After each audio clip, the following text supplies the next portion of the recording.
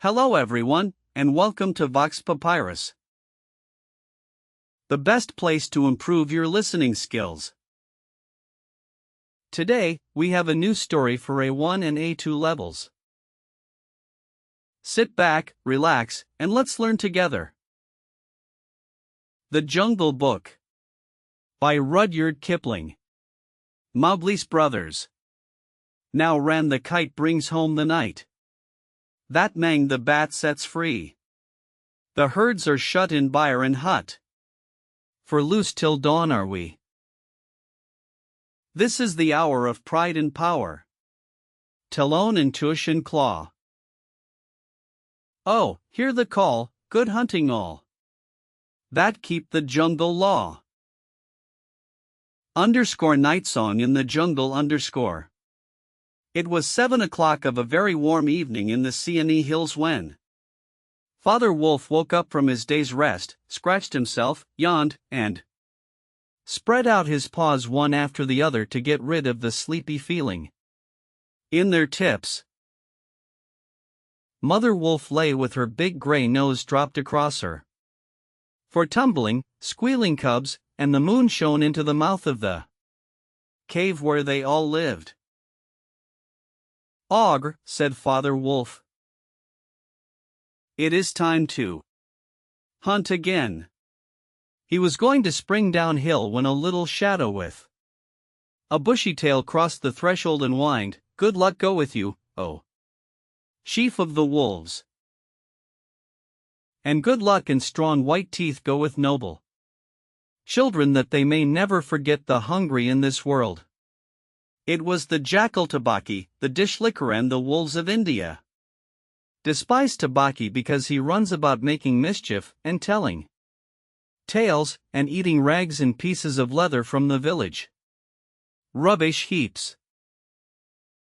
But they are afraid of him too, because Tabaki, more than anyone else in the jungle, is apt to go mad, and then he forgets that he was ever afraid of anyone, and runs through the forest biting everything in his way.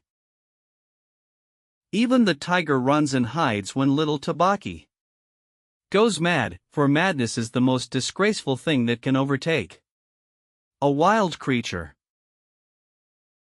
We call it hydrophobia, but they call it Dawani, the madness and run. "Enter, then, and look," said Father Wolf stiffly, "but there is no food here." "For a wolf, no," said Tabaki, "but for so mean a person as myself a dry bone is a good feast." "Who are we, the Gitterlog, the jackal people, to pick and choose?" He scuttled to the back of the cave, where he found the bone of a buck with some meat on it, and sat cracking the end merrily. "All thanks for this good meal," he said, licking his lips. "How beautiful are the noble children! How large are their eyes! And so young, too! Indeed, I might have remembered that the children of kings are men from the beginning." Now, Tabaki knew as well as anyone else that there is nothing so unlucky as to compliment children to their faces.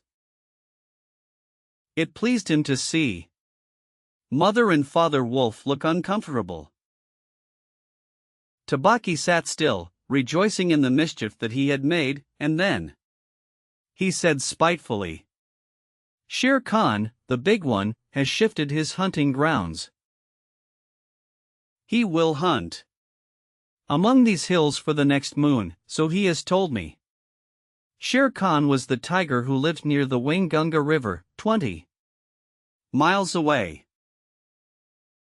"He has no right." Father Wolf began angrily by the law of the jungle. "He has no right to change his quarters without due warning. He will frighten every head of game within 10 miles, and I have to kill for 2 these days." His mother did not call him Lungri, the lame one, for nothing, said Mother Wolf quietly. He has been lame in one foot from his birth. That is why he has only killed cattle. Now the villagers of the Waingunga are angry with him, and he has come here to make our villagers angry. They will scour the jungle for him when he is far away, and we and our children must run when the grass is set alight. Indeed, we are very grateful to Shere Khan. Shall I tell him of your gratitude? Said Tabaki. Out, snapped Father Wolf. Out and hunt with thy master. Thou hast done harm enough for one night. I go, said Tabaki quietly. Ye can hear Shere Khan below in the thickets. I might have saved myself the message. Father Wolf listened, and below in the valley that ran down to a little river he heard the dry, angry, snarly, sing-song whine of a tiger who has caught nothing and does not care if all the jungle knows it. The fool, said Father Wolf. To begin a night's work with that noise. Does he think that our buck are like his fat Waingunga bullocks? HSH. It is neither bullock nor buck he hunts tonight, said Mother Wolf. It is man. The whine had changed to a sort of humming purr that seemed to come from every quarter of the compass. It was the noise that bewilders woodcutters and gypsies sleeping in the open, and makes them run sometimes into the very mouth of the tiger. Man, said Father Wolf, showing all his white teeth. Faw. Are there not enough beetles and frogs in the tanks that he must eat man, and on our ground too?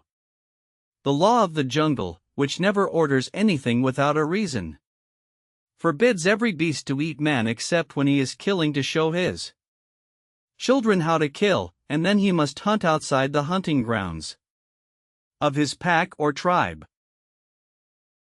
The real reason for this is that man-killing means, sooner or later, the arrival of white men on elephants, with guns, and hundreds of brown men with gongs and rockets and torches. Then everybody in the jungle suffers.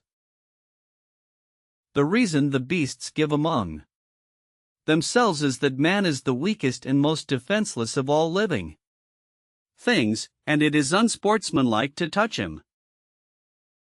They say too when it is true that man-eaters become mangy, and lose their teeth.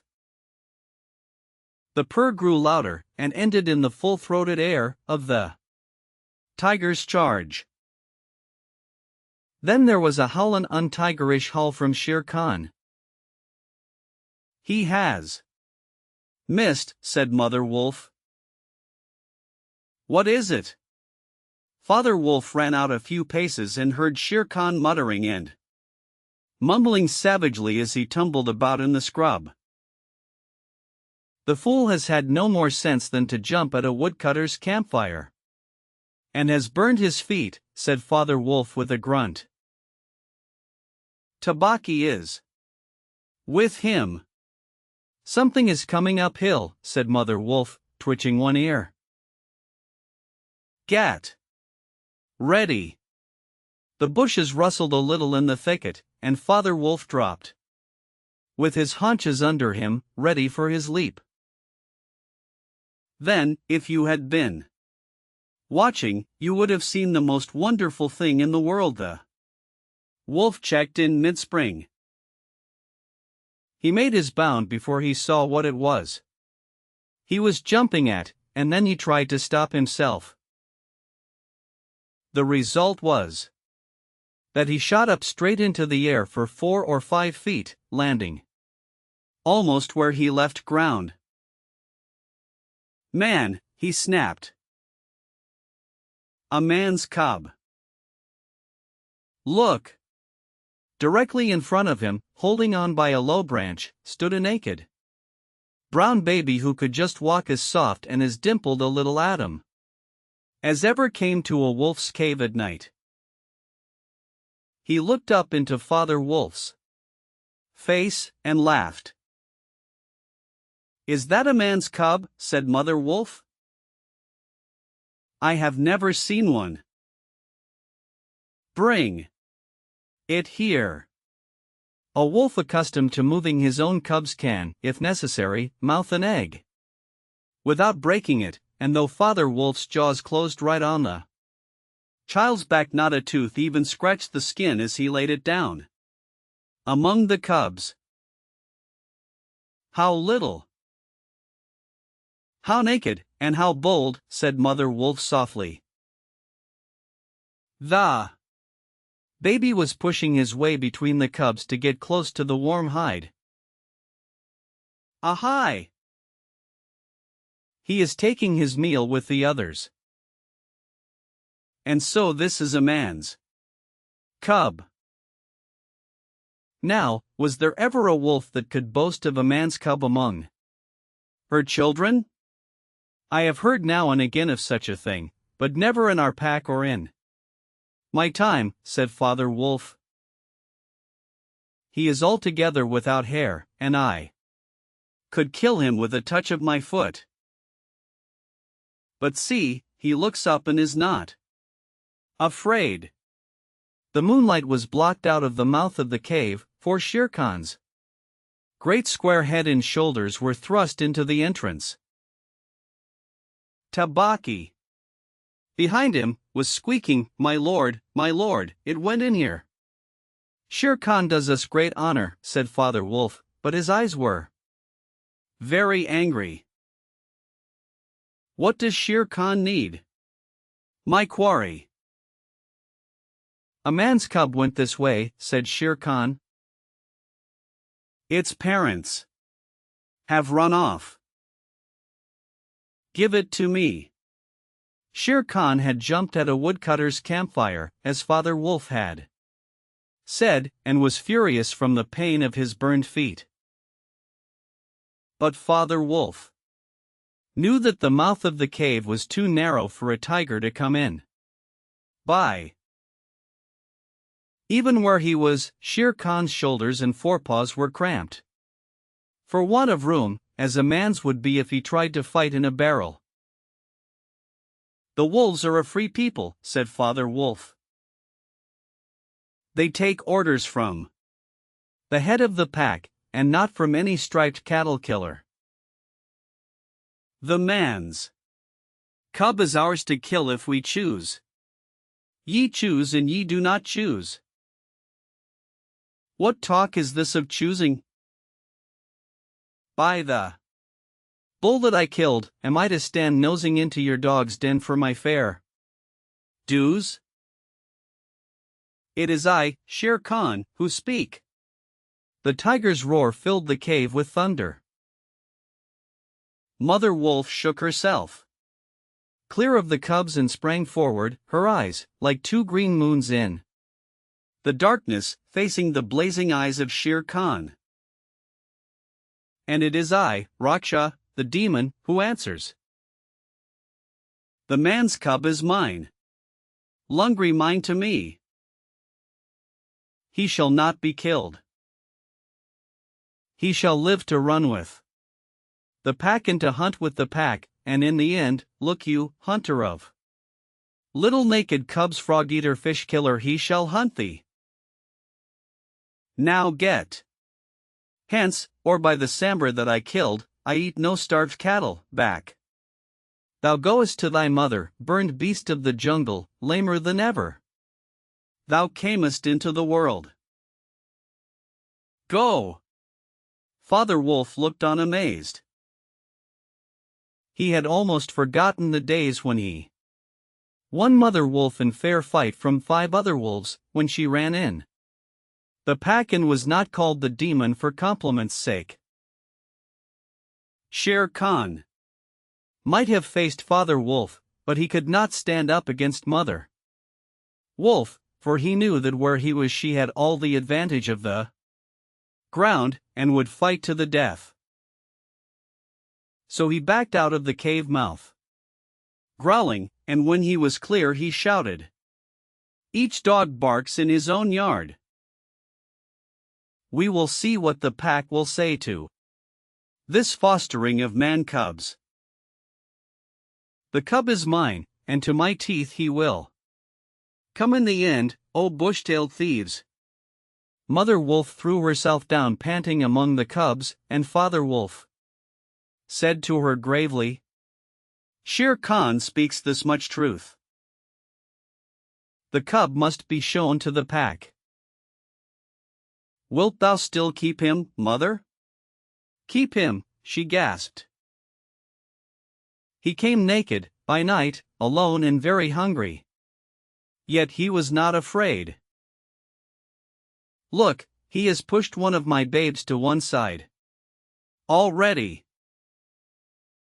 And that lame butcher would have killed him and would have run off to the Waingunga while the villagers here hunted through all our lairs in revenge. Keep him? Assuredly I will keep him. Lie still, little frog. O thou Mowgli, for Mowgli the frog I will call thee. The time will come when thou wilt hunt Shere Khan as he has hunted thee." "But what will our pack say?" said Father Wolf. "The law of the jungle lays down very clearly that any wolf may, when he marries, withdraw from the pack he belongs to. But as soon as his cubs are old enough to stand on their feet he must bring them to the pack council, which is generally held once a month at full moon, in order that the other wolves may identify them. After that inspection the cubs are free to run where they please, and until they have killed their first buck no excuse is accepted if a grown wolf of the pack kills one of them. The punishment is death where the murderer can be found, and if you think for a minute you will see that this must be so." Father Wolf waited till his cubs could run a little, and then on the night of the pack meeting took them and Mowgli and Mother Wolf to the council rock, a hilltop covered with stones and boulders where 100 wolves could hide. Akela, the great grey lone wolf, who led all the pack by strength and cunning, lay out at full length on his rock, and below him sat 40 or more wolves of every size and color, from badger-colored veterans who could handle a buck alone to young black 3-year-olds who thought they could. The lone wolf had led them for a year now. He had fallen twice into a wolf trap in his youth, and once he had been beaten and left for dead, so he knew the manners and customs of men. There was very little talking at the rock. The cubs tumbled over each other in the center of the circle where their mothers and fathers sat, and now and again a senior wolf would go quietly up to a cub, look at him carefully, and return to his place on noiseless feet.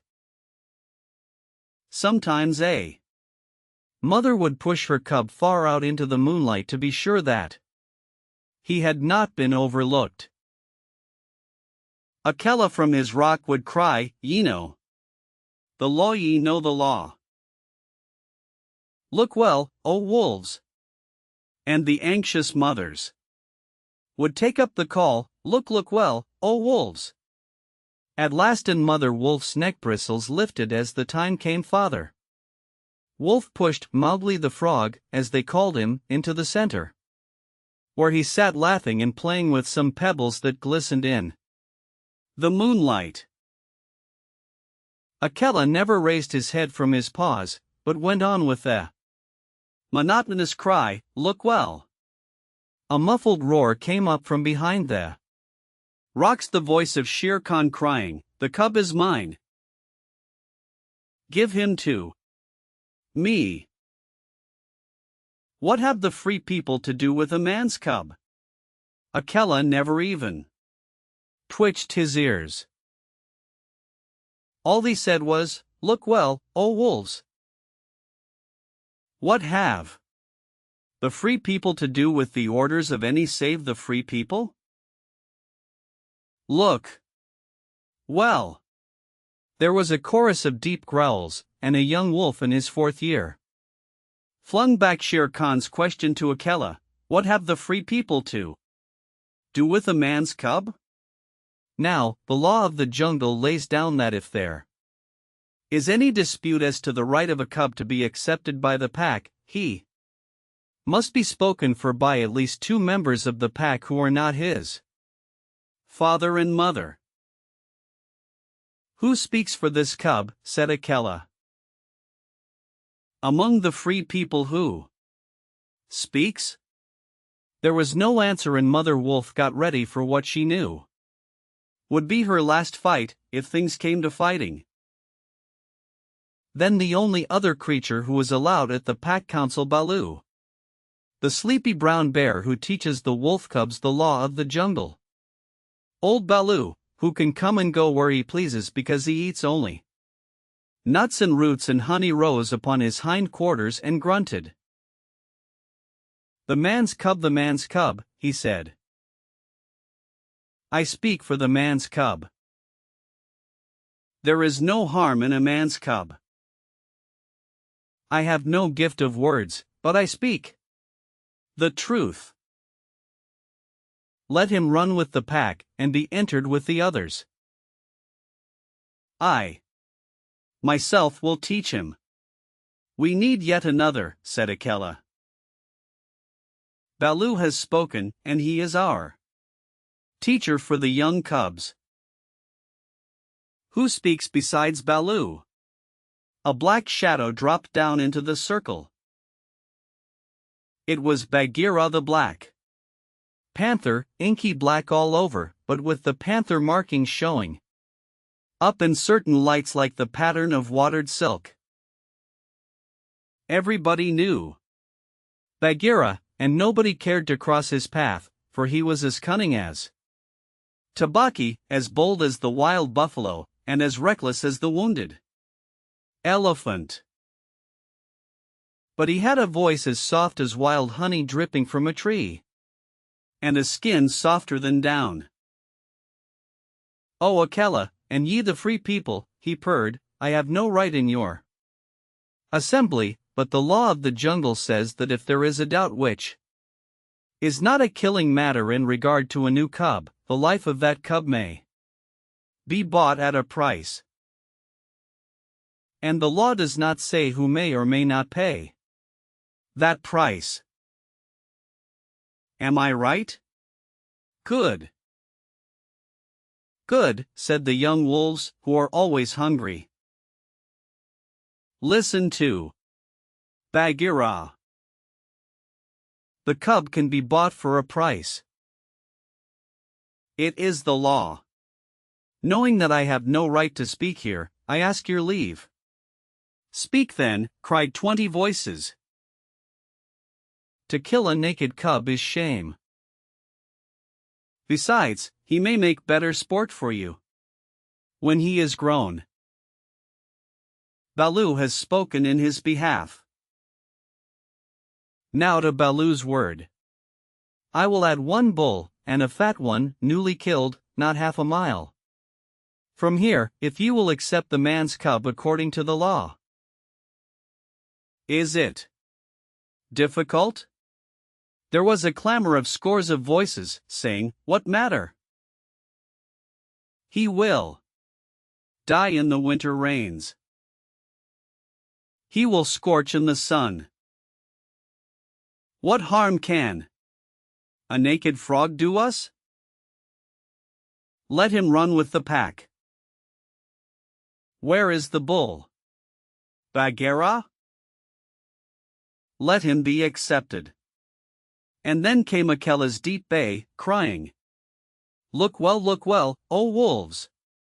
Mowgli was still deeply interested in the pebbles, and he did not notice when the wolves came and looked at him one by one. At last they all went down the hill for the dead bull, and only Akela, Bagheera, Baloo, and Mowgli's own wolves were left. Shere Khan roared still in the night, for he was very angry that Mowgli had not been handed over to him. "I roar well," said Bagheera, under his whiskers, "for the time will come when this naked thing will make thee roar to another tune, or I know nothing of man." "It was well done," said Akela. "Men and their cubs are very wise. He may be a help in time. Truly, a help in time of need, for none can hope to lead the pack forever," said Bagheera. Akela said nothing. He was thinking of the time that comes to every leader of every pack when his strength goes from him and he gets feebler and feebler, till at last he is killed by the wolves and a new leader comes up to be killed in his turn. "Take him away," he said to Father Wolf, "and train him as befits one of the free people." And that is how Mowgli was entered into the C&E wolf pack for the price of a bull and on Baloo's good word. Now you must be content to skip 10 or 11 whole years, and only guess at all the wonderful life that Mowgli led among the wolves. Because if it were written out it would fill ever so many books. He grew up with the cubs, though they, of course, were grown wolves almost before he was a child.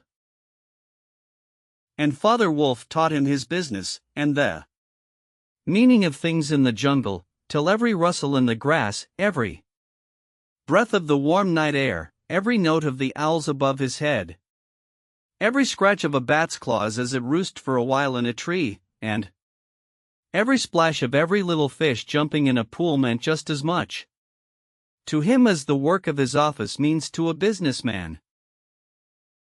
When he was not learning, he sat out in the sun and slept, and ate and went to sleep again. When he felt dirty or hot, he swam in the forest pools, and when he wanted honey, Baloo told him that honey and nuts were just as pleasant to eat as raw meat. He climbed up for it, and that Bagheera showed him how to do. Bagheera would lie out on a branch and call, "Come along, little brother," and at first Mowgli would cling like the sloth, but afterward he would fling himself through the branches almost as boldly as the gray ape. He took his place at the council rock, too, when the pack met, and there he discovered that if he stared hard at any wolf, the wolf would be forced to drop his eyes, and so he used to stare for fun.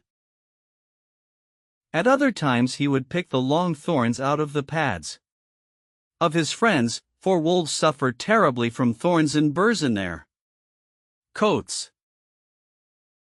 He would go down the hillside into the cultivated lands by night and look very curiously at the villagers in their huts, but he had a mistrust of men because Bagheera showed him a square box with a drop gate so cunningly hidden in the jungle that he nearly walked into it, and told him that it was a trap. He loved better than anything else to go with Bagheera into the dark warm heart of the forest, to sleep all through the drowsy day, and at night see how Bagheera did his killing. Bagheera killed right and left as he felt hungry, and so did Mowgli, with one exception. As soon as he was old enough to understand things, Bagheera told him that he must never touch cattle because he had been bought into the pack at the price of a bull's life. "All the jungle is thine," said Bagheera, "and thou canst kill everything that thou art strong enough to kill, but for the sake of the bull that bought thee, thou must never kill or eat any cattle young or old. That is the law of the jungle." Mowgli obeyed faithfully, and he grew and grew strong as a boy must grow who does not know that he is learning any lessons, and who has nothing in the world to think of except things to eat. Mother Wolf told him once or twice that Shere Khan was not a creature to be trusted, and that someday he must kill Shere Khan. But though a young wolf would have remembered that advice every hour, Mowgli forgot it because he was only a boy, though he would have called himself a wolf if he had been able to speak in any human tongue.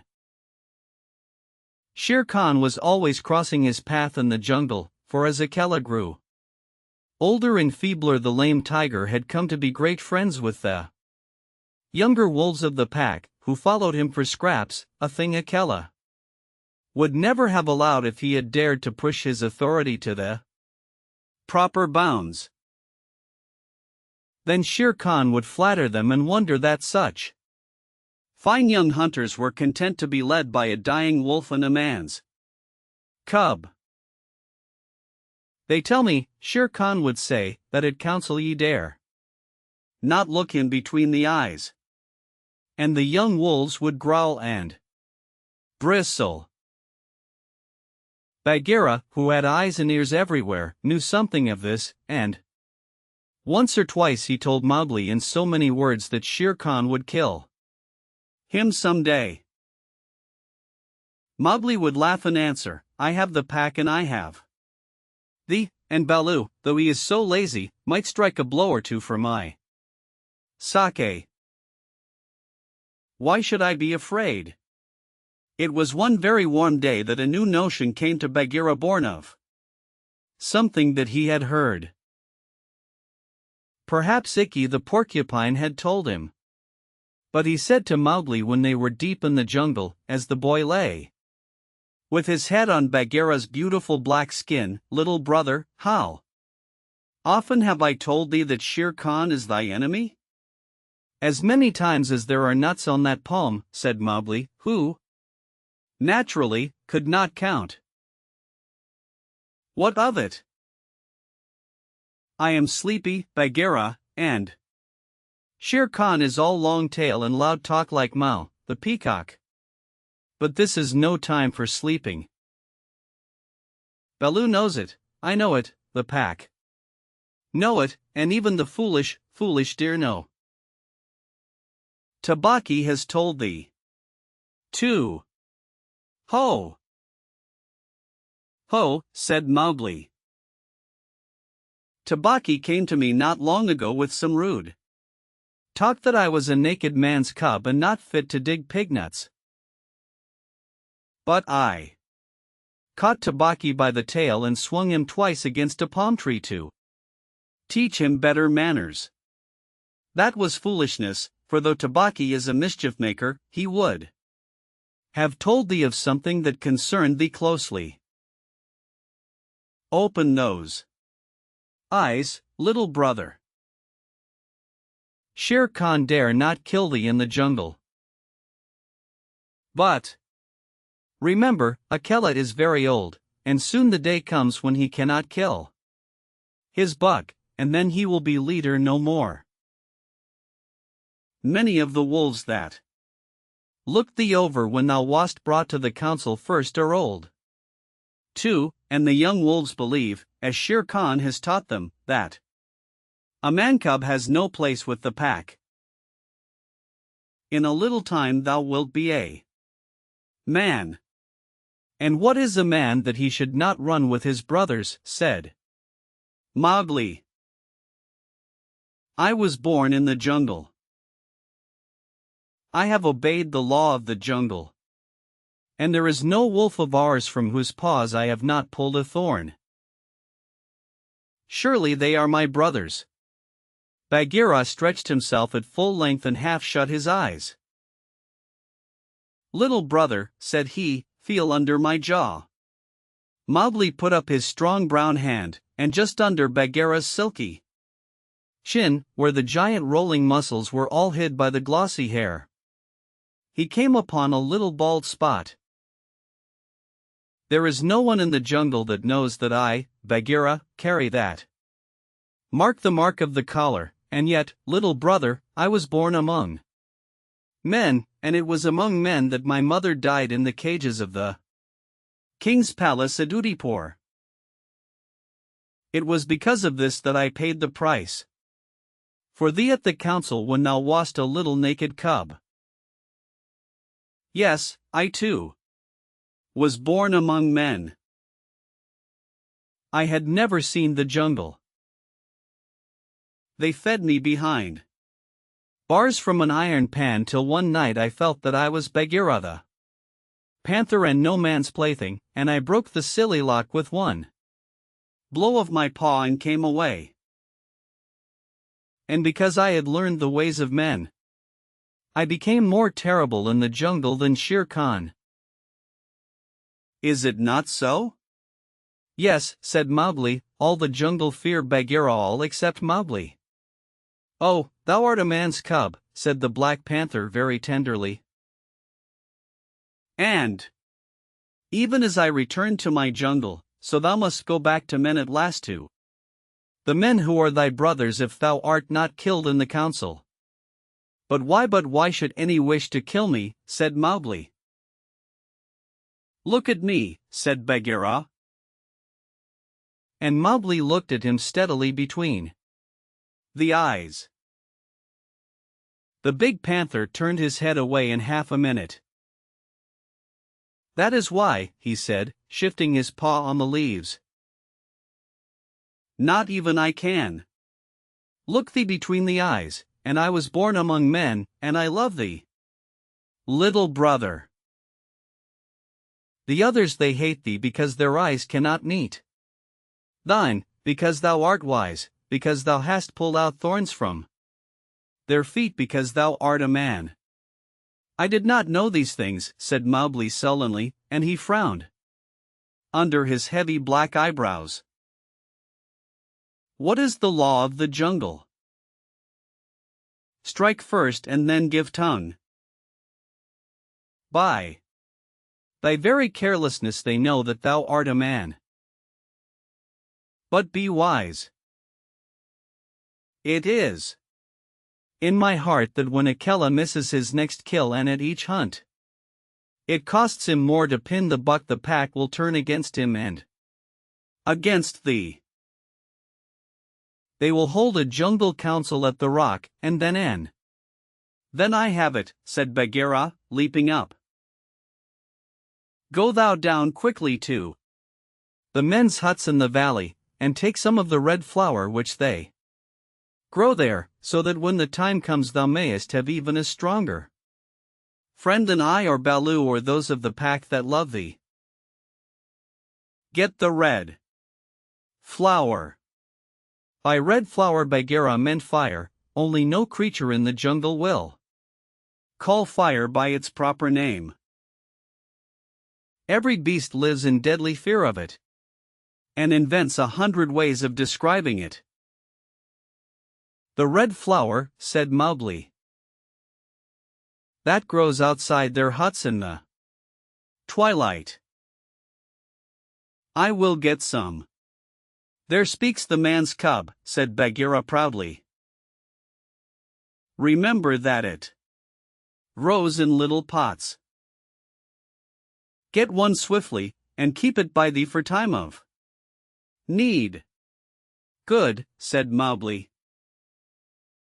I go. But art thou sure, O my Bagheera? He slipped his arm around the splendid neck and looked deep into the big eyes. Art thou sure that all this is Shere Khan's doing? By the broken lock that freed me, I am sure, little brother. Then, by the bull that bought me, I will pay Shere Khan full tale for this, and it may be a little over, said Mowgli, and he bounded away. That is a man. That is all a man, said Bagheera to himself, lying down again. Oh, Shere Khan, never was a blacker hunting than that frog hunt of thine 10 years ago. Mowgli was far and far through the forest, running hard, and his heart was hot in him. He came to the cave as the evening mist rose, and drew breath, and looked down the valley. The cubs were out, but Mother Wolf, at the back of the cave, knew by his breathing that something was troubling her frog.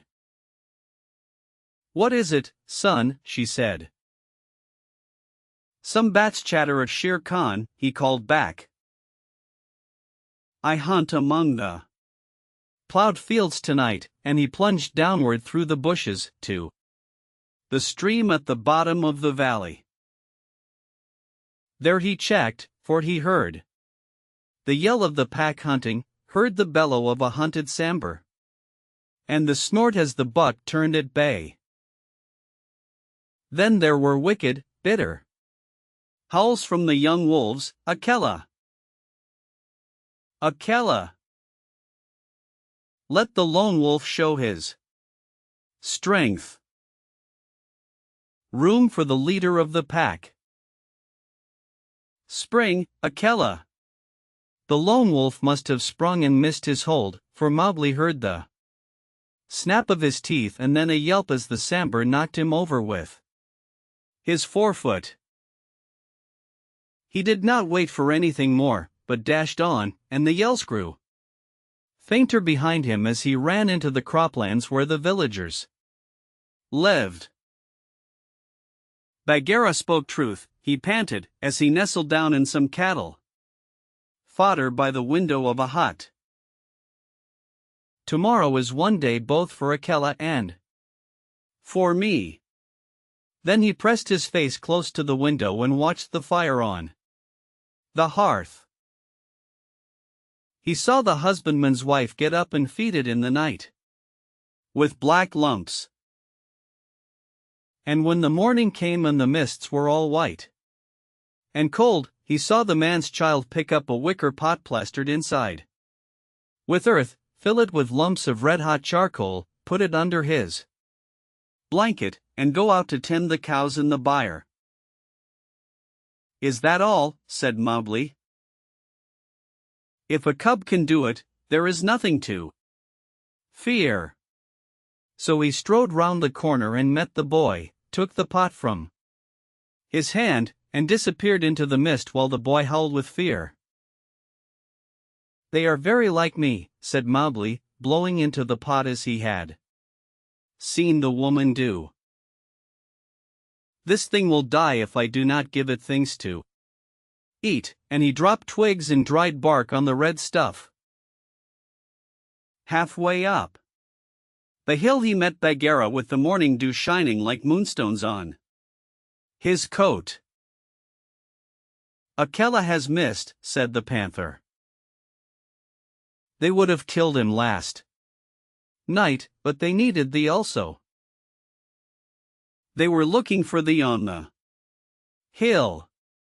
I was among the plowed lands. I am ready. See." Mowgli held up the fire pot. "Good. Now, I have seen men thrust a dry branch into that stuff, and presently the red flower blossomed at the end of it. Art thou not afraid?" "No." "Why should I fear? I remember now, if it is not a dream, how before I was a wolf, I lay beside the red flower, and it was warm and pleasant. All that day Mowgli sat in the cave tending his fire pot and dipping dry branches into it to see how they looked. He found a branch that satisfied him, and in the evening when Tabaki came to the cave and told him rudely enough that he was wanted at the council rock, he laughed till Tabaki ran away. Then Mowgli went to the council, still laughing. Akela the lone wolf lay by the side of his rock as a sign that the leadership of the pack was open, and Shere Khan with his following of scrap-fed wolves walked to and fro openly being flattered. Bagheera lay close to Mowgli, and the fire pot was between Mowgli's knees. When they were all gathered together, Shere Khan began to speak a thing he would never have dared to do when Akela was in his prime. He has no right, whispered Bagheera. Say so. He is a dog's son. He will be frightened. Mowgli sprang to his feet. Free people, he cried, does Shere Khan lead the pack? What has a tiger to do with our leadership? Seeing that the leadership is yet open, and being asked to speak, Shere Khan began. By whom, said Mowgli. Are we all jackals to fawn on this cattle? Butcher? The leadership of the pack is with the pack alone. There were yells of silence, thou man's cub. Let him speak. He has kept our law, and at last the seniors of the pack thundered, let the dead wolf speak. When a leader of the pack has missed his kill, he is called the dead wolf as long as he lives, which is not long. Akela raised his old head wearily. Free people, and ye too, jackals of Shere Khan, for 12 seasons I have led ye to and from the kill, and in all that time not one has been trapped or maimed. Now I have missed my kill. Ye know how that plot was made. Ye know how ye brought me up to an untried buck to make my weakness known. It was cleverly done. Your right is to kill me here on the Council Rock, now. Therefore, I ask, who comes to make an end of the lone wolf? For it is my right, by the law of the jungle, that ye come one by one. There was a long hush, for no single wolf cared to fight Akela to the death. Then Shere Khan roared, Bah! What have we to do with this toothless fool? He is doomed to die. It is the man-cub who has lived too long. Free people, he was my meat from the first. Give him to me. I am weary of this man-wolf folly. He has troubled the jungle for 10 seasons. Give me the man-cub, or I will hunt here always, and not give you one bone. He is a man's child, and from the marrow of my bones I hate him. Then more than half the pack yelled, A man! A man! What has a man to do with us? Let him go to his own place and turn all the people of the villages against us, clamored Shere Khan. No, give him to me. He is a man, and none of us can look him between the eyes. Akela lifted his head again and said, He has eaten our food. He has slept with us. He has driven game for us. He has broken no word of the law of the jungle. Also, I paid for him with a bull when he was accepted. The worth of a bull is little, but Bagheera's honor is something that he will perhaps fight for, said Bagheera in his gentlest voice. A bull paid 10 years ago, the pack snarled. What do we care for bones 10 years old?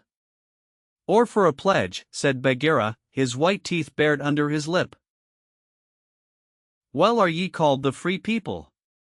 No man's cub can run with the people of the jungle, howled Shere Khan. Give him to me.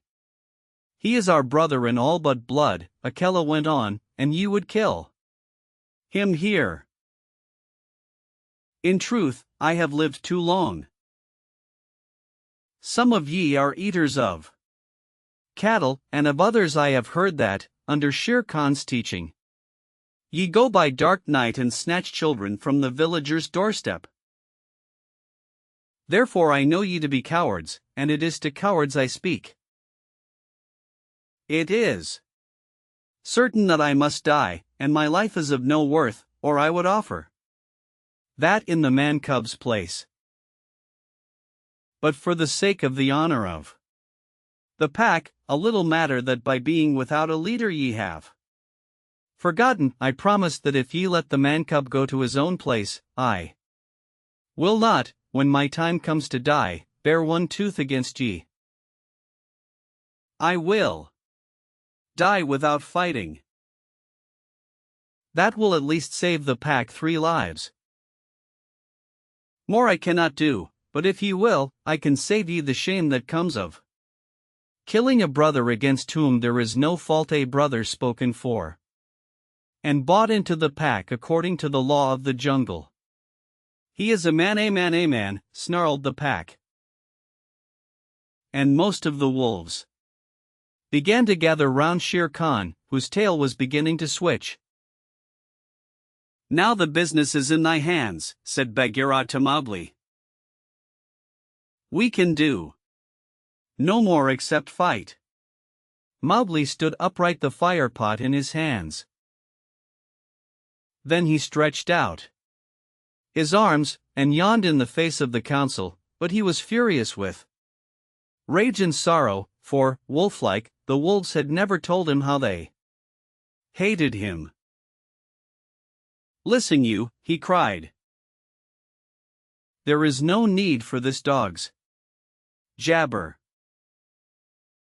Ye have told me so often tonight that I am a man, and indeed I would have been a wolf with you to my life's end, that I feel your words are true.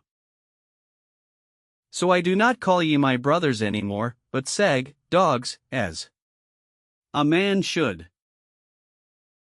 What ye will do, and what ye will not do, is not yours to say.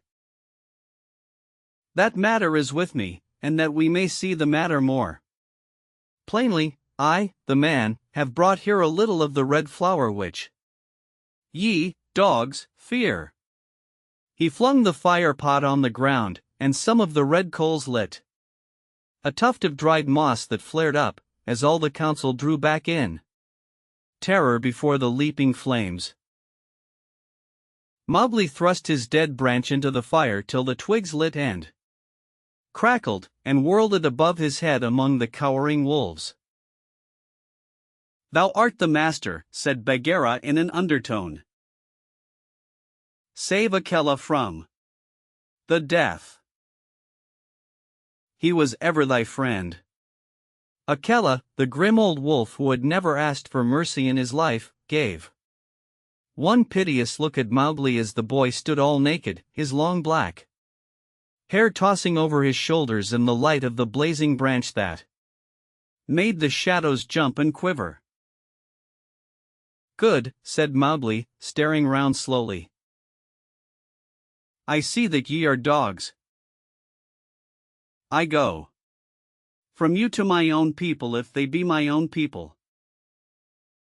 The jungle is shut to me, and I must forget your talk and your companionship. But I will be more merciful than ye are, because I was all but your brother in blood. I promise that when I am a man among men I will not betray ye to men as ye have betrayed me. He kicked the fire with his foot, and the sparks flew up. There shall be no war between any of us in the pack. But here is a debt to pay before I go. He strode forward to where Shere Khan sat, blinking stupidly at the flames, and caught him by the tuft on his chin. Bagheera followed in case of accidents. Up, dog! Mowgli cried. Up! When a man speaks, or I will set that coat ablaze. Shere Khan's ears lay flat back on his head, and he shut his eyes, for the blazing branch was very near. This cattle killer said he would kill me in the council because he had not killed me when I was a cub. Thus and thus, then, do we beat dogs when we are men. Stir a whisker, Lungri, and I ram the red flower down thy gullet. He beat Shere Khan over the head with the branch, and the tiger whimpered and whined in an agony of fear. Pa! Singed jungle cat, go now. But remember, when next I come to the council rock, as a man should come, it will be with Shere Khan's hide on my head. For the rest, Akela goes free to live as he pleases. Ye will not kill him, because that is not my will. Nor do I think that ye will sit here any longer, lolling out your tongues as though ye were somebodies, instead of dogs whom I drive out thus. Go! The fire was burning furiously at the end of the branch, and Mowgli struck right and left round the circle, and the wolves ran howling with the sparks burning their fur. At last there were only Akela, Bagheera, and perhaps 10 wolves that had taken Mowgli's part. Then something began to hurt Mowgli inside him, as he had never been hurt in his life before, and he caught his breath and sobbed, and the tears ran down his face. What is it? What is it? He said. I do not wish to leave the jungle. And I do not know what this is. Am I dying, Bagheera? No, little brother. That is only tears such as men use, said Bagheera. Now I know thou art a man, and a man's cub no longer.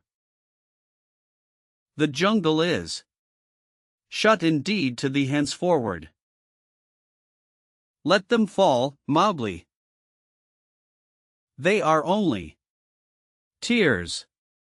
So Mowgli sat and cried as though his heart would break, and he had never cried in all his life before. Now, he said, I will go to men. But first I must say farewell to my mother. And he went to the cave where she lived with Father Wolf, and he cried on her coat, while the 4 cubs howled miserably. Ye will not forget me, said Mowgli. Never while we can follow a trail, said the cubs. Come to the foot of the hill when thou art a man, and we will talk to thee, and we will come into the croplands to play with thee by night. Come soon, said Father Wolf. Oh, wise little frog, come again soon. For we be old, thy mother and I. Come soon, said Mother Wolf, little naked son of mine. 4. Listen. Child of man, I love thee more than ever I loved my cubs. I will surely come, said Mowgli. And when I come it will be to lay out Shere Khan's hide upon the council rock. Do not forget me. Tell them in the jungle never to forget me. The dawn was beginning to break when Mowgli went down the hillside alone, to meet those mysterious things that are called men. Hunting Song of the Seeonee Pack. As the dawn was breaking, the sambar belled. Once, twice, and again. And a doe leaped up, and a doe leaped up from the pond in the wood where the wild deer sup. This I, scouting alone, beheld. Once, twice, and again. As the dawn was breaking, the sambar belled. Once, twice, and again. And a wolf stole back, and a wolf stole back, to carry the word to the waiting pack. And we sought and we found and we bayed on his track. Once, twice, and again. As the dawn was breaking, the wolf pack yelled. Once, twice, and again. Feet in the jungle that leave no mark. Eyes that can see in the dark, the dark. Tongue, give tongue to it. Hark! Oh, hark! Once, twice, and again. Kaya's hunting. His spots are the joy of the leopard, his horns are the buffalo's pride. Be clean, for the strength of the hunter is known by the gloss of his hide. If you find that the bullock can toss you, or the heavy-browed sambar can gore, ye need not stop work to inform us, we knew it 10 seasons before. Oppress not the cubs of the stranger, but hail them as sister and brother. For though they are little and fubsy, it may be the bear is their mother. There is none like to me, says the cub and the pride of his earliest kill. But the jungle is large and the cub he is small. Let him think and be still. Maxims of Baloo _ All that is told here happened some time before Mowgli was turned out of the Siamese wolf pack, or revenged himself on Shere Khan the tiger. It was in the days when Baloo was teaching him the law of the jungle. The big, serious, old brown bear was delighted to have so quick a pupil. For the young wolves will only learn as much of the law of the jungle as applies to their own pack and tribe, and run away as soon as they can. Repeat the hunting verse: feet that make no noise, eyes that can see in the dark, ears that can hear the winds in their lairs, and sharp white teeth. All these things are the marks of our brothers except Tabaki the jackal and the hyena whom we hate. But Mowgli, as a man cub, had to learn a great deal more than this. Sometimes Bagheera the black panther would come lounging through the jungle to see how his pet was getting on, and would purr with his head against a tree while Mowgli recited the day's lesson to Baloo. The boy could climb almost as well as he could swim, and swim almost as well as he could run. So Baloo, the teacher of the law, taught him the wood and water laws, how to tell a rotten branch from a sound one, how to speak politely to the wild bees when he came upon a hive of them 50 feet above ground, what to say to Mang the bat when he disturbed him in the branches at midday, and how to warn the water snakes in the pools before he splashed down among them. None of the jungle people like being disturbed, and all are very ready to fly at an intruder. Then, too, Mowgli was taught the stranger's hunting call, which must be repeated aloud till it is answered, whenever one of the jungle people hunts outside his own grounds. It means, translated, give me leave to hunt here because I am hungry. And the answer is, hunt. Then for food, but not for pleasure. All this will show you how much Mowgli had to learn by heart, and he grew very tired of saying the same thing over 100 times. But, as Baloo said to Bagheera, one day when Mowgli had been cuffed and run off in a temper, a man's cub is a man's cub, and he must learn all the law of the jungle. But think how small he is, said the Black Panther, who would have spoiled Mowgli if he had had his own way. How can his little head carry all thy long talk? Is there anything in the jungle too little to be killed? No. That is why I teach him these things, and that is why I hit him, very softly, when he forgets. Softly. What dost thou know of softness, old iron feet? Bagheera grunted. His face is all bruised today by thy softness. Ugh! Better he should be bruised from head to foot by me who love him than that he should come to harm through ignorance, Baloo answered very earnestly. I am now teaching him the master words of the jungle that shall protect him with the birds and the snake people and all that hunt on 4 feet, except his own pack. He can now claim protection if he will only remember the words from all in the jungle. Is not that worth a little beating? Well, look to it then that thou dost not kill the man-cub. He is no tree trunk to sharpen thy blunt claws upon. But what are those master words? I am more likely to give help than to ask it. Bagheera stretched out one paw and admired the steel blue, ripping chisel talons at the end of it. Still I should like to know. I will call Mowgli and he shall say them if he will. Come, little brother. My head is ringing like a bee tree, said a sullen little voice over their heads, and Mowgli slid down a tree trunk very angry and indignant, adding as he reached the ground, I come for Bagheera and not for thee, fat old Baloo. That is all one to me, said Baloo, though he was hurt and grieved. Tell Bagheera, then, the master words of the jungle that I have taught thee this day. Master words for which people? Said Mowgli, delighted to show off.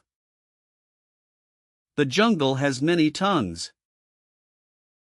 I know them all. A little thou knowest, but not much. See, O Bagheera, they never thank their teacher. Not one small wolfling has ever come back to thank old Baloo for his teachings. Say the word for the hunting people. Then, great scholar. We be of one blood, ye and I, said Mowgli, giving the words the bare accent which all the hunting people use. Good. Now for the birds. Mowgli repeated, with the kite's whistle at the end of the sentence. Now for the snake people, said Bagheera. The answer was a perfectly indescribable hiss, and Mowgli kicked up his feet behind, clapped his hands together to applaud himself, and jumped onto Bagheera's back, where he sat sideways, drumming with his heels on the glossy skin and making the worst faces he could think of at Baloo. There, there.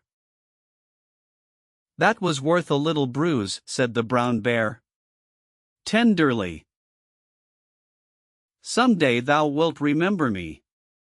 Then he turned aside to tell Bagheera how he had begged the master words from Hathi the wild elephant, who knows all about these things, and how Hathi had taken Mowgli down to a pool to get the snake word from a water snake, because Baloo could not pronounce it, and how Mowgli was now reasonably safe against all accidents in the jungle, because neither snake, bird, nor beast would hurt him.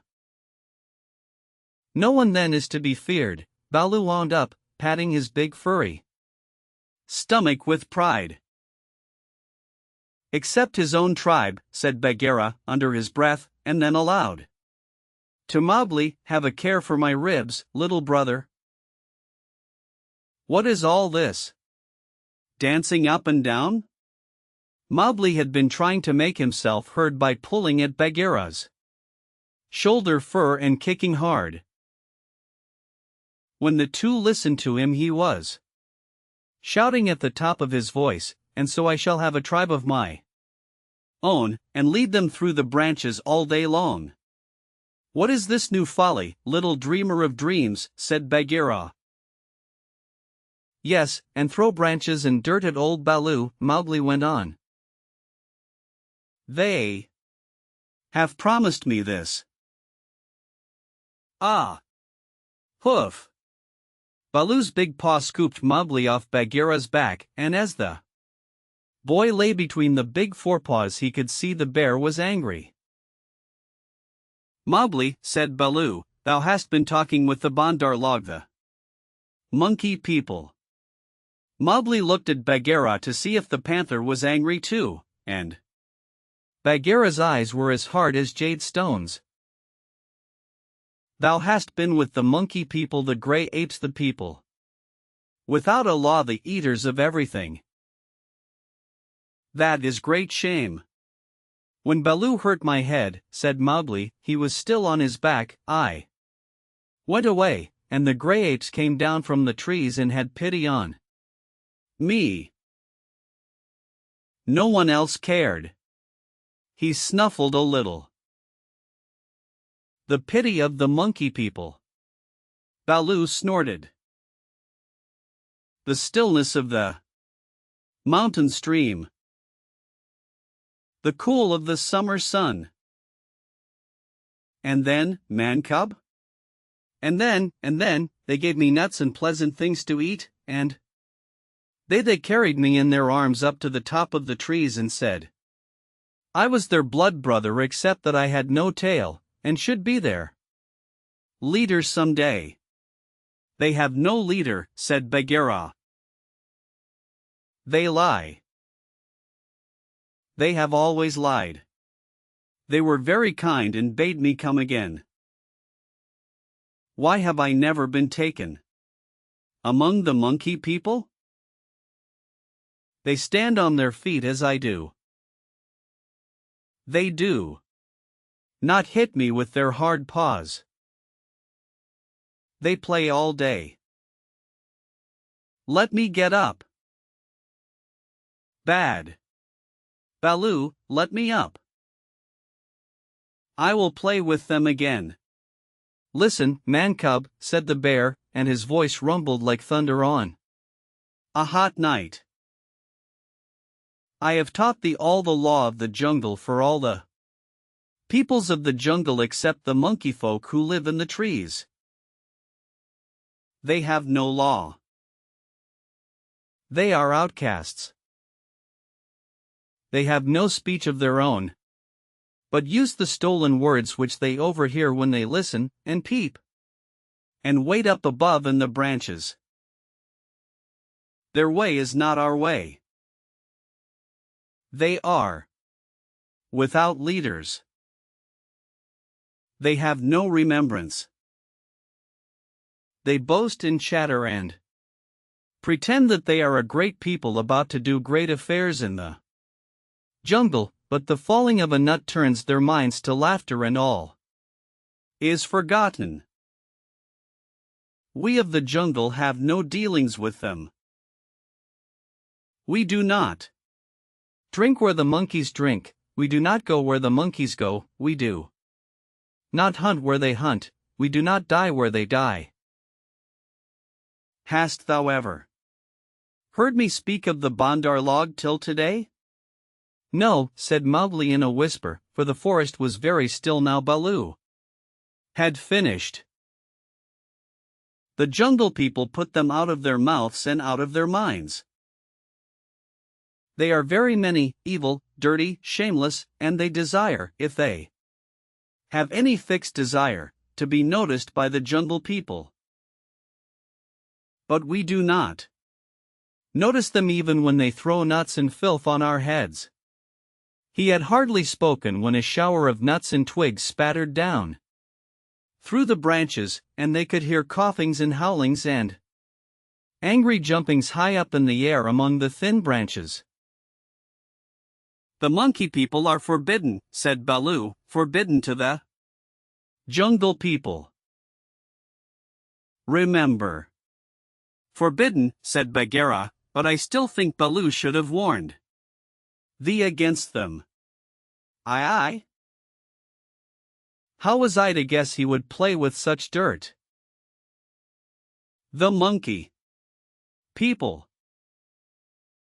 Faw. A fresh shower came down on their heads and the two trotted away, taking Mowgli with them. What Baloo had said about the monkeys was perfectly true. They belonged to the treetops, and as beasts very seldom look up, there was no occasion for the monkeys and the jungle people to cross each other's path.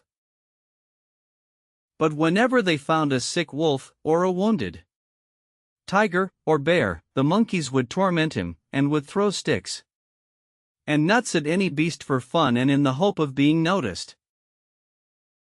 Then they would howl and shriek senseless songs, and invite the jungle people to climb up their trees and fight them, or would start furious battles over nothing among themselves, and leave the dead monkeys where the jungle people could see them. They were always just going to have a leader and laws and customs of their own, but they never did, because their memories would not hold over from day to day, and so they compromised things by making up a saying, "What the Bandarlog think now, the jungle will think later," and that comforted them a great deal. None of the beasts could reach them, but on the other hand none of the beasts would notice them, and that was why they were so pleased when Mowgli came to play with them, and they heard how angry Baloo was. They never meant to do any more. The Bandarlog never mean anything at all, but one of them invented what seemed to him a brilliant idea, and he told all the others that Mowgli would be a useful person to keep in the tribe, because he could weave sticks together for protection from the wind, so, if they caught him, they could make him teach them.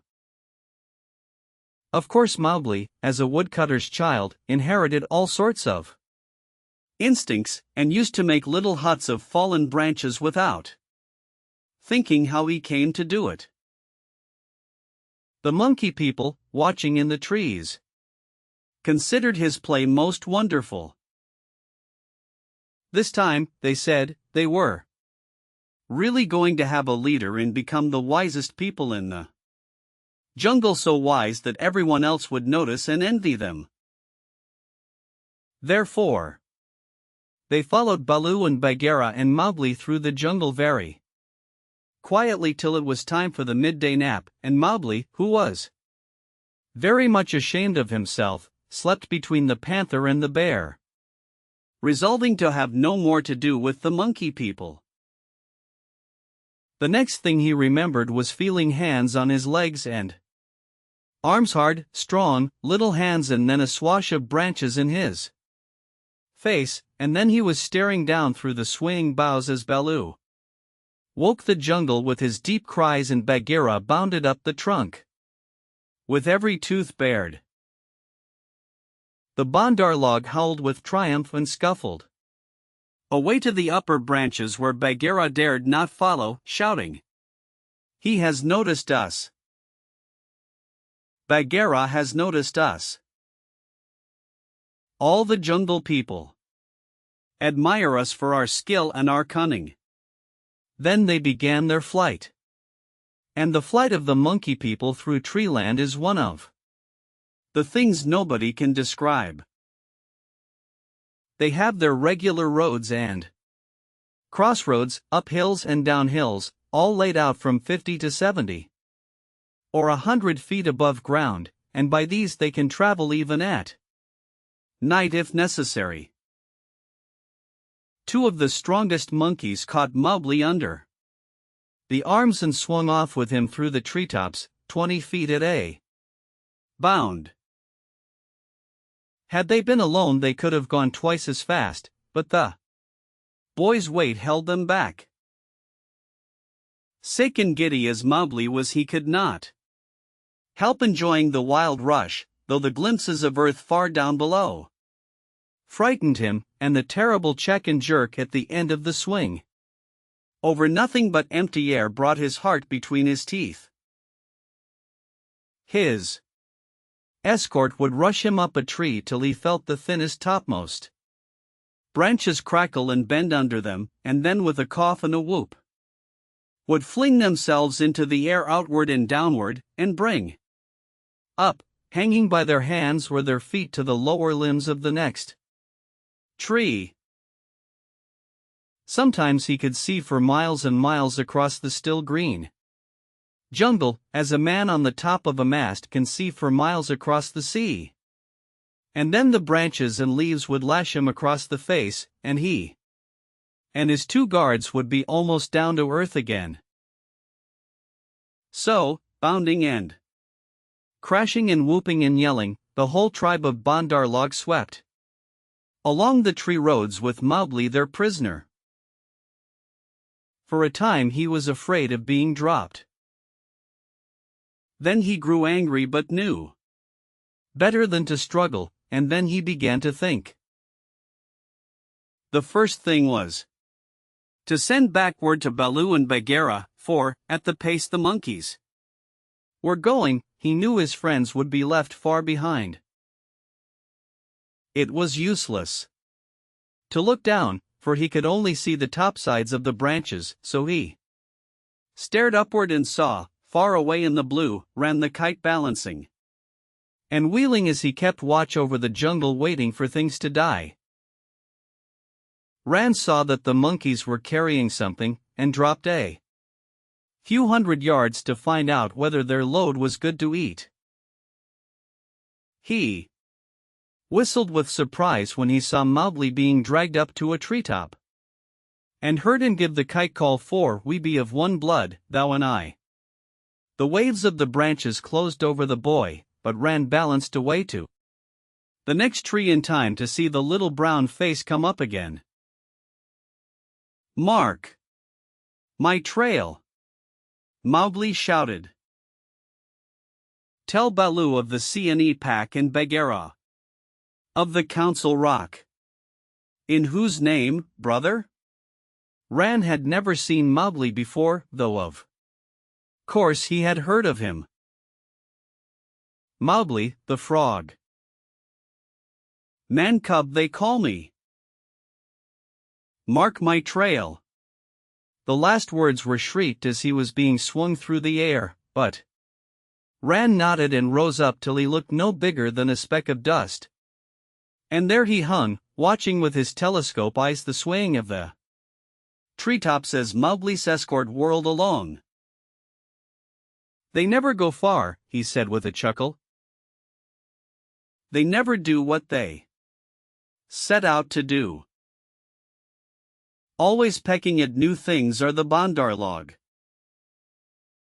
This time, if I have any eyesight, they have pecked down trouble for themselves, for Baloo is no fledgling and Bagheera can, as I know, kill more than goats." So he rocked on his wings, his feet gathered up under him, and waited.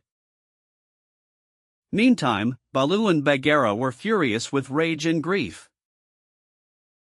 Bagheera climbed as he had never climbed before, but the thin branches broke beneath his weight, and he slipped down, his claws full of bark. "Why didst thou not warn the man-cub?" he roared to poor Baloo, who had set off at a clumsy trot in the hope of overtaking the monkeys. "What was the use of half-slaying him with blows if thou didst not warn him? Haste! Oh, haste! We may catch them yet," Baloo panted. "At that speed, it would not tire a wounded cow." Teacher of the Luckub beater, a mile of that rolling to and fro would burst thee open. Sit still and think. Make a plan. This is no time for chasing. They may drop him if we follow too close. Arula. Who? They may have dropped him already, being tired of carrying him. Who can trust the Bandar Log? Put dead bats on my head. Give me black bones to eat.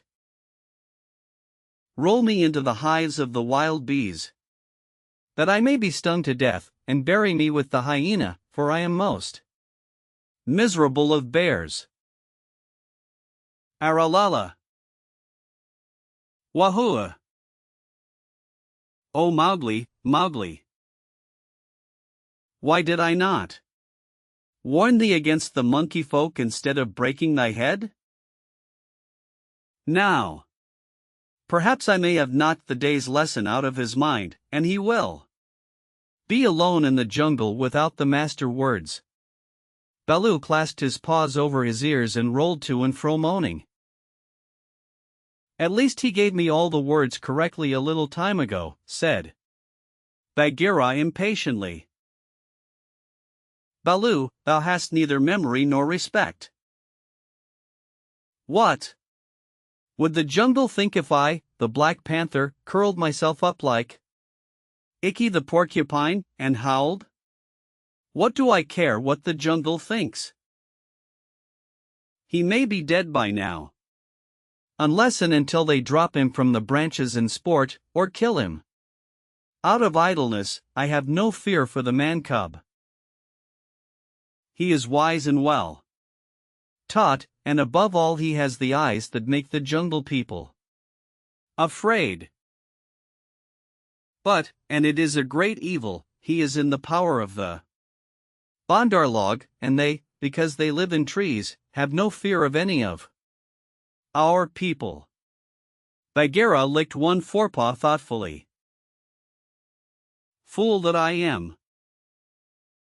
Oh, fat, brown, root-digging fool that I am, said Baloo, uncoiling himself with a jerk. It is true what Hathi the wild elephant says, to each his own fear, and they, the Bandarlog, fear Kaya the rock snake.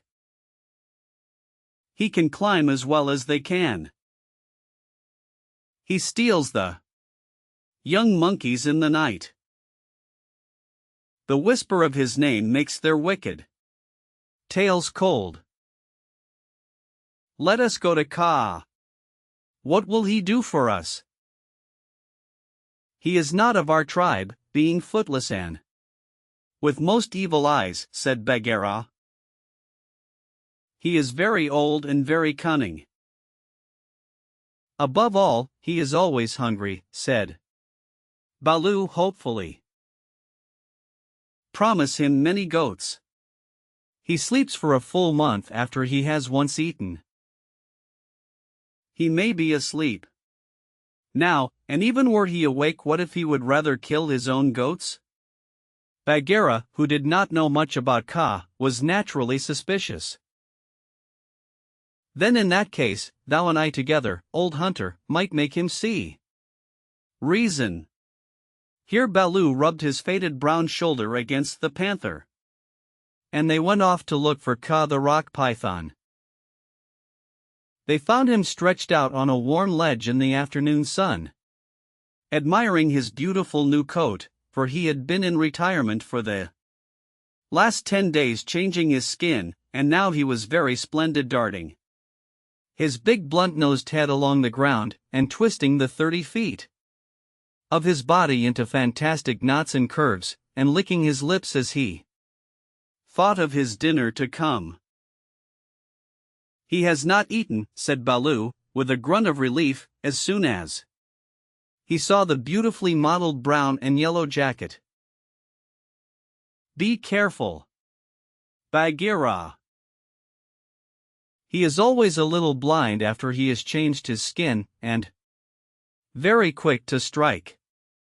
Kaa was not a poison snake, in fact he rather despised the poison snakes as cowards, but his strength lay in his hug, and when he had once lapped his huge coils round anybody there was no more to be said. Good hunting, cried Baloo, sitting up on his haunches. Like all snakes of his breed, Kaa was rather deaf, and did not hear the call at first. Then he curled up ready for any accident, his head lowered. Good hunting for us all, he answered. Oh, Baloo, what dost thou do here? Good hunting, Bagheera. One of us at least needs food. Is there any news of game afoot? A doe now, or even a young buck? I am as empty as a dried well. We are hunting, said Baloo carelessly. He knew that you must not hurry. Kaa. He is too big. Give me permission to come with you, said Kaa. A blow more or less is nothing to thee, Bagheera or Baloo, but I have to wait and wait for days in a wood path and climb half a night on the mere chance of a young ape. Shah's haw.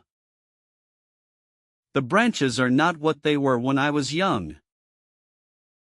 Rotten twigs and dry boughs are they all. Maybe thy great weight has something to do with the matter, said Baloo. I am a fair length, said Kaa with a little pride.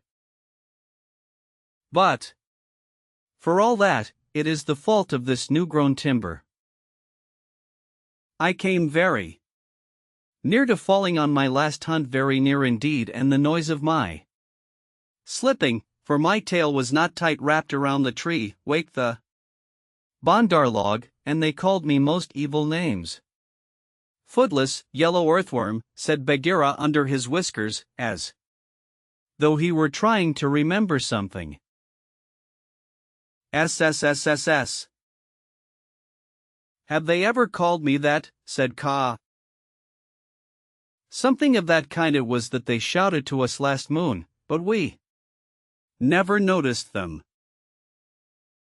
They will say anything, even that thou hast lost all thy teeth, and wilt not face anything bigger than a kid, because they are indeed shameless, these Bandar log, because thou art afraid of the he-goat's horns, Bagheera went on sweetly.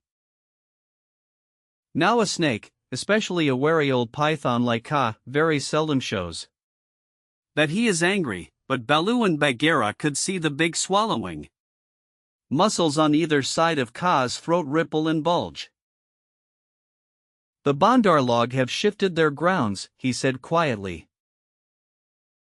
When I came up into the sun today, I heard them whooping among the treetops. It is the Bandar log that we follow now, said Baloo, but the words stuck in his throat, for that was the first time in his memory that one of the jungle people had owned to being interested in the doings of the monkeys. Beyond doubt, then, it is no small thing that takes two such hunters, leaders in their own jungle, I am certain, on the trail of the Bandar log, Kaa replied courteously, as he swelled with curiosity. Indeed, Baloo began, I am no more than the old and sometimes very foolish teacher of the law to the Seeonee wolf cubs, and Bagheera. Here is Bagheera, said the Black Panther, and his jaws shut with a snap. For he did not believe in being humble. The trouble is this, Kaa. Those nut stealers and pickers of palm leaves have stolen away our man-cub, of whom thou hast perhaps heard. I heard some news from Ikki, his quills make him presumptuous, of a man-thing that was entered into a wolf pack, but I did not believe. Ikki is full of stories half heard and very badly told. But it is true. He is such a man-cub as never was, said Baloo. The best and wisest and boldest of man-cubs, my own pupil, who shall make the name of Baloo famous through all the jungles, and besides, we love him, Kaa. T.S. T.S., said Kaa, weaving his head to and fro. I also have known what love is. There are tales I could tell that need a clear night when we are all well fed to praise properly, said Bagheera quickly. Our man-cub is in the hands of the Bandar log. Now, and we know that of all the jungle people they fear Ka alone. They fear me alone. They have good reason, said Ka. Chattering. Foolish, vain, foolish, and chattering, are the monkeys. But a man-thing in their hands is in no good luck. They grow tired of the nuts. They pick, and throw them down. They carry a branch half a day, meaning to do great things with it, and then they snap it in two. That man-thing is not to be envied. They called me also yellowfish, was it not? Worm, earthworm, said Bagheera, as well as other things which I cannot now say for shame. We must remind them to speak well of their master. AASSP. We must help their wandering memories. Now, whither went they with the cub? The jungle alone knows. Toward the sunset, I believe, said Baloo. We had thought that thou wouldst know, Ka. How? I take them when they come in my way, but I do not hunt the bandar log, or frogs or green scum on a waterhole, for that matter. Up, up. Up, up. Hello. Elo. Elo, look up, Baloo of the Seeonee Wolf Pack. Baloo looked up to see where the voice came from, and there was Ran the kite, sweeping down with the sun shining on the upturned flanges of his wings. It was near Ran's bedtime, but he had ranged all over the jungle, looking for the bear, and had missed him in the thick foliage. What is it? Said Baloo. I have seen Mowgli among the bandar log. He bade me tell you. I watched. The bandar log have taken him beyond the river to the monkey city, to the cold lairs. They may stay there for a night, or 10 nights, or an hour. I have told the bats to watch through the dark time. That is my message. Good hunting, all you below. Full gorge and a deep sleep to you, Ran, cried Bagheera. I will remember thee in my next kill, and put aside the head for thee alone, oh best of kites. It is nothing. It is nothing. The boy held the master word. I could have done no less, and Ran circled up again to his roost. He has not forgotten to use his tongue, said Baloo with a chuckle of pride. To think of one so young remembering the master word for the birds too, while he was being pulled across trees. It was most firmly driven into him, said Bagheera. But I am proud of him, and now we must go to the cold lairs. They all knew where that place was, but few of the jungle people ever went there, because what they called the cold lairs was an old deserted city, lost and buried in the jungle, and beasts seldom use a place that men have once used. The wild boar will, but the hunting tribes do not. Besides, the monkeys lived there as much as they could be said to live anywhere, and no self-respecting animal would come within eyeshot of it. Except in times of drought, when the half-ruined tanks and reservoirs held a little water. Illustration: the cold lairs. It is half a night's journey at full speed, said Bagheera, and Baloo looked very serious. I will go as fast as I can, he said anxiously. We dare not wait for thee. Follow, Baloo. We must go on the Quickfoot Kaa and I. Feet or no feet, I can keep abreast of all life for, said Kaa shortly. Baloo made one effort to hurry, but had to sit down panting, and so they left him to come on later, while Bagheera hurried forward, at the quick panther canter. Kaa said nothing, but, strive as Bagheera might, the huge rock python held level with him. When they came to a hill stream, Bagheera gained, because he bounded across while Kaa swam, his head and 2 feet of his neck clearing the water, but on level ground Kaa made up the distance. By the broken lock that freed me, said Bagheera, when twilight had fallen, thou art no slow goer. I am hungry, said Kaa. Besides, they called me speckled frog, worm earthworm, and yellow to boot. All one. Let us go on, and Kaa seemed to pour himself along the ground, finding the shortest road with his steady eyes, and keeping to it. In the cold lairs the monkey people were not thinking of Mowgli's friends at all. They had brought the boy to the lost city, and were very much pleased with themselves for the time. Mowgli had never seen an Indian city before, and though this was almost a heap of ruins, it seemed very wonderful and splendid. Some king had built it long ago on a little hill. You could still trace the stone causeways that led up to the ruined gates where the last splinters of wood hung to the worn, rusted hinges. Trees had grown into and out of the walls, the battlements were tumbled down and decayed, and wild creepers hung out of the windows of the towers on the walls in bushy hanging clumps.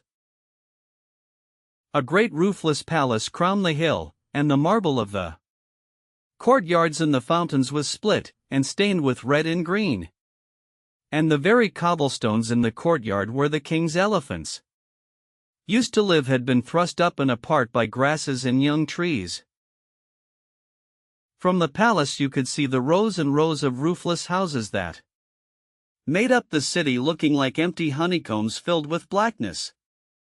The shapeless block of stone that had been an idol in the square where for roads met, the pits and dimples at street corners where the public wells once stood, and the shattered domes of temples with wild figs sprouting on their sides. The monkeys called the place their city, and pretended to despise the jungle people because they lived in the forest. And yet they never knew what the buildings were made for nor how to use them.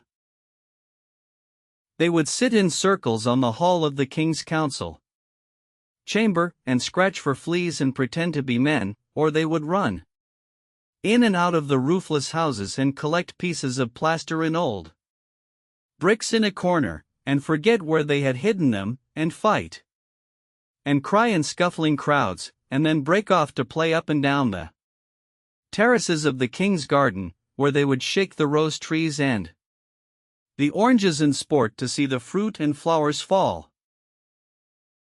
They explored all the passages and dark tunnels in the palace and the hundreds of little dark rooms, but they never remembered what they had seen and what they had not, and so drifted about in ones and twos or crowds, telling each other that they were doing as men did. They drank at the tanks and made the water all muddy, and then they fought over it, and then they would all rush together in mobs and shout, "There is no one in the jungle so wise and good and clever and strong and gentle as the Bandar log." Then all would begin again till they grew tired of the city and went back to the treetops, hoping the jungle people would notice them. Mowgli, who had been trained under the law of the jungle, did not like or understand this kind of life. The monkeys dragged him into the cold, Lairs late in the afternoon, and instead of going to sleep, as Mowgli would have done after a long journey, they joined hands and danced about, and sang their foolish songs. One of the monkeys made a speech and told his companions that Mowgli's capture marked a new thing in the history of the Bandar log, for Mowgli was going to show them how to weave sticks and canes together as a protection against rain and cold. Mowgli picked up some creepers and began to work them in and out, and the monkeys tried to imitate, but in a very few minutes they lost interest and began to pull their friends' tails or jump up and down on all fours, coughing. "I wish to eat," said Mowgli. "I am a stranger in this part of the jungle. Bring me food, or give me leave to hunt here." 20 or 30 monkeys bounded away to bring him nuts and wild pawpaws. But they fell to fighting on the road, and it was too much trouble to go back with what was left of the fruit. Mowgli was sore and angry as well as hungry, and he roamed through the empty city giving the strangers' hunting call from time to time, but no one answered him, and Mowgli felt that he had reached a very bad place indeed. "All that Baloo has said about the Bandar log is true," he thought to himself. "They have no law, no hunting call, and no leaders, nothing but foolish words and little picking thievish hands. So if I am starved or killed here, it will be all my own fault. But I must try to return to my own jungle. Baloo will surely beat me, but that is better than chasing silly Rose leaves with the Bandar log." No sooner had he walked to the city wall than the monkeys pulled him back, telling him that he did not know how happy he was, and pinching him to make him grateful. He set his teeth and said nothing, but went with the shouting monkeys to a terrace above the red sandstone reservoirs that were half full of rainwater. There was a ruined summer house of white marble in the center of the terrace, built for queens dead 100 years ago. The domed roof had half fallen in and blocked up the underground passage from the palace by which the queens used to enter. But the walls were made of screens of marble, tracery beautiful milk-white fretwork, set with agates and cornelians, and jasper and lapis lazuli, and as the moon came up behind the hill it shone through the open work, casting shadows on the ground like black velvet embroidery. Sore, sleepy, and hungry as he was, Mowgli could not help laughing when the Bandar log began, 20 at a time, to tell him how great and wise and strong and gentle they were, and how foolish he was to wish to leave them. "We are great. We are free. We are wonderful. We are the most wonderful people in all the jungle. We all say so, and so it must be true," they shouted. "Now as you are a new listener and can carry our words back to the jungle people so that they may notice us in future, we will tell you all about our most excellent selves." Mowgli made no objection, and the monkeys gathered by hundreds and hundreds on the terrace to listen to their own speakers singing the praises of the Bandar log, and whenever a speaker stopped for want of breath they would all shout together, "This is true, we all say so." Mowgli nodded and blinked, and said yes when they asked him a question, and his head spun with the noise. "Tabaqui the jackal must have bitten all these people," he said to himself, "and now they have madness. Certainly this is _Dawani_ the madness. Do they never go to sleep? Now there is a cloud coming to cover that moon. If it were only a big enough cloud, I might try to run away in the darkness. But I am tired. That same cloud was being watched by two good friends in the ruined ditch below the city wall, for Bagheera and Kaa, knowing well how dangerous the monkey people were in large numbers, did not wish to run any risks. The monkeys never fight unless they are 100 to 1, and few in the jungle care for those odds. I will go to the west wall, Kaa whispered, and come down swiftly with the slope of the ground in my favor. They will not throw themselves upon my back in their hundreds, but I know it, said Bagheera. Would that Baloo were here, but we must do what we can. When that cloud covers the moon, I shall go to the terrace. They hold some sort of council there over the boy. Good hunting, said Kaa grimly, and glided away to the west wall. That happened to be the least ruined of any, and the big snake was delayed a while before he could find a way up the stones. The cloud hid the moon, and as Mowgli wondered what would come next, he heard Bagheera's light feet on the terrace. The black panther had raced up the slope almost without a sound and was striking he knew better than to waste time in biting right and left among the monkeys, who were seated round Mowgli in circles 50 and 60 deep. There was a howl of fright and rage, and then as Bagheera tripped on the rolling kicking bodies beneath him, a monkey shouted, "There is only one here. Kill him! Kill!" A scuffling mass of monkeys, biting, scratching, tearing, and pulling, closed over Bagheera, while 5 or 6 laid hold of Mowgli, dragged him up the wall of the summer house and pushed him through the hole of the broken dome.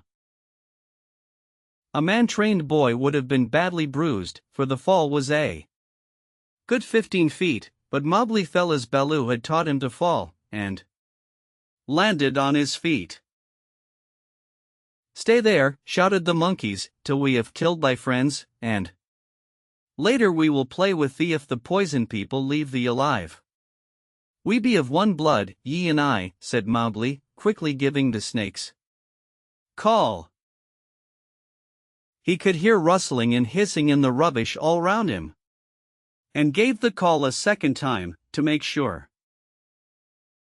Even so, "Down hoods all," said half a dozen low voices. Every ruin in India becomes sooner or later a dwelling place of snakes, and the old summer house was alive with cobras. "Stand still, little brother, for thy feet may do us harm."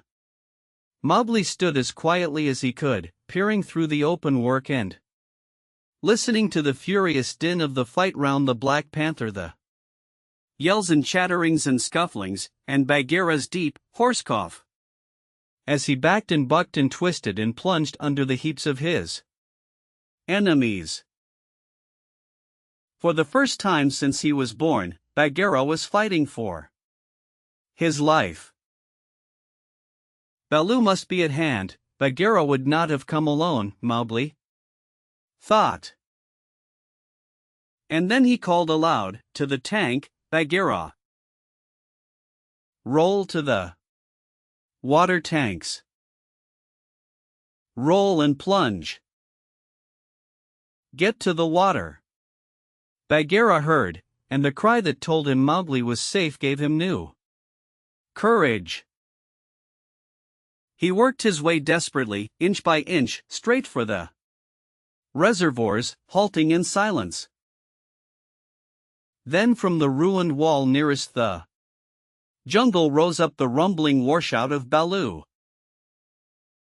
the old bear had done his best, but he could not come before Bagheera. He shouted, "I am here. I climb. I haste. Ahuwara. The stones slip under my feet. Wait my coming, O most infamous Bandarlog." He panted up the terrace only to disappear to the head in a wave of monkeys, but he threw himself squarely on his haunches, and, spreading out his forepaws, hugged as many as he could hold, and then began to hit with a regular bat, like the flipping strokes of a paddle wheel. A crash and a splash told Mowgli that Bagheera had fought his way to the tank where the monkeys could not follow. The panther lay gasping for breath, his head just out of the water, while the monkeys stood 3 deep on the red steps, dancing up and down with rage, ready to spring upon him from all sides if he came out to help Baloo. It was then that Bagheera lifted up his dripping chin, and in despair gave the snake's call for protection. "We be of one blood, ye and I," for he believed that Kaa had turned tail at the last minute. Even Baloo, half smothered under the monkeys on the edge of the terrace, could not help chuckling as he heard the black panther asking for help. Kaa had only just worked his way over the west wall, landing with a wrench that dislodged a coping stone into the ditch. He had no intention of losing any advantage of the ground, and coiled and uncoiled himself once or twice, to be sure that every foot of his long body was in working order. All that while the fight with Baloo went on, and the monkeys yelled in the tank round Bagheera, and Mang the bat, flying to and fro, carried the news of the great battle over the jungle, till even Hathi the wild elephant trumpeted, and, far away, scattered bands of the monkey folk woke and came leaping along the tree roads to help their comrades in the cold lairs, and the noise of the fight roused all the day birds for miles round. Then Kaa came straight, quickly, and anxious to kill. The fighting strength of a python is in the driving blow of his head, backed by all the strength and weight of his body. If you can imagine a lance, or a battering ram, or a hammer weighing nearly half a ton driven by a cool, quiet mind living in the handle of it, you can roughly imagine what Kaa was like when he fought a python 4 or 5 feet long. Can knock a man down if he hits him fairly in the chest, and Kaa was 30 feet long, as you know. His first stroke was delivered into the heart of the crowd round Baloo. It was sent home with shut mouth in silence, and there was no need of a second. The monkeys scattered with cries of Kaa. It is Kaa. Run! Run! Generations of monkeys had been scared into good behavior by the stories their elders told them of Kaa, the night thief, who could slip along the branches as quietly as moss grows, and steal away the strongest monkey that ever lived, of old Kaa, who could make himself look so like a dead branch or a rotten stump that the wisest were deceived, till the branch caught them.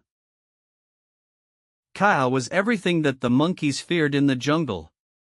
For none of them knew the limits of his power, none of them could look him in the face, and none had ever come alive out of his hug. And so they ran, stammering with terror, to the walls and the roofs of the houses, and Baloo drew a deep breath of relief. His fur was much thicker than Bagheera's, but he had suffered sorely in the fight.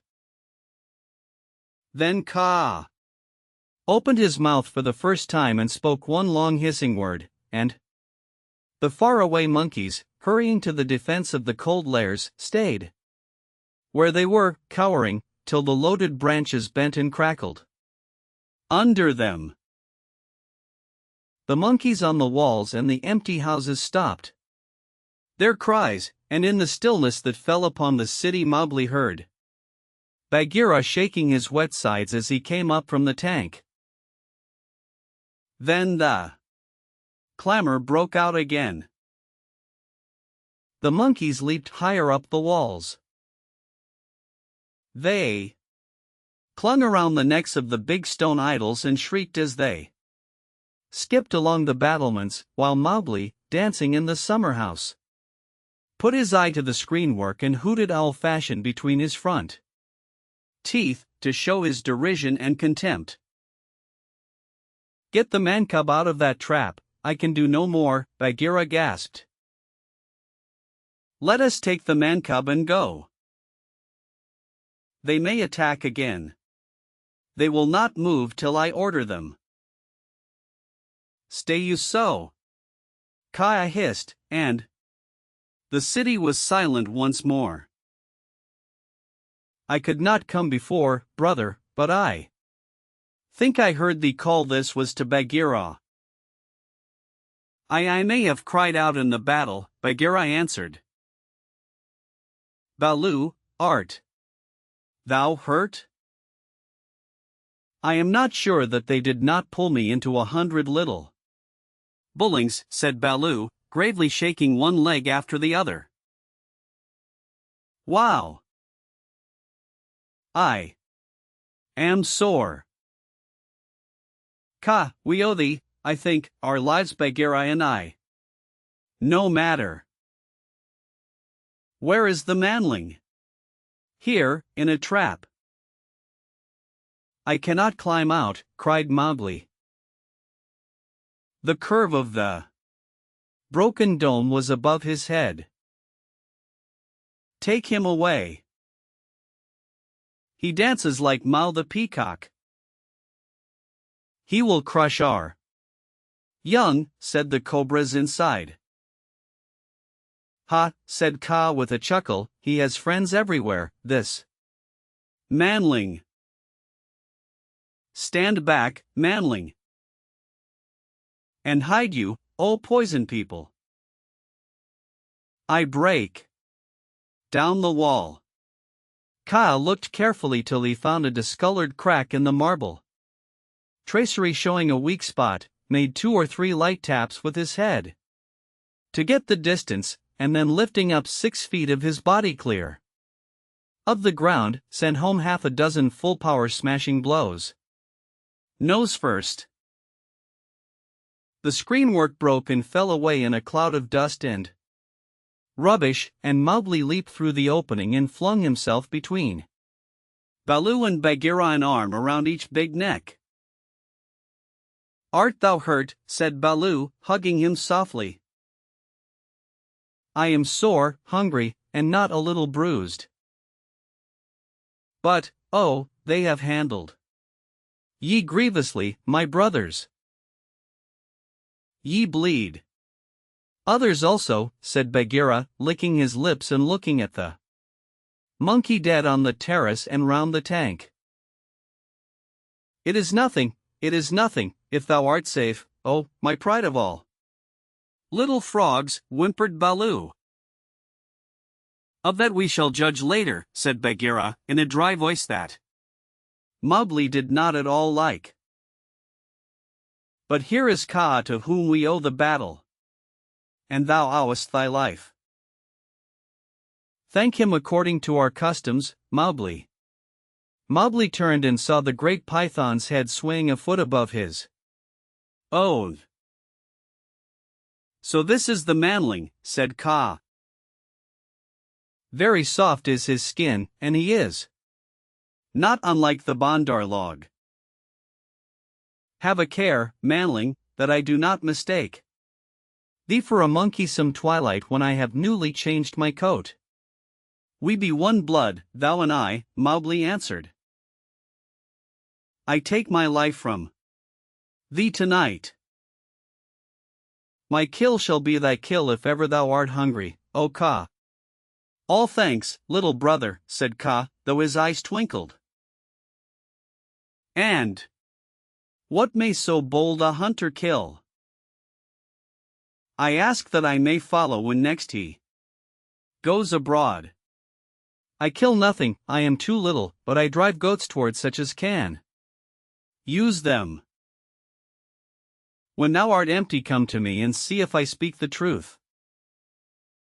I have some skill in these, he held out his hands, and if ever thou art in a trap, I may pay the debt which I owe to thee, to Bagheera, and to Baloo, here. Good hunting to ye all, my masters. Well said, growled Baloo, for Mowgli had returned thanks very prettily. The python dropped his head lightly for a minute on Mowgli's shoulder. A brave heart and a courteous tongue, said he. They shall carry thee far through the jungle, manling. But now go hence quickly with thy friends. Go and sleep, for the moon sets, and what follows it is not well that thou shouldst see. The moon was sinking behind the hills, and the lines of trembling monkeys huddled together on the walls and battlements looked like ragged, shaky fringes of things. Baloo went down to the tank for a drink, and Bagheera began to put his fur in order, as Kaa glided out into the center of the terrace and brought his jaws together with a ringing snap that drew all the monkeys' eyes upon him. The moon sets, he said. Is there yet light enough to see? From the walls came a moan like the wind in the treetops we see, oh. Kaa. Good. Begins now the dance of the hunger of Kaa. Sit still and watch. He turned twice or thrice in a big circle, weaving his head from right to left. Then he began making loops and figures of 8 with his body, and soft, oozy triangles that melted into squares and 5-sided figures, and coiled mounds, never resting, never hurrying, and never stopping his low humming song. It grew darker and darker, till at last the dragging, shifting coils disappeared, but they could hear the rustle of the scales. Baloo and Bagheera stood still as stone, growling in their throats, their neck hair bristling, and Mowgli watched and wondered. Bandarlog, said the voice of Kaa at last, can ye stir foot or hand without my order? Speak. Without thy order we cannot stir foot or hand, O Kaa. Good. Come all one pace nearer to me. The lines of the monkeys swayed forward helplessly, and Baloo and Bagheera took one stiff step forward with them. Nearer, hissed Kaa, and they all moved again. Mowgli laid his hands on Baloo and Bagheera to get them away, and the two great beasts started as though they had been waked from a dream. Keep thy hand on my shoulder, Bagheera whispered. Keep it there, or I must go back to Kaa. Ah! It is only old Kaa making circles on the dust, said Mowgli. Let us go. And the three slipped off through a gap in the walls to the jungle. Hoof, said Baloo, when he stood under the still trees again. Never more will I make an ally of Kaa, and he shook himself all over. He knows more than we, said Bagheera, trembling. In a little time. Had I stayed, I should have walked down his throat. Many will walk by that road before the moon rises again, said Baloo. He will have good hunting after his own fashion. But what was the meaning of it all, said Mowgli, who did not know anything of a python's powers of fascination. I saw no more than a big snake making foolish circles till the dark came. And his nose was all sore. Ho! Ho! Mowgli, said Bagheera angrily, his nose was sore on thy account, as my ears and sides and paws, and Baloo's neck and shoulders are bitten. On thy account. Neither Baloo nor Bagheera will be able to hunt with pleasure for many days. It is nothing, said Baloo, we have the man-cub again. True, but he has cost us heavily in time which might have been spent in good hunting, in wounds, in hair I am half plucked along my back and last of all, in honor. For, remember, Mowgli, I, who am the Black Panther, was forced to call upon Kaa for protection, and Baloo and I were both made stupid as little birds by the hunger dance. All this, man-cub, came of thy playing with the bandar log. True, it is true, said Mowgli sorrowfully. I am an evil man-cub, and my stomach is sad in me. MF. What says the law of the jungle, Baloo? Baloo did not wish to bring Mowgli into any more trouble, but he could not tamper with the law, so he mumbled, sorrow never stays punishment. But remember, Bagheera, he is very little. I will remember. But he has done mischief, and blows must be dealt now.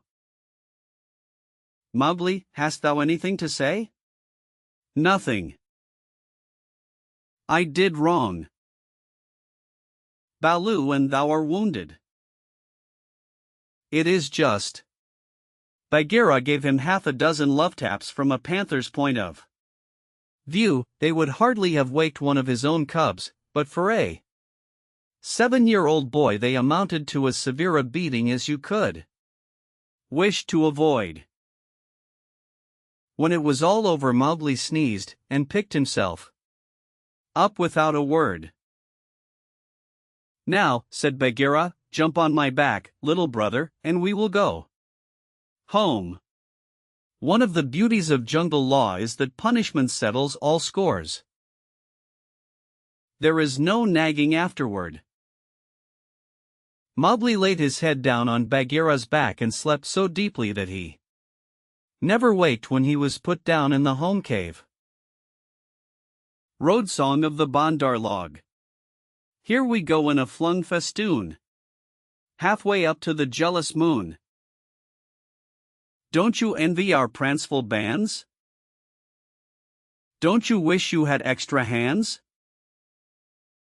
Wouldn't you like if your tails were so curved in the shape of a Cupid's bow?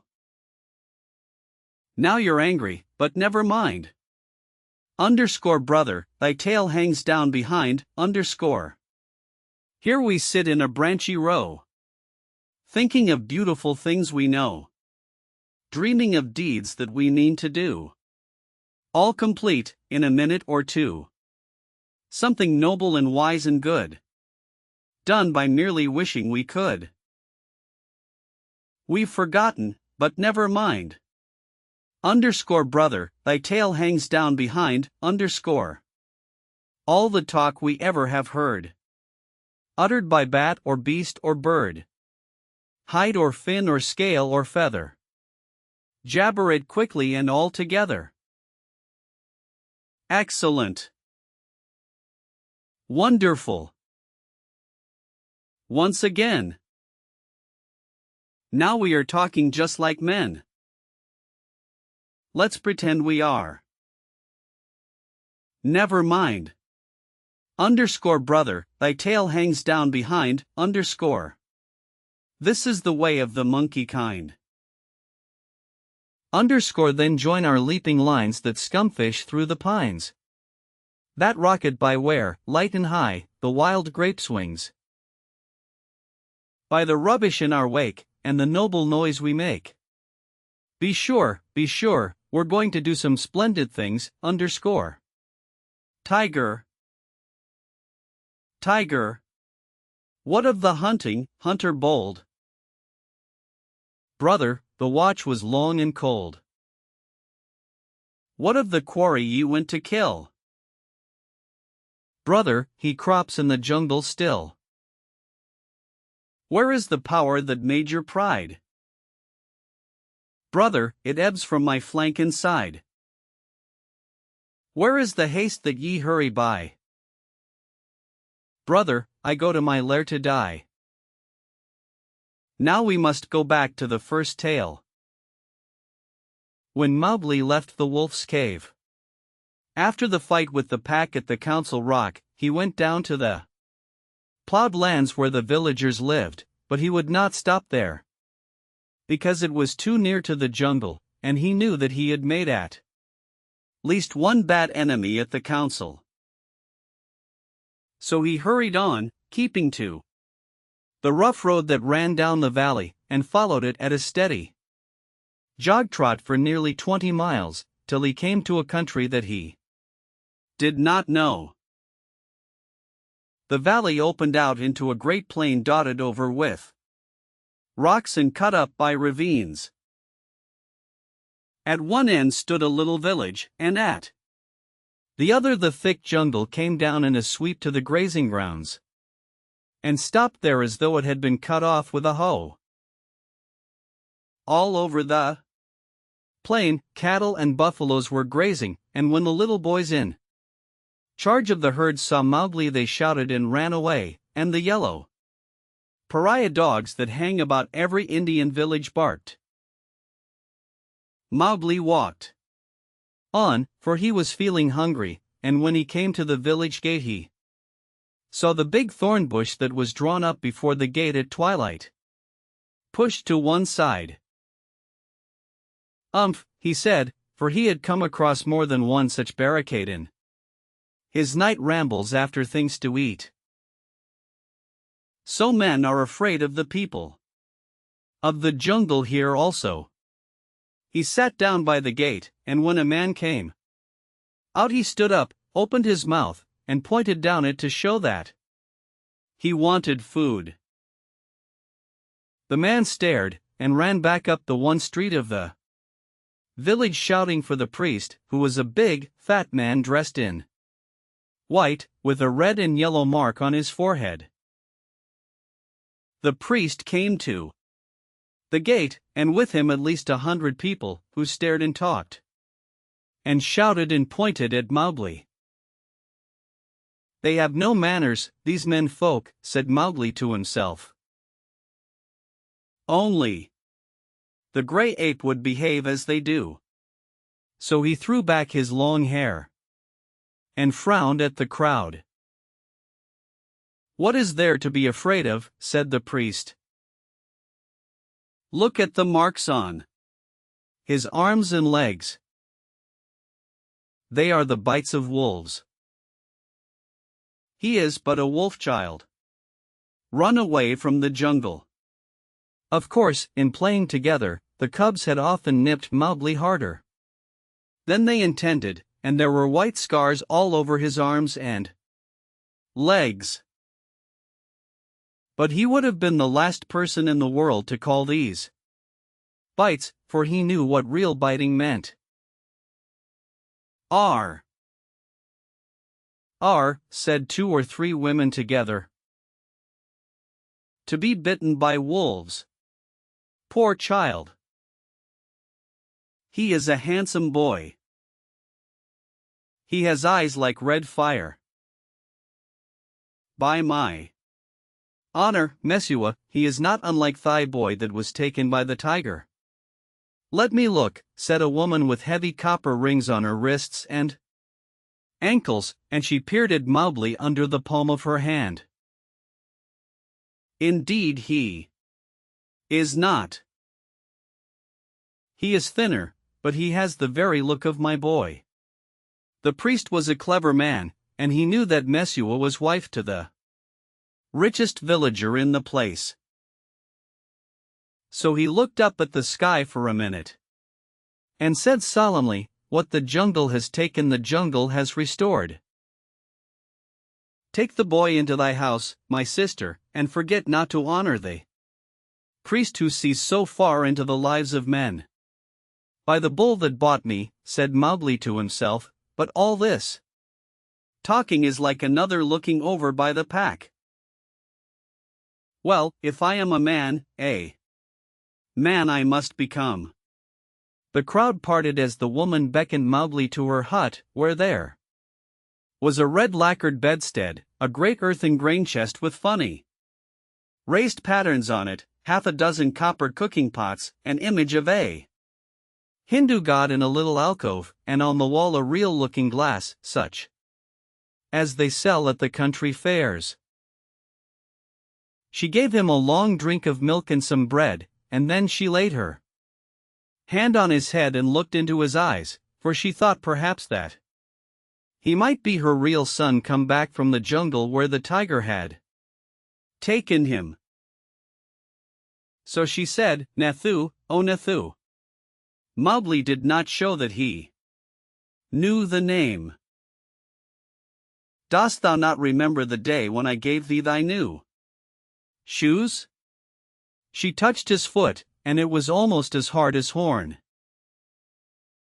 "No," she said sorrowfully, "those feet have never worn shoes, but thou art very like my Nathu, and thou shalt be my son." Mowgli was uneasy, because he had never been under a roof before.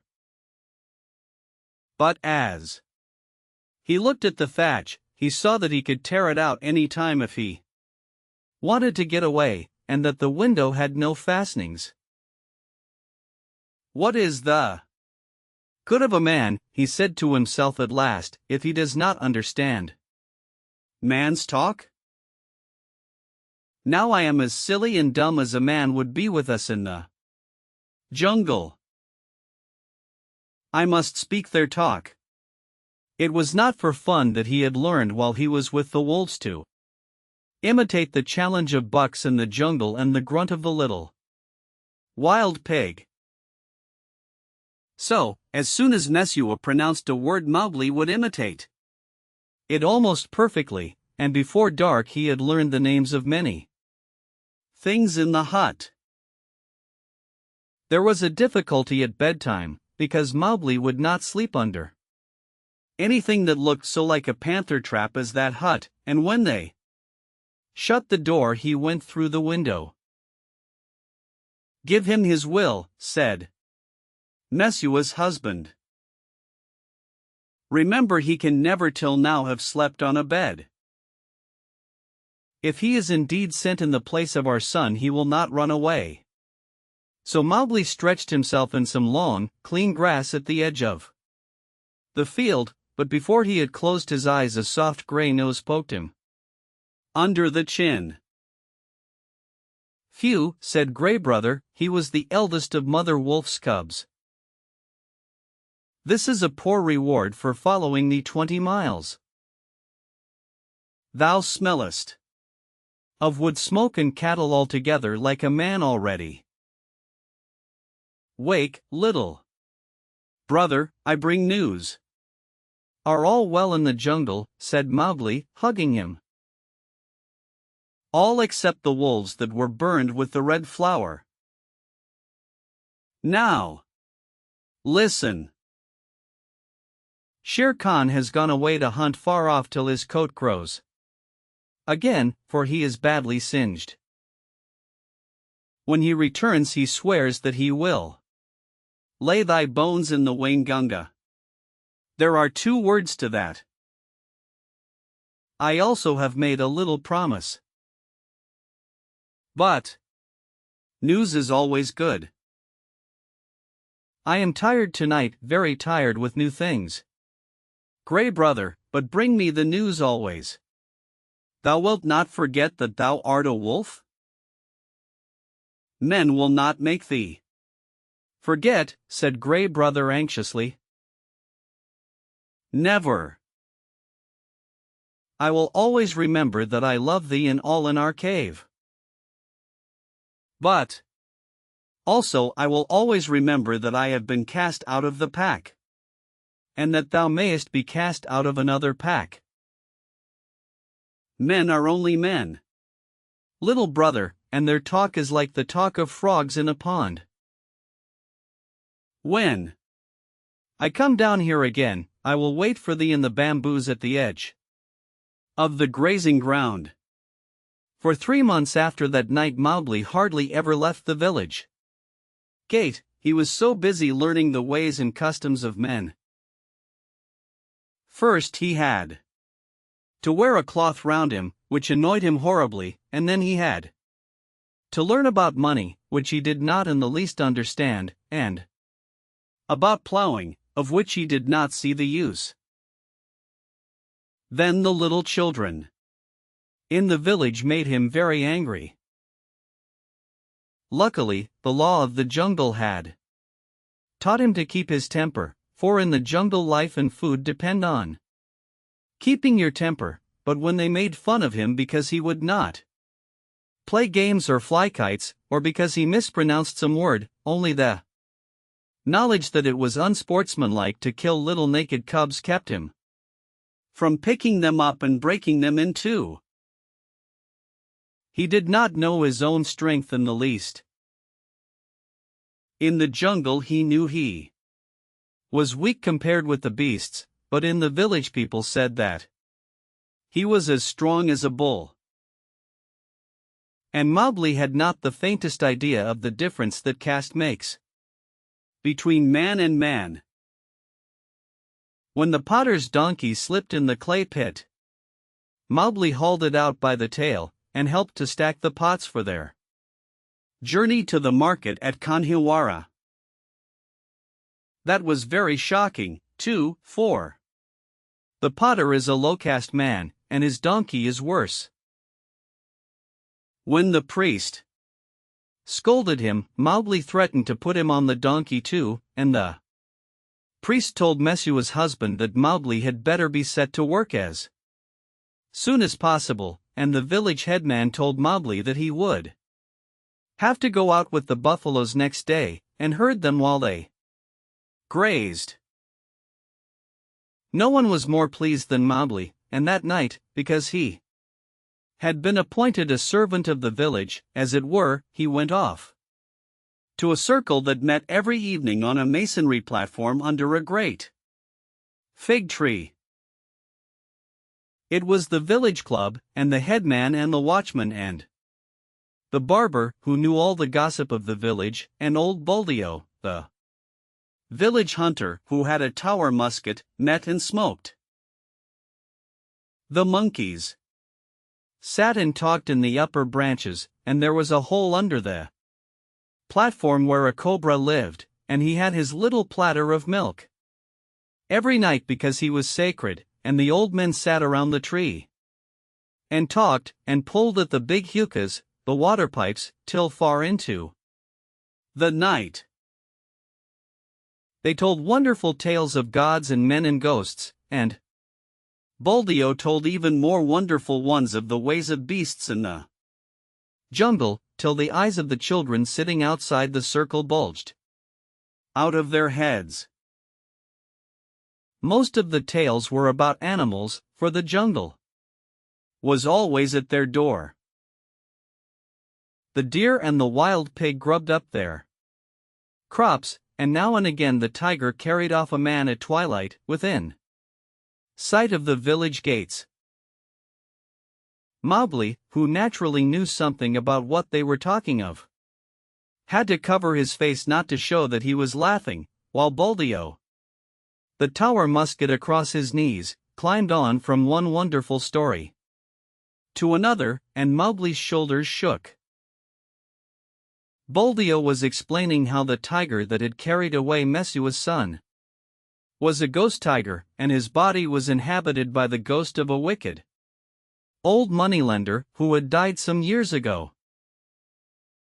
And I know that this is true, he said, because Purin Das always limped from the blow that he got in a riot when his account books were burned, and the tiger that I speak of he limps, too, for the tracks of his pads are unequal.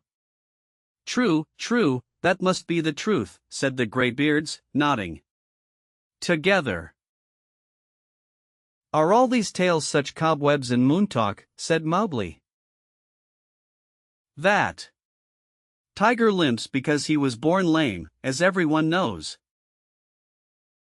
To talk of the soul of a moneylender in a beast that never had the courage of a jackal is child's talk. Buldeo was speechless with surprise for a moment, and the headman stared. Oh ho! It is the jungle brat, is it? Said Buldeo. If thou art so wise, better bring his hide to Kanhawara, for the government has set 100 rupees on his life. Better still, talk not when thy elders speak. Mowgli rose to go. All the evening I have lain here listening, he called back over his shoulder, and, except once or twice, Buldeo has not said one word of truth concerning the jungle, which is at his very doors. How, then, shall I believe the tales of ghosts and gods and goblins which he says he has seen? It is full time that boy went to herding, said the headman, while Buldeo puffed and snorted at Mowgli's impertinence. The custom of most Indian villages is for a few boys to take the cattle and buffaloes out to graze in the early morning, and bring them back at night. The very cattle that would trample a white man to death allow themselves to be banged and bullied and shouted at by children that hardly come up to their noses. So long as the boys keep with the herds, they are safe, for not even the tiger will charge a mob of cattle. But if they straggle to pick flowers or hunt lizards, they are sometimes carried off. Mowgli went through the village street in the dawn, sitting on the back of Rama, the great herd bull. The slaty blue buffaloes, with their long, backward-sweeping horns and savage eyes, rose out there. Buyers, one by one, and followed him, and Mowgli made it very clear to the children with him that he was the master. He beat the buffaloes with a long, polished bamboo, and told Kamaya, one of the boys, to graze the cattle by themselves, while he went on with the buffaloes, and to be very careful not to stray away from the herd. An Indian grazing ground is all rocks and scrub and tussocks and little ravines, among which the herds scatter and disappear. The buffaloes generally keep to the pools and muddy places, where they lie wallowing or basking in the warm mud for hours. Mowgli drove them on to the edge of the plain where the Waingunga came out of the jungle, then he dropped from Rama's neck, trotted off to a bamboo clump, and found Grey Brother. Ah, said Grey Brother, I have waited here very many days. What is the meaning of this cattle herding work? It is an order, said Mowgli. I am a village herd for a while. What? News of Shere Khan? He has come back to this country, and has waited here a long time for ye. Now he has gone off again, for the game is scarce. But he means to kill thee. Very good, said Mowgli. So long as he is away, do thou or one of the 4 brothers sit on that rock, so that I can see thee as I come out of the village. When he comes back, wait for me in the ravine by the _dock_ tree in the center of the plain. We need not walk into Shere Khan's mouth. Then Mowgli picked out a shady place, and lay down and slept while the buffaloes grazed round him. Herding in India is one of the laziest Things in the world. The cattle move and crunch, and lie down, and move on again, and they do not even low. They only grunt, and the buffaloes very seldom say anything, but get down into the muddy pools one after another, and work their way into the mud till only their noses and staring china blue eyes show above the surface, and then they lie like logs. The sun makes the rocks dance in the heat, and the herd children hear one kite, never any more, whistling almost out of sight overhead. And they know that if they died, or a cow died, that kite would sweep down, and the next kite miles away would see him drop and follow, and the next, and almost before they were dead there would be a score of hungry kites come out of nowhere. Then they sleep and wake and sleep again, and weave little baskets of dried grass and put grasshoppers in them, or catch 2 praying mantises and make them fight, or string a necklace of red and black jungle nuts, or watch a lizard basking on a rock, or a snake hunting a frog near the wallows. Then they sing long, long songs with odd native quavers at the end of them, and the day seems longer than most people's whole lives, and perhaps they make a mud castle with mud figures of men and horses and buffaloes, and put reeds into the men's hands, and pretend that they are kings and the figures are their armies, or that they are gods to be worshipped. Then evening comes and the children call, and the buffaloes lumber up out of the sticky mud with noises like gunshots going off one after the other. And they all string across the gray plain back to the twinkling village lights. Day after day Mowgli would lead the buffaloes out to their wallows, and day after day he would see Gray Brothers back 1.5 miles away across the plain, so he knew that Shere Khan had not come back, and day after day he would lie on the grass listening to the noises round him and dreaming of old days in the jungle. If Shere Khan had made a false step with his lame paw up in the jungles by the Waingunga, Mowgli would have heard him in those long, still mornings. At last a day came when he did not see Gray Brother at the signal place, and he laughed and headed the buffaloes for the ravine by the dhk tree, which was all covered with golden red flowers. There sat Gray Brother, every bristle on his back lifted. He has hidden for a month to throw thee off thy guard. He crossed the ranges last night with Tabaki, Hotfoot on thy trail, said the wolf, panting. Mowgli frowned. I am not afraid of Shere Khan, but Tabaki is very cunning. Have no fear, said Gray Brother, licking his lips a little. I met Tabaki in the dawn. Now he is telling all his wisdom to the kites, but he told me everything before I broke his back. Shere Khan's plan is to wait for thee at the village gate this evening, for thee and for no one else. He is lying up now, in the big dry ravine of the Waingunga. Has he eaten today, or does he hunt empty? Said Mowgli, for the answer meant life and death to him. He killed at dawn a pig, and he has drunk too.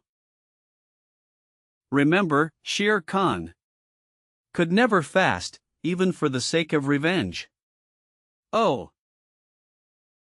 Fool, fool! What a cub's cub it is!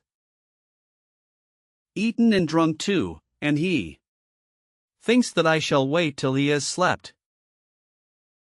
Now, where does he lie up?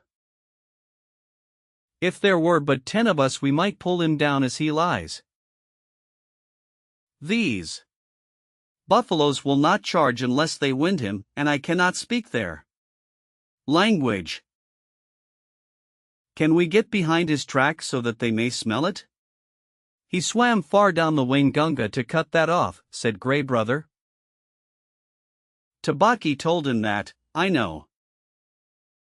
He would never have thought of it. Alone. Mowgli stood with his finger in his mouth, thinking.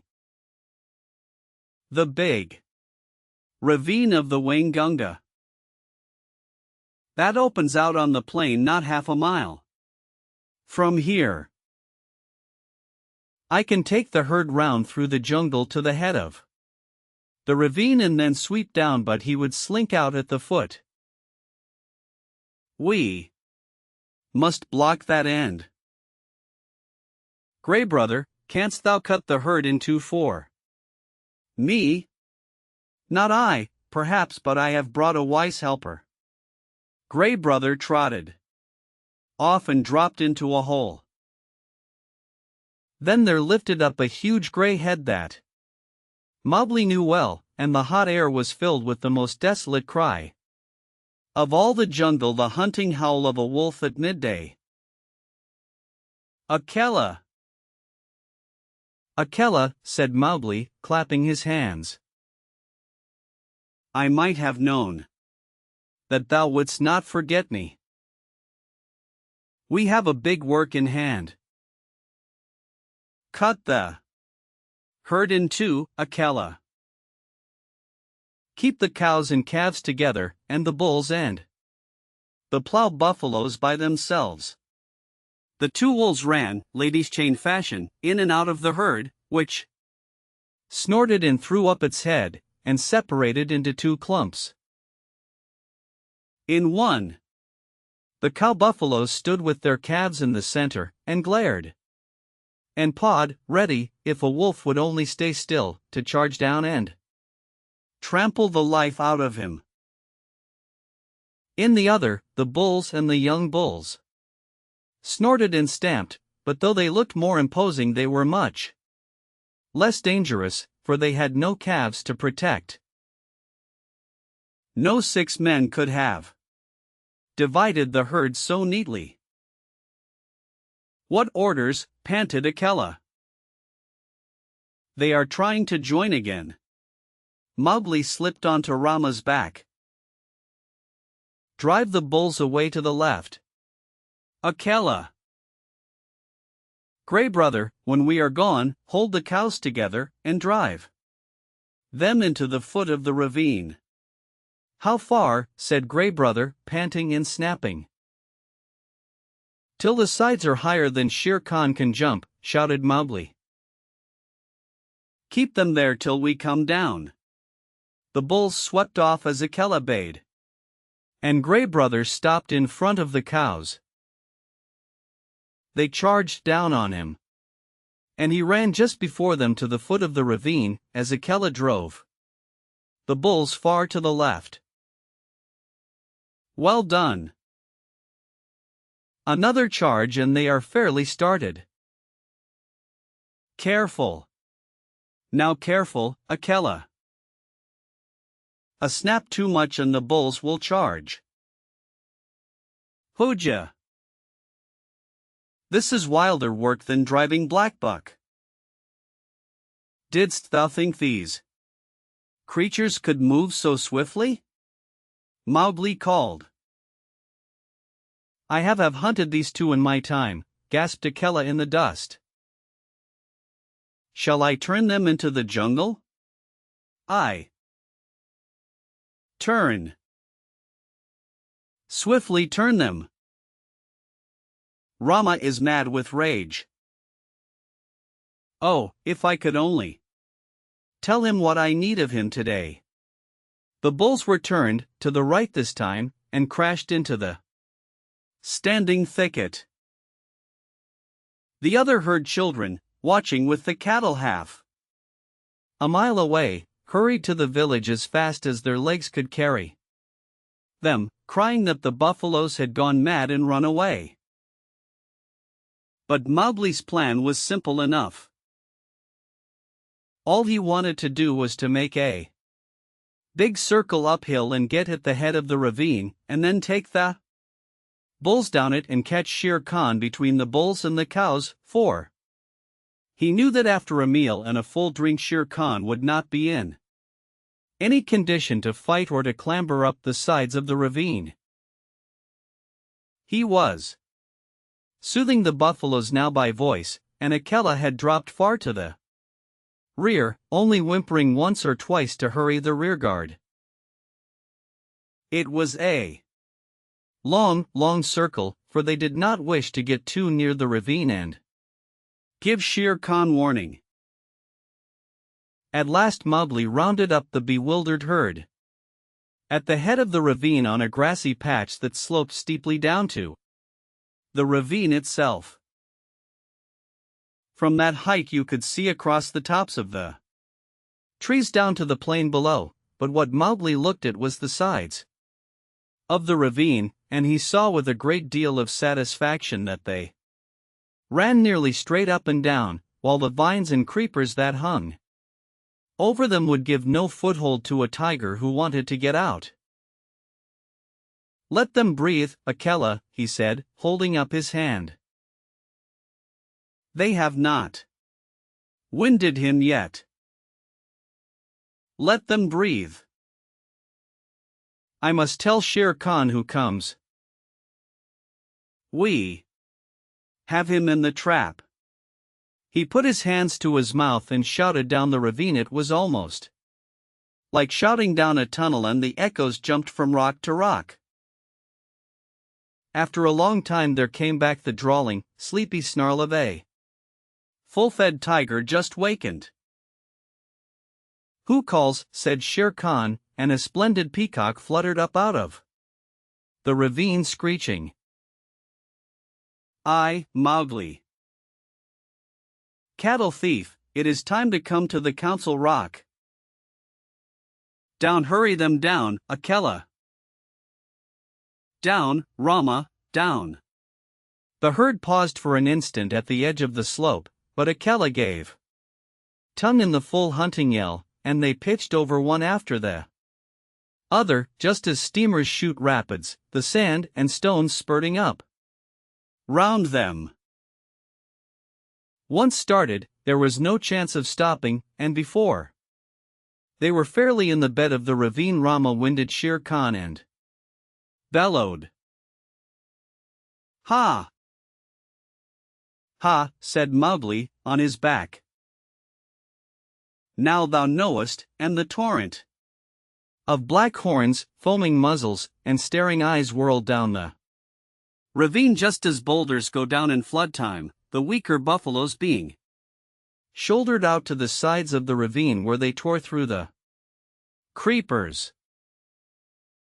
They knew what the business was before them, the terrible charge of the buffalo herd against which no tiger can hope to stand.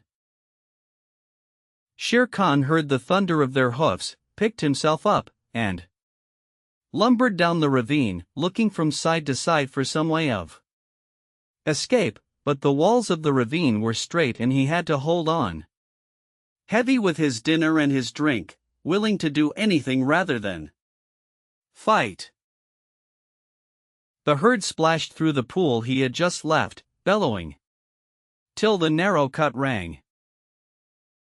Mowgli heard an answering bellow from the foot of the ravine, saw Shere Khan turn. The tiger knew if the worst came to the worst, it was better to meet the bulls than the cows with their calves, and then Rama tripped, stumbled, and went on again over something soft, and, with the bulls at his heels, crashed full into the other herd, while the weaker buffaloes were lifted clean off their feet by the shock of the meeting.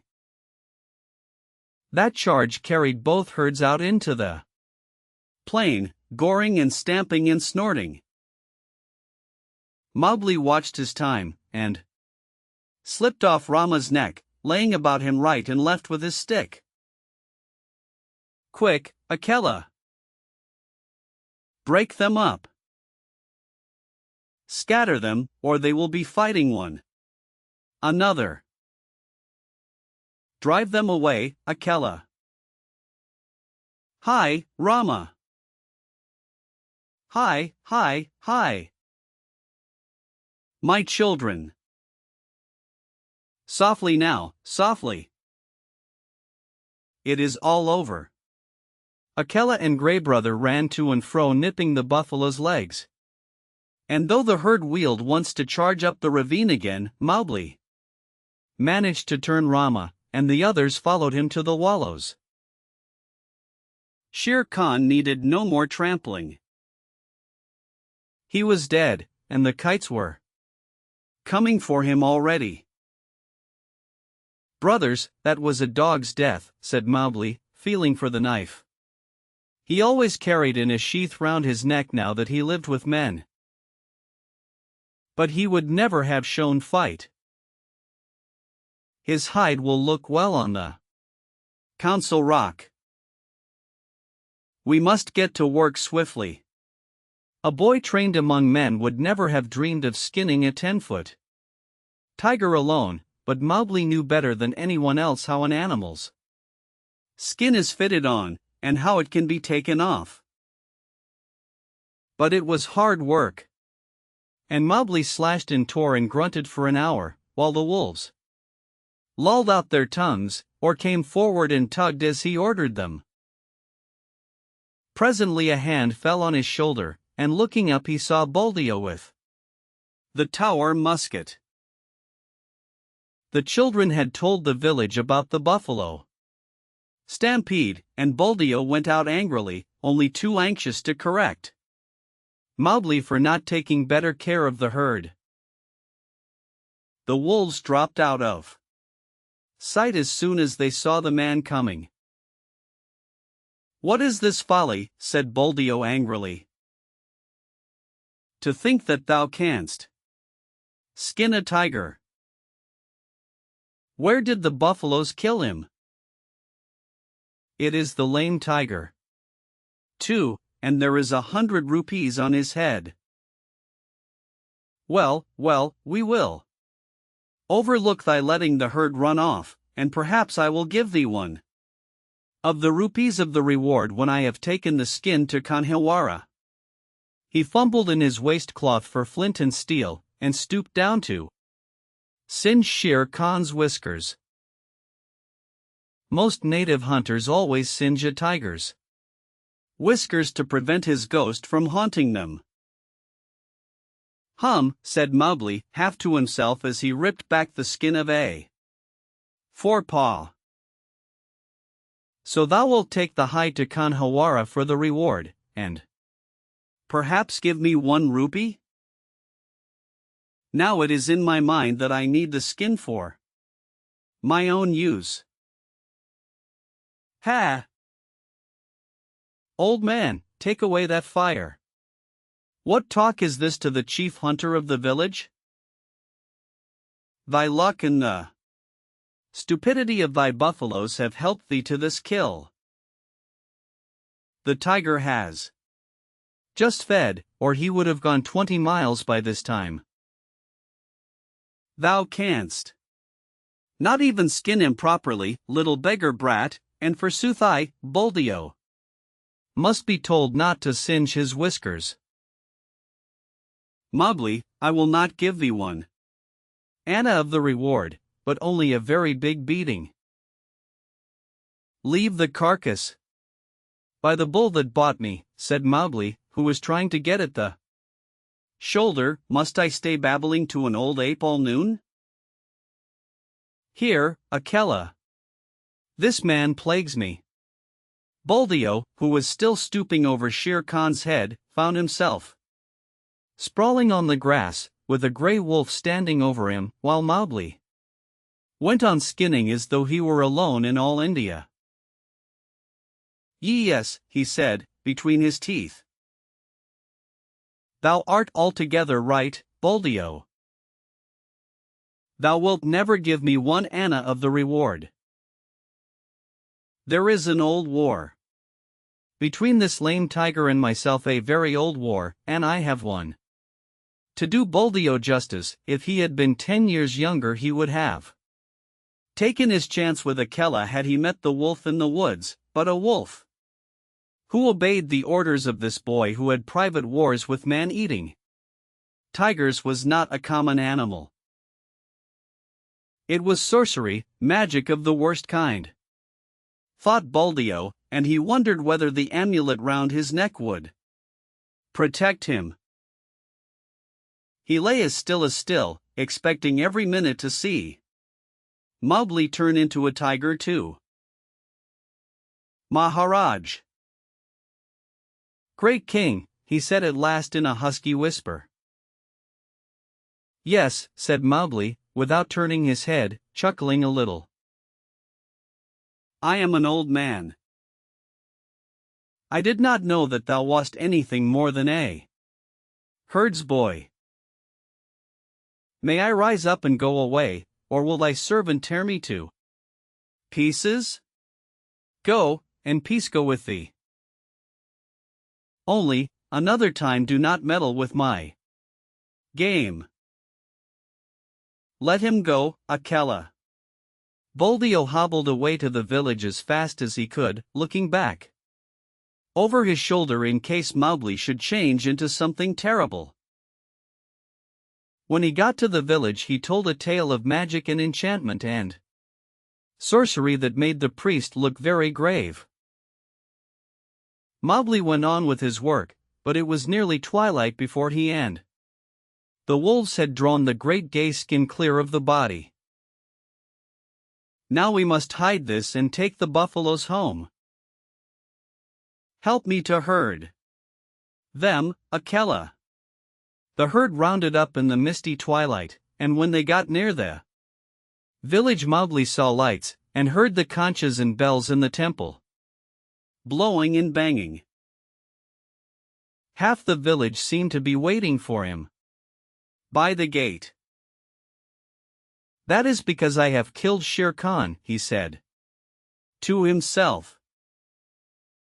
But a shower of stones whistled about his ears, and the villagers shouted, Sorcerer! Wolf's brat! Jungle demon! Go away! Gat! Hence quickly, or the priest will turn thee into a wolf again. Shoot! Baldio, shoot! The old tower musket went off with a bang, and a young buffalo bellowed in pain. More sorcery, shouted the villagers. He can turn bullets. Baldio? That was thy buffalo. Now what is this? Said Mowgli, bewildered, as the stones flew thicker. They are not unlike the pack, these brothers of thine, said Akela, sitting down composedly. It is in my head that, if bullets mean anything, they would cast thee out.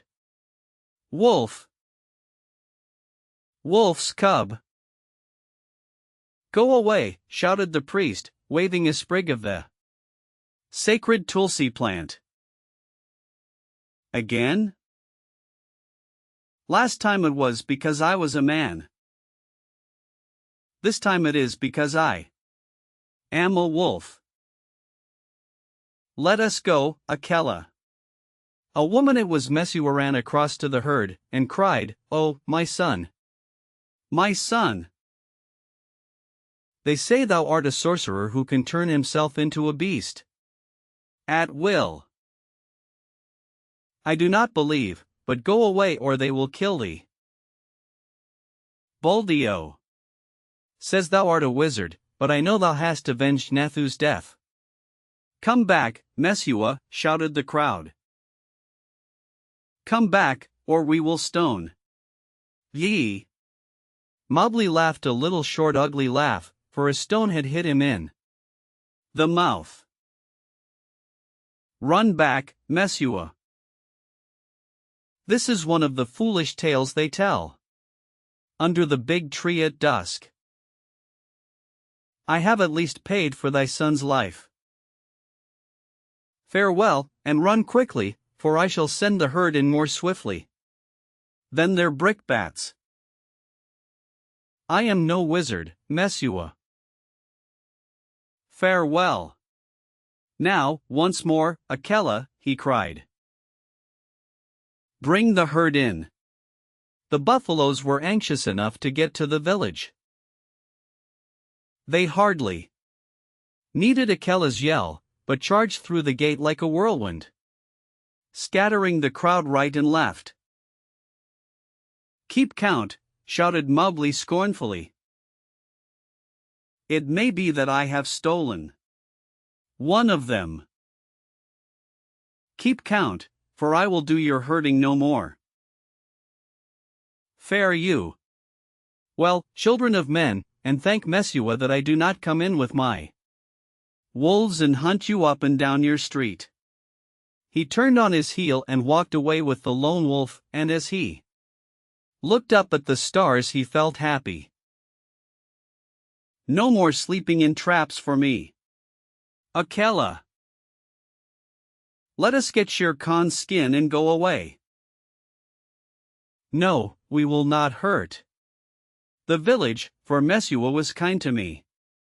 When the moon rose over the plain, making it look all milky, the horrified villagers saw Mowgli, with 2 wolves at his heels and a bundle on his head, trotting across at the steady wolf's trot that eats up the long miles like fire. Then they banged the temple bells and blew the conches louder than ever. And Mesua cried, and Buldeo embroidered the story of his adventures in the jungle, till he ended by saying that Akela stood up on his hind legs and talked like a man. The moon was just going down when Mowgli and the 2 wolves came to the hill of the Council Rock, and they stopped at Mother Wolf's cave. "They have cast me out from the man pack, Mother," shouted Mowgli, "but I come with the hide of Shere Khan to keep my word." Mother Wolf walked stiffly from the cave with the cubs behind her, and her eyes glowed as she saw the skin. "I told him on that day, when he crammed his head and shoulders into this cave, hunting for thy life, little frog, I told him that the hunter would be the hunted. It is well done, little brother, it is well done," said a deep voice in the thicket. "We were lonely in the jungle without thee, and Bagheera came running to Mowgli's bare feet. They clambered up the Council Rock together, and Mowgli spread the skin out on the flat stone where Akela used to sit, and pegged it down with 4 slivers of bamboo, and Akela lay down upon it, and called the old call to the council, "Look, look well, O wolves!" exactly as he had called when Mowgli was first brought there. Ever since Akela had been deposed, the pack had been without a leader, hunting and fighting at their own pleasure. But they answered the call from habit, and some of them were lame from the traps they had fallen into, and some limped from shot wounds, and some were mangy from eating bad food, and many were missing. But they came to the Council Rock, all that were left of them, and saw Shere Khan's striped hide on the rock, and the huge claws dangling at the end of the empty dangling feet. It was then that Mowgli made up a song that came up into his throat all by itself, and he shouted it aloud, leaping up and down on the rattling skin, and beating time with his heels till he had no more breath left, while Grey Brother and Akela howled between the verses. "Look well, O wolves! Have I kept my word?" said Mowgli. And the wolves bayed yes, and one tattered wolf howled, "Lead us again, O Akela! Let us again, O man cub, for we be sick of this lawlessness, and we would be the free people once more." "Nay," purred Bagheera, "that may not be. When ye are full fed, the madness may come upon you again. Not for nothing are ye called the free people. Ye fought for freedom, and it is yours. Eat it, O wolves." "Man pack and wolf pack have cast me out," said Mowgli. Now I will hunt alone in the jungle. And we will hunt with thee, said the 4 cubs. So Mowgli went away and hunted with the 4 cubs in the jungle from that day on. But he was not always alone, because, years afterward, he became a man and married. But that is a story for grown-ups. Mowgli's song that he sang at the council rock when he danced on Shere Khan's hide. The song of Mowgli, I, Mowgli, am singing. Let the jungle listen to the things I have done. Shere Khan said he would kill. At the gates in the twilight. He would kill Mowgli, the frog. He ate and he drank. Drink deep, Shere Khan, for when wilt thou drink again? Sleep and dream of the kill. I am alone on the grazing grounds. Gray brother, come to me. Come to me, lone wolf, for there is big game afoot. Bring up the great bull buffaloes, the blue-skinned herd bulls with the angry eyes. Drive them to and fro as I order. Sleepest thou still, Shere Khan? Wake, oh, wake! Here come I, and the bulls are behind. Rama, the king of the buffaloes, stamped with his foot. Waters of the Waingunga, whither went Shere Khan? He is not Ikki to dig holes, nor Mao, the peacock, that he should fly. He is not Mang the bat, to hang in the branches. Little bamboos that creak together, tell me where he ran? Underscore ow, underscore he is there. Underscore a who, underscore he is there. Under the feet of Rama lies the lame one. Up, Shere Khan. Up and kill. Here is meat, break the necks of the bulls. Underscore HSH, underscore he is asleep. We will not wake him, for his strength is very great. The kites have come down to see it. The black ants have come up to know it. There is a great assembly in his honor. Underscore alala, underscore I have no cloth to wrap me.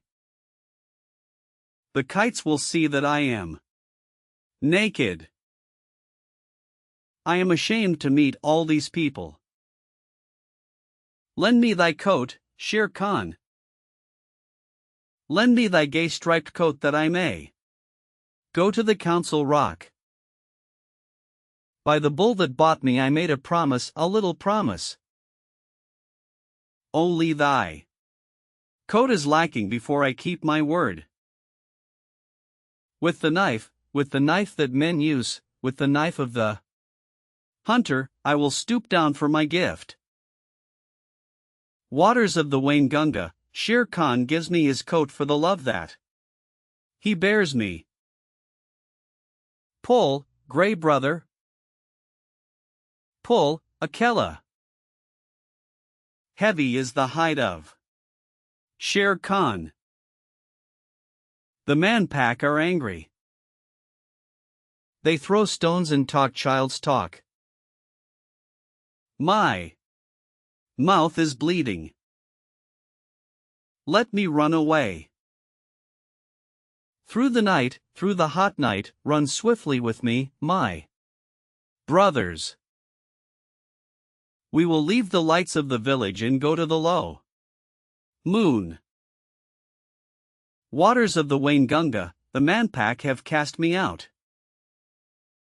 I did them no harm, but they were afraid of me. Why? Wolf pack, ye have cast me out too. The jungle is shut to me and the village gates are shut. Why?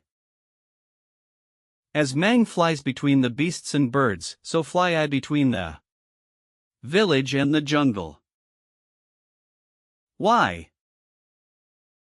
I dance on the height of Shere Khan, but my heart is very heavy.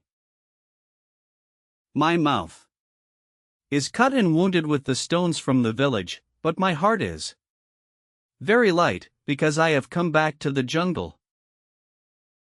Why? These two things fight together in me as the snakes fight in the spring. The water comes out of my eyes, yet I laugh while it falls. Why? I am two Mowglis, but the height of Shere Khan is under my feet. All the jungle knows that I have killed Shere Khan. Look well, oh wolves! Underscore hey, underscore my heart is heavy with the things that I do not understand. The white seal. Oh! Hush thee, my baby, the night is behind us. And black are the waters that sparkled so green. The moon, o'er the combers, looks downward to find us at rest in the hollows that rustle between. Where billow meets billow, then soft be thy pillow. Ah, weary wee flipperling, curl at thy ease. The storm shall not wake thee, nor shark overtake thee, asleep in the arms of the slow-swinging seas. Seal lullaby. All these things happened several years ago at a place called Novastashna, or Northeast Point, on the island of Essay. Paul, away in the Bering Sea. Limmershin, the winter wren, told me the tale. When he was blown onto the rigging of a steamer going to Japan, and I took him down into my cabin and warmed and fed him for a couple of days, till he was fit to fly back to St. Paul's again. Limmershin is a very quaint little bird, but he knows how to tell the truth. Nobody comes to Novastashna except on business, and the only people who have regular business there are the seals. They come in the summer months by hundreds and hundreds of thousands out of the cold gray sea. For Novastashna Beach has the finest accommodation for seals of any place in all the world. Sea Catch knew that, and every spring would swim from whatever place he happened to be in, would swim like a torpedo boat straight for Novastashna and spend a month fighting with his companions for a good place on the rocks, as close to the sea as possible. Sea Catch was 15 years old, a huge gray fur seal with almost a mane on his shoulders, and long, wicked dog teeth. When he heaved himself up on his front flippers, he stood more than 4 feet clear of the ground, and his weight, if anyone had been bold enough to weigh him, was nearly 700 pounds. He was scarred all over with the marks of savage fights, but he was always ready for just one fight more. He would put his head on one side, as though he were afraid to look his enemy in the face. Then he would shoot it out like lightning, and when the big teeth were firmly fixed on the other seal's neck, the other seal might get away if he could, but Sea Catch would not help him. Yet Sea Catch never chased a beaten seal, for that was against the rules of the beach. He only wanted room by the sea for his nursery. But as there were 40 or 50,000 other seals hunting for the same thing each spring, the whistling, bellowing, roaring, and blowing on the beach was something frightful. From a little hill called Hutchinson's Hill, you could look over 3 and a half miles of ground covered with fighting seals, and the surf was dotted all over with the heads of seals hurrying to land and begin their share of the fighting. They fought in the breakers, they fought in the sand, and they fought on the smooth-worn basalt rocks of the nurseries. For they were just as stupid and unaccommodating as men. Their wives never came to the island until late in May or early in June, for they did not care to be torn to pieces, and the young 2-3- and 4-year-old seals who had not begun housekeeping went inland about half a mile through the ranks of the fighters and played about on the sand dunes in droves and legions, and rubbed off every single green thing that grew. They were called the Hollischickie the Bachelors, and there were perhaps 200,000 or 300,000 of them at Novastoshnah alone. Seakatch had just finished his 45th fight one spring when Matka, his soft, sleek, gentle-eyed wife, came up out of the sea. And he caught her by the scruff of the neck and dumped her down on his reservation, saying gruffly, late as usual. Where have you been? It was not the fashion for Seakatch to eat anything during the 4 months he stayed on the beaches, and so his temper was generally bad. Matka knew better than to answer back. She looked round and cooed, "How thoughtful of you. You've taken the old place again." "I should think I had," said Seakatch. "Look at me." He was scratched and bleeding in 20 places, one eye was almost out, and his sides were torn to ribbons. "Oh, you men, Matka said, fanning herself with her hind flipper. "Why can't you be sensible and settle your places quietly? You look as though you had been fighting with the killer whale." "I haven't been doing anything but fight since the middle of May. The beach is disgracefully crowded this season. I've met at least 100 seals from looking on beach, house hunting. Why can't people stay where they belong? I've often thought we should be much happier if we hauled out at Otter Island instead of this crowded place," said Matka. "Bah! Only the Hollischickie go to Otter Island. If we went there they would say we were afraid. We must preserve appearances, my dear." Seakatch sunk his head proudly between his fat shoulders and pretended to go to sleep for a few minutes, but all the time he was keeping a sharp lookout for a fight. Now that all the seals and their wives were on the land, you could hear their clamor miles out to sea above the loudest gales. At the lowest counting there were over 1,000,000 seals.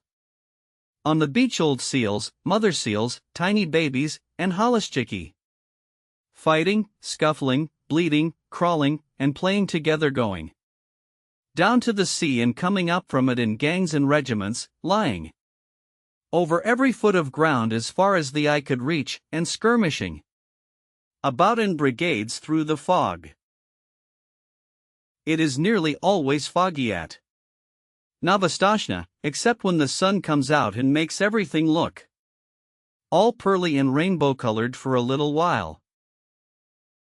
Kotick, Matka's baby, was born in the middle of that confusion, and he was all head and shoulders, with pale, watery blue eyes, as tiny seals must be, but there was something about his coat that made his mother look at him very closely. "Seakatch," she said, at last, "our baby's going to be white." "Empty clamshells and dry seaweed," snorted Seakatch. "There never has been such a thing in the world as a white seal." "I can't help that," said Matka, "there's going to be now." And she sang the low, crooning seal song that all the mother seals sing to their babies. You mustn't swim till you're 6 weeks old, or your head will be sunk by your heels. And summer gales and killer whales are bad for baby seals. Are bad for baby seals, dear rat. As bad can be. But splash and grow strong. And you can't be wrong. Child of the open sea. Of course the little fellow did not understand the words at first. He paddled and scrambled about by his mother's side, and learned to scuffle out of the way when his father was fighting with another seal, and the two rolled and roared up and down the slippery rocks.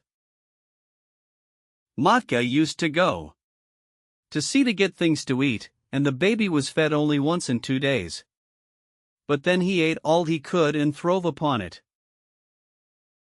The first thing he did was to crawl inland, and there he met tens of thousands of babies of his own age, and they played together like puppies, went to sleep on the clean sand, and played again. The old people in the nurseries took no notice of them, and the Hathi kept to their own grounds, and the babies had a beautiful playtime.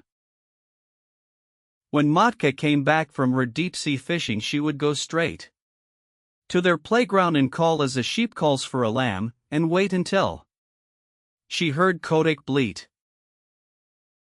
Then she would take the straightest of straight lines in his direction, striking out with her 4 flippers and knocking the youngster's head over heels right and left. There were always a few hundred mothers hunting for their children through the playgrounds, and the babies were kept lively. But, as Matka told Kotick, so long as you don't lie in muddy water and get mange, or rub the hard sand into a cut, or scratch, and so long as you never go swimming when there is a heavy sea, nothing will hurt you here. Little seals can no more swim than little children, but they are unhappy till they learn. The first time that Kotick went down to the sea, a wave carried him out beyond his depth, and his big head sank and his little hind flippers flew up exactly as his mother had told him in the song. And if the next wave had not thrown him back again, he would have drowned. After that, he learned to lie in a beach pool and let the wash of the waves just cover him and lift him up while he paddled, but he always kept his eye open for big waves that might hurt. He was 2 weeks learning to use his flippers, and all that while he floundered in and out of the water, and coughed and grunted and crawled up the beach and took catnaps on the sand, and went back again, until at last he found that he truly belonged to the water. Then you can imagine the times that he had with his companions, ducking under the rollers, or coming in on top of a comber and landing with a swash and a splutter as the big wave went whirling far up the beach, or standing up on his tail and scratching his head as the old people did, or playing I'm the king of the castle on slippery, weedy rocks that just stuck out of the wash. Now and then he would see a thin fin, like a big shark's fin, drifting along close to shore, and he knew that that was the killer whale, the grampus, who eats young seals when he can get them, and Kotick would head for the beach like an arrow, and the fin would jig off slowly, as if it were looking for nothing at all. Late in October the seals began to leave the stay. Pulse for the deep sea, by families and tribes, and there was no more fighting over the nurseries. And the Hathi played anywhere they liked. Next year, said Matka to Kotick, you will be a Hathi, but this year you must learn how to catch fish. They set out together across the Pacific, and Matka showed Kotick how. To sleep on his back with his flippers tucked down by his side and his little nose just out of the water. No cradle is so comfortable as the long, rocking swell of the Pacific. When Kotick felt his skin tingle all over, Matka told him he was learning the feel of the water, and that tingly, prickly feelings meant bad weather coming, and he must swim hard and get away. In a little time, she said, you'll know where to swim to, but just now we'll follow Sea Pig, the porpoise, for he is very wise. A school of porpoises were ducking and tearing through the water, and little Kotick followed them as fast as he could.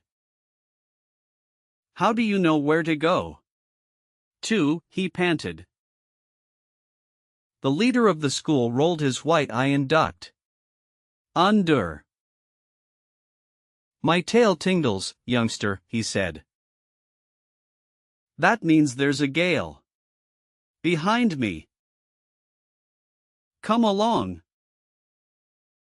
When you're south of the sticky water, he meant the equator, and your tail tingles, that means there's a gale in front of you and you must head north. Come along. The water feels bad here. This was one of very many things that Kotick learned, and he was always learning. Matka taught him to follow the cod and the halibut along the undersea banks and wrenched the rockling out of his hole among the weeds.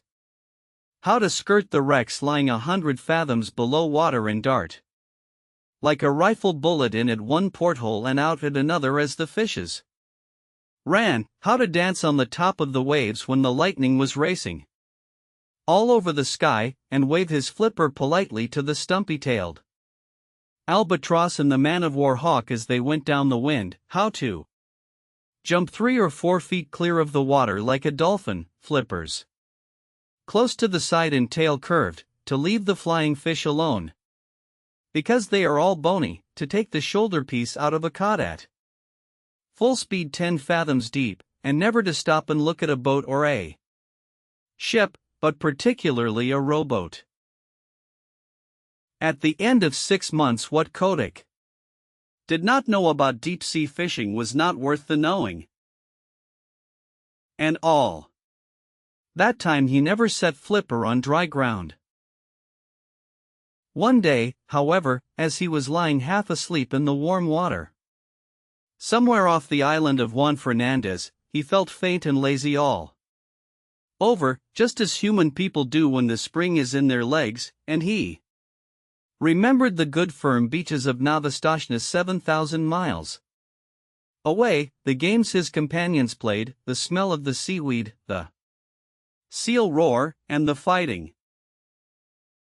That very minute he turned north, swimming steadily, and as he went on he met scores of his mates, all bound for the same place, and they said, "Greeting, Kotick. This year we are all Halaschicky, and we can dance the fire dance and the breakers off lookin' on and play on the new grass." But where did you get that coat? Kotick's fur was almost pure white now, and though he felt very proud of it, he only said, "Swim quickly. My bones are aching for the land." And so they all came to the beaches where they had been born, and heard the old seals, their fathers, fighting in the rolling mist. That night Kotick danced the fire dance with the yearling seals. The sea is full of fire on summer nights all the way down from Novastoshnah to Lookin'-on, and each seal leaves a wake like burning oil behind him in a flaming flash when he jumps, and the waves break in great phosphorescent streaks and swirls. Then they went inland to the Halaschicky grounds and rolled up and down in the new wild wheat and told stories of what they had done while they had been at sea. They talked about the Pacific as boys would talk about a wood that they had been nutting in, and if Anyone had understood them, he could have gone away and made such a chart of that ocean as never was. The 3- and 4-year-old Hollischickie romped down from Hutchinson's Hill crying, "Out of the way, youngsters! The sea is deep and you don't know all that's in it yet.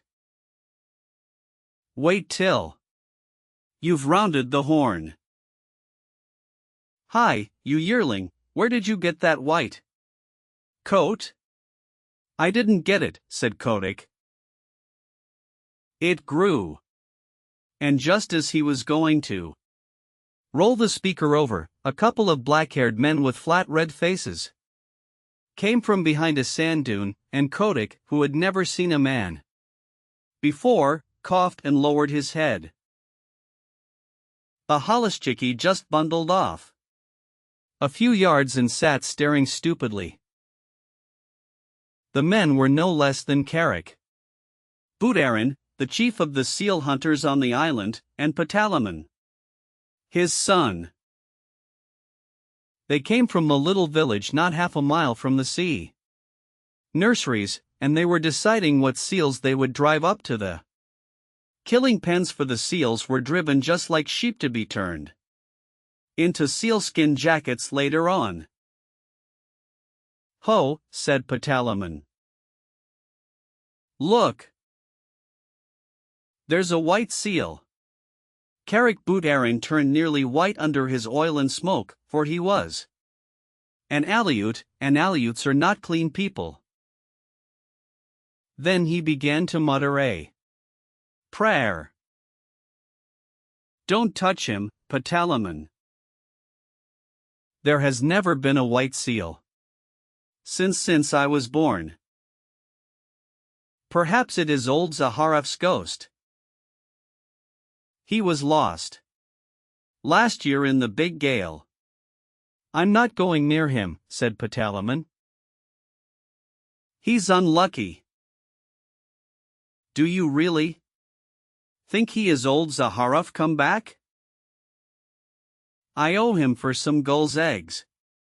"Don't look at him," said Carrick. "Head off that drove of 4-year-olds. The men ought to skin 200 today, but it's the beginning of the season and they are new to the work. 100 will do. Quick!" Patalamon rattled a pair of seal's shoulder bones in front of a herd of Hollischickie, and they stopped dead, puffing and blowing. Then he stepped near and the seals began to move, and Carrick headed them inland. And they never tried to get back to their companions. Hundreds and hundreds of thousands of seals watched them being driven, but they went on playing just the same. Kotick was the only one who asked questions, and none of his companions could tell him anything, except that the men always drove seals in that way for 6 weeks or 2 months of every year. "I am going to follow," he said, and his eyes nearly popped out of his head as he shuffled along in the wake of the herd. "The white seal is coming after us," cried Patalamon. "That's the first time a seal has ever come to the killing grounds alone. HSH. "Don't look behind you," said Carrick. "It is Zaharef's ghost. I must speak to the priest about this." The distance to the killing grounds was only half a mile, but it took an hour to cover, because if the seals went too fast, Carrick knew that they would get heated and then their fur would come off in patches when they were skinned. So they went on very slowly, past Sea Lion's Neck, past Webster House, till they came to the salt house just beyond the sight of the seals on the beach. Kotick followed, panting and wondering. He thought that he was at the world's end, but the roar of the seal nurseries behind him sounded as loud as the roar of a train in a tunnel. Then Kotick sat down on the moss and pulled out a heavy pewter watch. And let the drove cool off for 30 minutes, and Kotick could hear the fog dew dripping off the brim of his cap. Then 10 or 12 men, each with an iron-bound club 3 or 4 feet long, came up, and Kotick pointed out 1 or 2 of the drove that were bitten by their companions, or too hot, and the men kicked those aside with their heavy boots made of the skin of a walrus's throat, and then Kotick said, "Let go," and then the men clubbed the seals on the head as fast as they could. 10 minutes later little Kotick did not recognize his friends anymore, for their skins were ripped off from the nose to the hind flippers, whipped off and thrown down on the ground in a pile. That was enough for Kotick. He turned and galloped. A seal can gallop very swiftly for a short time, back to the sea, his little new mustache bristling with horror. At Sea Lion's neck, where the great sea lions sit on the edge of the surf, he flung himself flipper overhead into the cool water and rocked there, gasping miserably. "What's here?" said a sea lion gruffly. For as a rule the sea lions keep themselves to themselves. "Scoochnie. Oaken Scoochnie. I'm lonesome, very lonesome," said Kotick. "They're killing all the holluschickie on all the beaches." The sea lion turned his head inshore. "Nonsense," he said. "Your friends are making as much noise as ever. You must have seen old Kotick polishing off a drove. He's done that for 30 years. It's horrible," said Kotick, backing water as a wave went over him, and steadying himself with a screw stroke of his flippers that brought him all standing within 3 inches of a jagged edge of rock. "Well done for a yearling," said the sea lion, who could appreciate good swimming. "I suppose it is rather awful from your way of looking at it. But if you seals will come here year after year, of course the men get to know of it, and unless you can find an island where no men ever come, you will always be driven." "Isn't there any such island?" began Kotick. "I've followed the poulteuse, the halibut, for 20 years, and I can't say I've found it yet. But look here, you seem to have a fondness for talking to your betters. Suppose you go to Walrus Islet and talk to Sea Vitch. He may know something." "Don't flounce off like that. It's a 6-mile swim, and if I were you I should haul out and take a nap first." "Little one." Kotick thought that was good advice, so he swam round to his own beach, hauled out, and slept for half an hour, twitching all over, as seals will. Then he headed straight for Walrus Islet, a little low sheet of rocky island almost due northeast from Nabastashna, all ledges and rock and gulls' nests, where the walrus herded by themselves. He landed close to old Sea Vitch, the big, ugly, bloated, pimpled, fat-necked, long-tusked walrus of the North Pacific, who has no manners, except when he is asleep as he was then, with his hind flippers half in and half out of the surf. "Wake up," barked Kotick, for the gulls were making a great noise. "Ha! Ho! Humph! What's that?" said Sea Vitch, and he struck the next walrus a blow with his tusks and waked him up, and the next struck the next, and so on till they were all awake and staring in every direction but the right one. "Hi! It's me," said Kotick, bobbing in the surf and looking like a little white slug. "Well, "May I be skinned?" said Sea Vitch, and they all looked at Kotick. As you can fancy, a club full of drowsy old gentlemen would look at a little boy. Kotick did not care to hear any more about skinning just then. He had seen enough of it. So he called out, "Isn't there any place for seals to go where men don't ever come?" "Go and find out," said Sea Vitch, shutting his eyes. "Run away.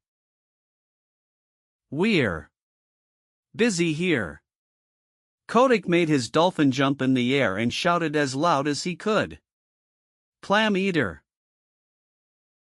Clam eater!" He knew that Sea Vitch never caught a fish in his life, but always rooted for clams and seaweed, though he pretended to be a very terrible person.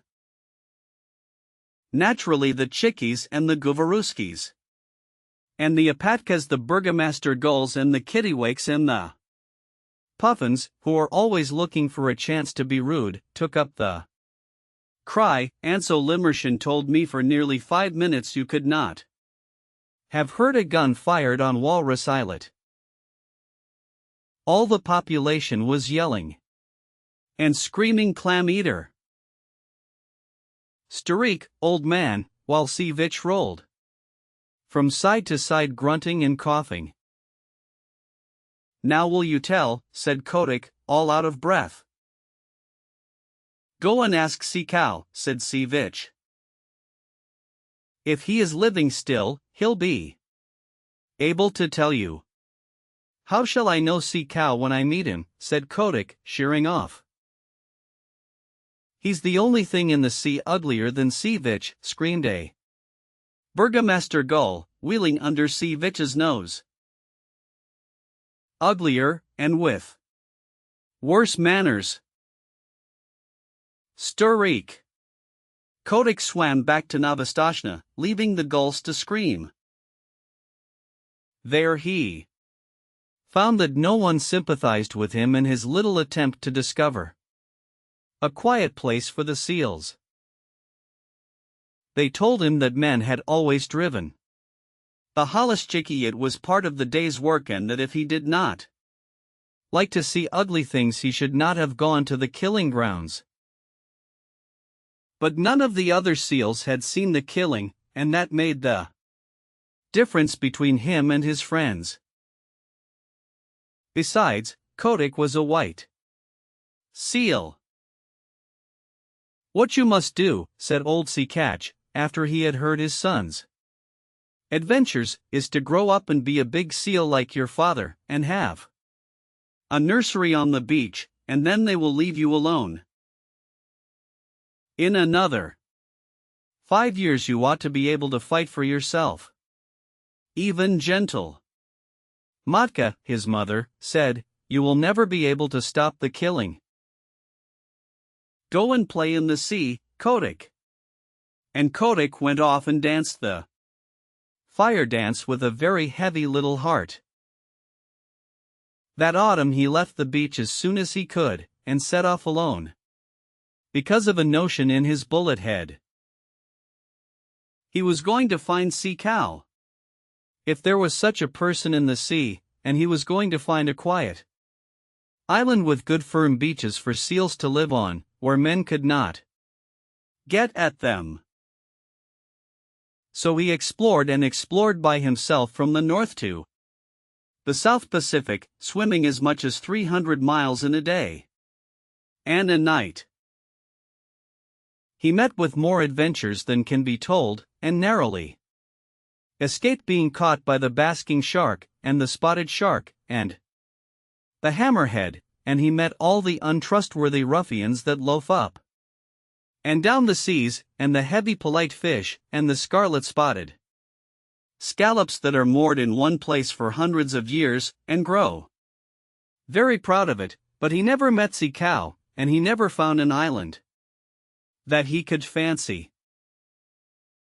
If the beach was good and hard, with a slope behind it for seals to play on, there was always the smoke of a whaler on the horizon, boiling down blubber, and Kotick knew what that meant.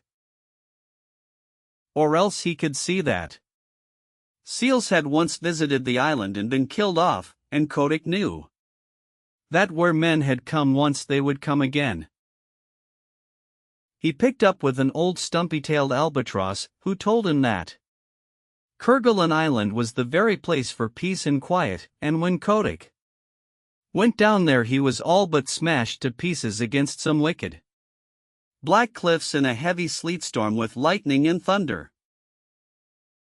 Yet as he pulled out against the gale he could see that even there had once been a seal nursery. And it was so in all the other islands that he visited. Limmershin gave a long list of them, for he said that Kotick spent 5 seasons exploring, with a 4 months' rest each year at Novastoshnah, when the Hathi used to make fun of him and his imaginary islands. He went to the Galapagos, a horrid dry place on the equator, where he was nearly baked to death. He went to the Georgia Islands, the Orkneys, Emerald Island, Little Nightingale Island, Gough's Island, Bouvet's Island, the Crossets, and even to a little speck of an island south of the Cape of Good Hope. But everywhere the people of the sea told him the same things. Seals had come to those islands once upon a time, but men had killed them all off. Even when he swam thousands of miles out of the Pacific and got to a place called Cape Corrientes, that was when he was coming back from Gough's Island, he found a few hundred mangy seals on a rock, and they told him that men came there too. That nearly broke his heart, and he headed round the Horn back to his own beaches, and on his way north he hauled out on an island full of green trees, where he found an old seal who was dying, and Kotick caught fish for him and told him all his sorrows. "Now," said Kotick, "I am going back to Novastoshnah, and if I am driven to the killing pens with the Hathi I shall not care." The old seal said, "Try once more. I am the last of the lost rookery of Massafura, and in the days when men killed us by the 100,000, there was a story on the beaches that someday a white seal would come out of the north and lead the seal people to a quiet place. I am old, and I shall never live to see that day, but others will. Try once more." And Kotick curled up his mustache, it was a beauty, and said, "I am the only white seal that has ever been born on the beaches, and I am the only seal, black or white, who ever thought of looking for new islands." This cheered him immensely, and when he came back to Novastoshnah that summer, Matka, his mother, begged him to marry and settle down, for he was no longer a Hathi but a full-grown sea catch, with a curly white mane on his shoulders, as heavy, as big, and as fierce as his father. "Give me another season," he said. "Remember, mother, it is always the 7th wave that goes farthest up the beach." Curiously enough, there was another seal who thought that she would put off marrying till the next year, and Kotick danced the fire dance with her all down Lukannon beach the night before he set off on his last exploration. This time he went westward, because he had fallen on the trail of a great shoal of halibut, and he needed at least 100 pounds of fish a day to keep him in good condition. He chased them till he was tired, and then he curled himself up and went to sleep on the hollows of the ground swell that sets into Copper Island. He knew the coast perfectly well, so about midnight, when he felt himself gently bumped on a weed bed, he said, "Tide's running strong tonight," and, turning over under water, opened his eyes slowly and stretched. Then he jumped like a cat, for he saw huge things nosing about in the shoal. water and browsing on the heavy fringes of the weeds. "By the great combers of Magellan," he said, beneath his mustache. "Who in the deep sea are these people?" They were like no walrus, sea lion, seal, bear, whale, shark, fish, squid, or scallop that Kotick had ever seen before. They were between 20 and 30 feet long, and they had no hind flippers, but a shovel-like tail that looked as if it had been whittled out of wet leather. Their heads were the most foolish-looking things you ever saw, and they balanced on the ends of their tails in deep water when they weren't grazing, bowing solemnly to each other and waving their front flippers as a fat man waves his arm. "Ahem," said Kotick. "Good sport, gentlemen?" The big things answered by bowing and waving their flippers like the frog footmen. When they began feeding again, Kotick saw that their upper lip was split into two pieces that they could twitch apart about a foot and bring together again with a whole bushel of seaweed between the splits. They tucked the stuff into their mouths and chumped solemnly. "Messy style of feeding, that," said Kotick. They bowed again, and Kotick began to lose his temper. "Very good," he said. "If you do happen to have an extra joint in your front flipper, you needn't show off so. I see you bow gracefully, but I should like to know your names." The split lips moved and twitched, and the glassy green eyes stared, but they did not speak. "Well," said Kotick, "you're the only people I've ever met uglier than sea vichan with worse manners." Then he remembered in a flash what the Burgomaster Gull had screamed to him when he was a little yearling at Walrus Islet, and he tumbled backward in the water, for he knew that he had found sea cow at last. The sea cows went on schlooping and grazing and chumping in the weed, and Kotick asked them questions in every language that he had picked up in his travels, and the sea people talked nearly as many languages as human beings. But the sea cows did not answer because sea cow cannot talk.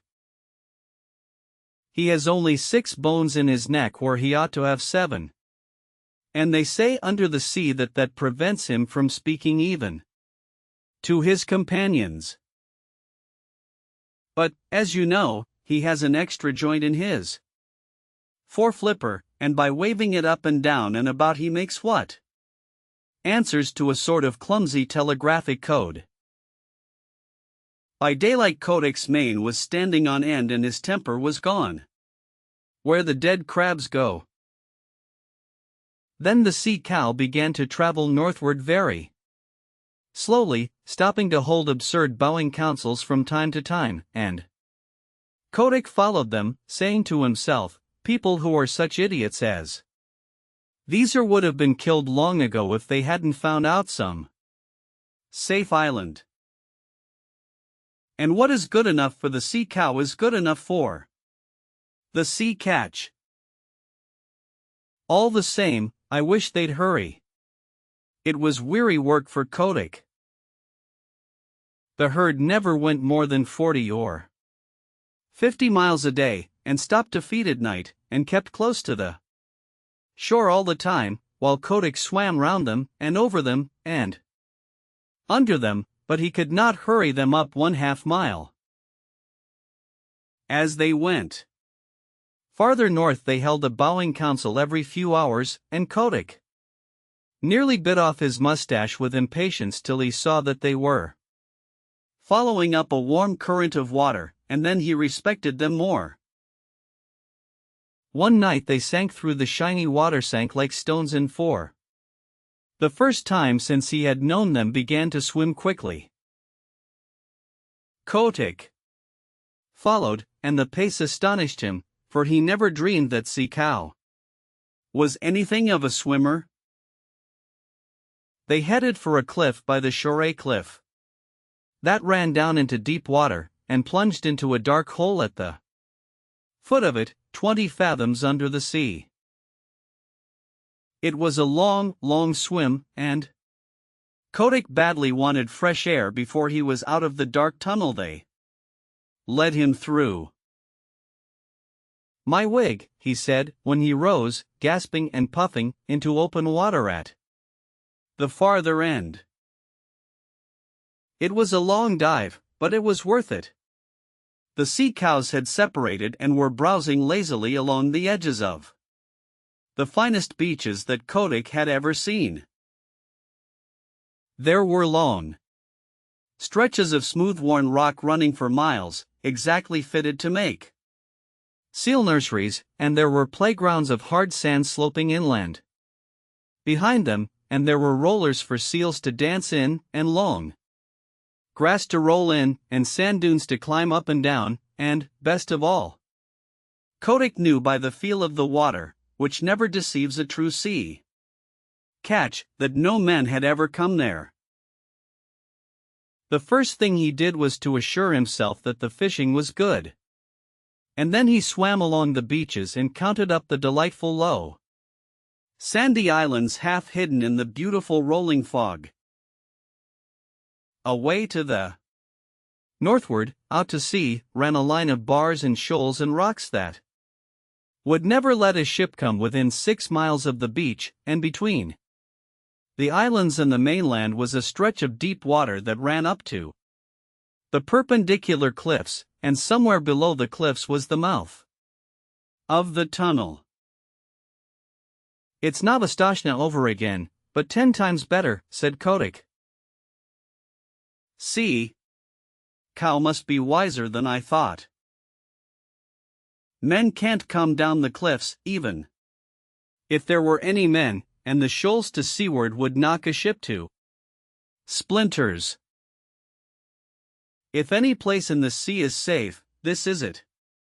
He began to think of the seal he had left behind him, but though he was in a hurry to go back to Novastoshnah, he thoroughly explored the new country, so that he would be able to answer all questions.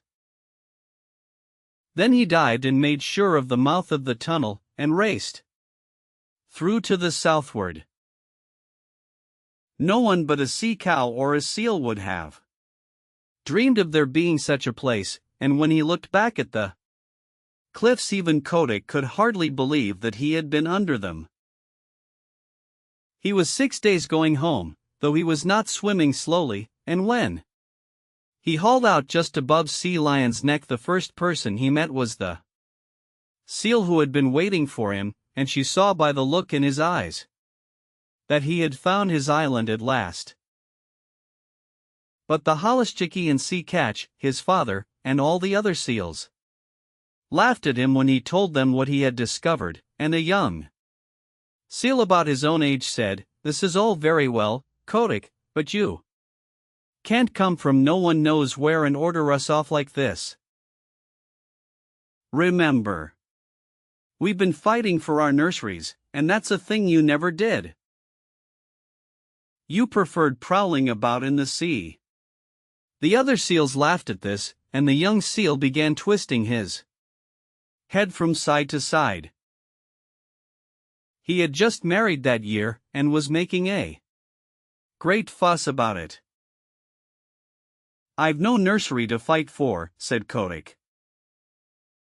"I only want to show you all a place where you will be safe." "What's the use of fighting?"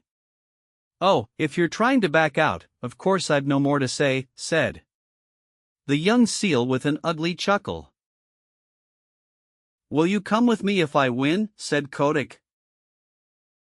And a green light came into his eye, for he was very angry at having to fight at all. "Very good," said the young seal carelessly. "If you win, I'll come." He had no time to change his mind, for Kotick's head was out in his teeth sunk in the blubber of the young seal's neck. Then he threw himself back on his haunches and hauled his enemy down the beach, shook him, and knocked him over. Then Kotick roared to the seals, "I've done my best for you these 5 seasons past.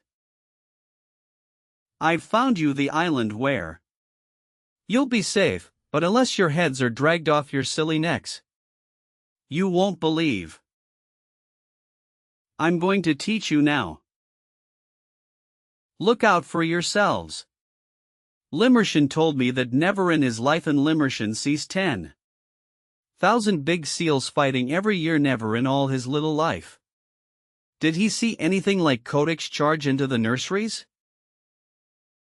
He flung himself at the biggest sea catch he could find, caught him by the throat, choked him and bumped him and banged him till he grunted for mercy, and then threw him aside and attacked the next. You see, Kotick had never fasted for 4 months as the big seals did every year, and his deep-sea swimming trips kept him in perfect condition, and, best of all, he had never fought before. His curly white mane stood up with rage, and his eyes flamed, and his big dog teeth glistened, and he was splendid to look at. Old Sea Catch, his father, saw him tearing past, hauling the grizzled old seals about as though they had been halibut, and upsetting the young bachelors in all directions, and Sea Catch gave a roar and shouted, "He may be a fool, but he is the best fighter on the beaches. Don't tackle your father, my son. He's with you." Kotick roared in answer, and old Sea Catch waddled in with his mustache on end, blowing like a locomotive, while Matka and the seal that was going to marry Kotick cowered down and admired their menfolk. It was a gorgeous fight, for the two fought as long as there was a seal that dared lift up his head, and when there were none they paraded grandly up and down the beach side by side, bellowing. At night, just as the northern lights were winking and flashing through the fog, Kotick climbed a bare rock and looked down on the scattered nurseries and the torn and bleeding seals. "Now," he said, "I've taught you your lesson." "My wig," said old Sea Catch, boosting himself up stiffly, for he was fearfully mauled. The killer whale himself could not have cut them up worse.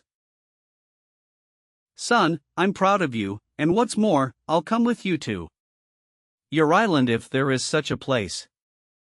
Hear you, fat pigs of the sea. Who comes with me to the sea cow's tunnel?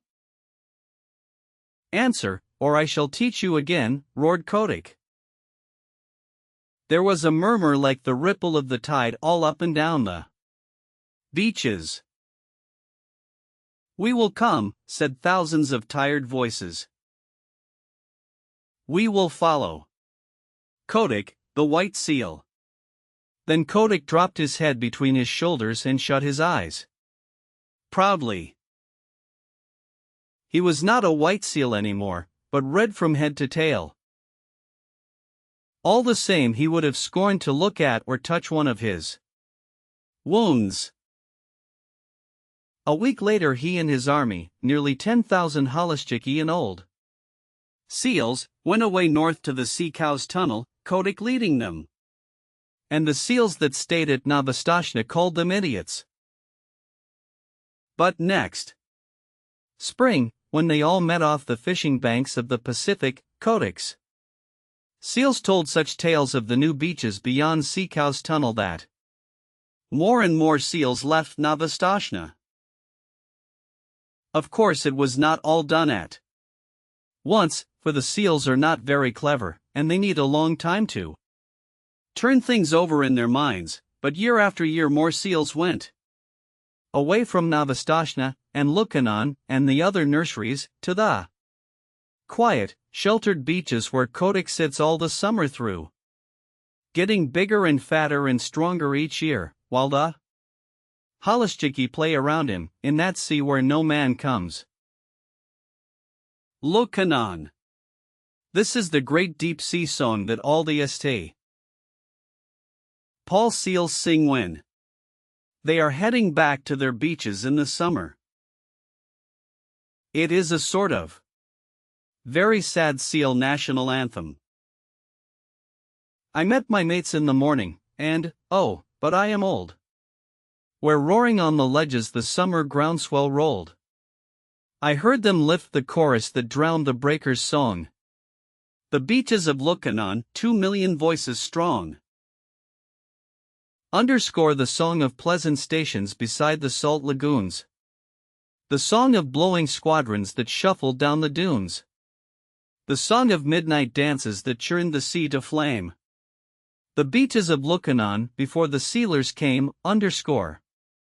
I met my mates in the morning, I'll never meet them more. They came and went in legions that darkened all the shore. And o'er the foam-flecked offing as far as voice could reach, we hailed the landing parties and we sang them up the beach. Underscore the beaches of Lukanan, the winter wheat so tall. The dripping, crinkled lichens, and the sea fog drenching all.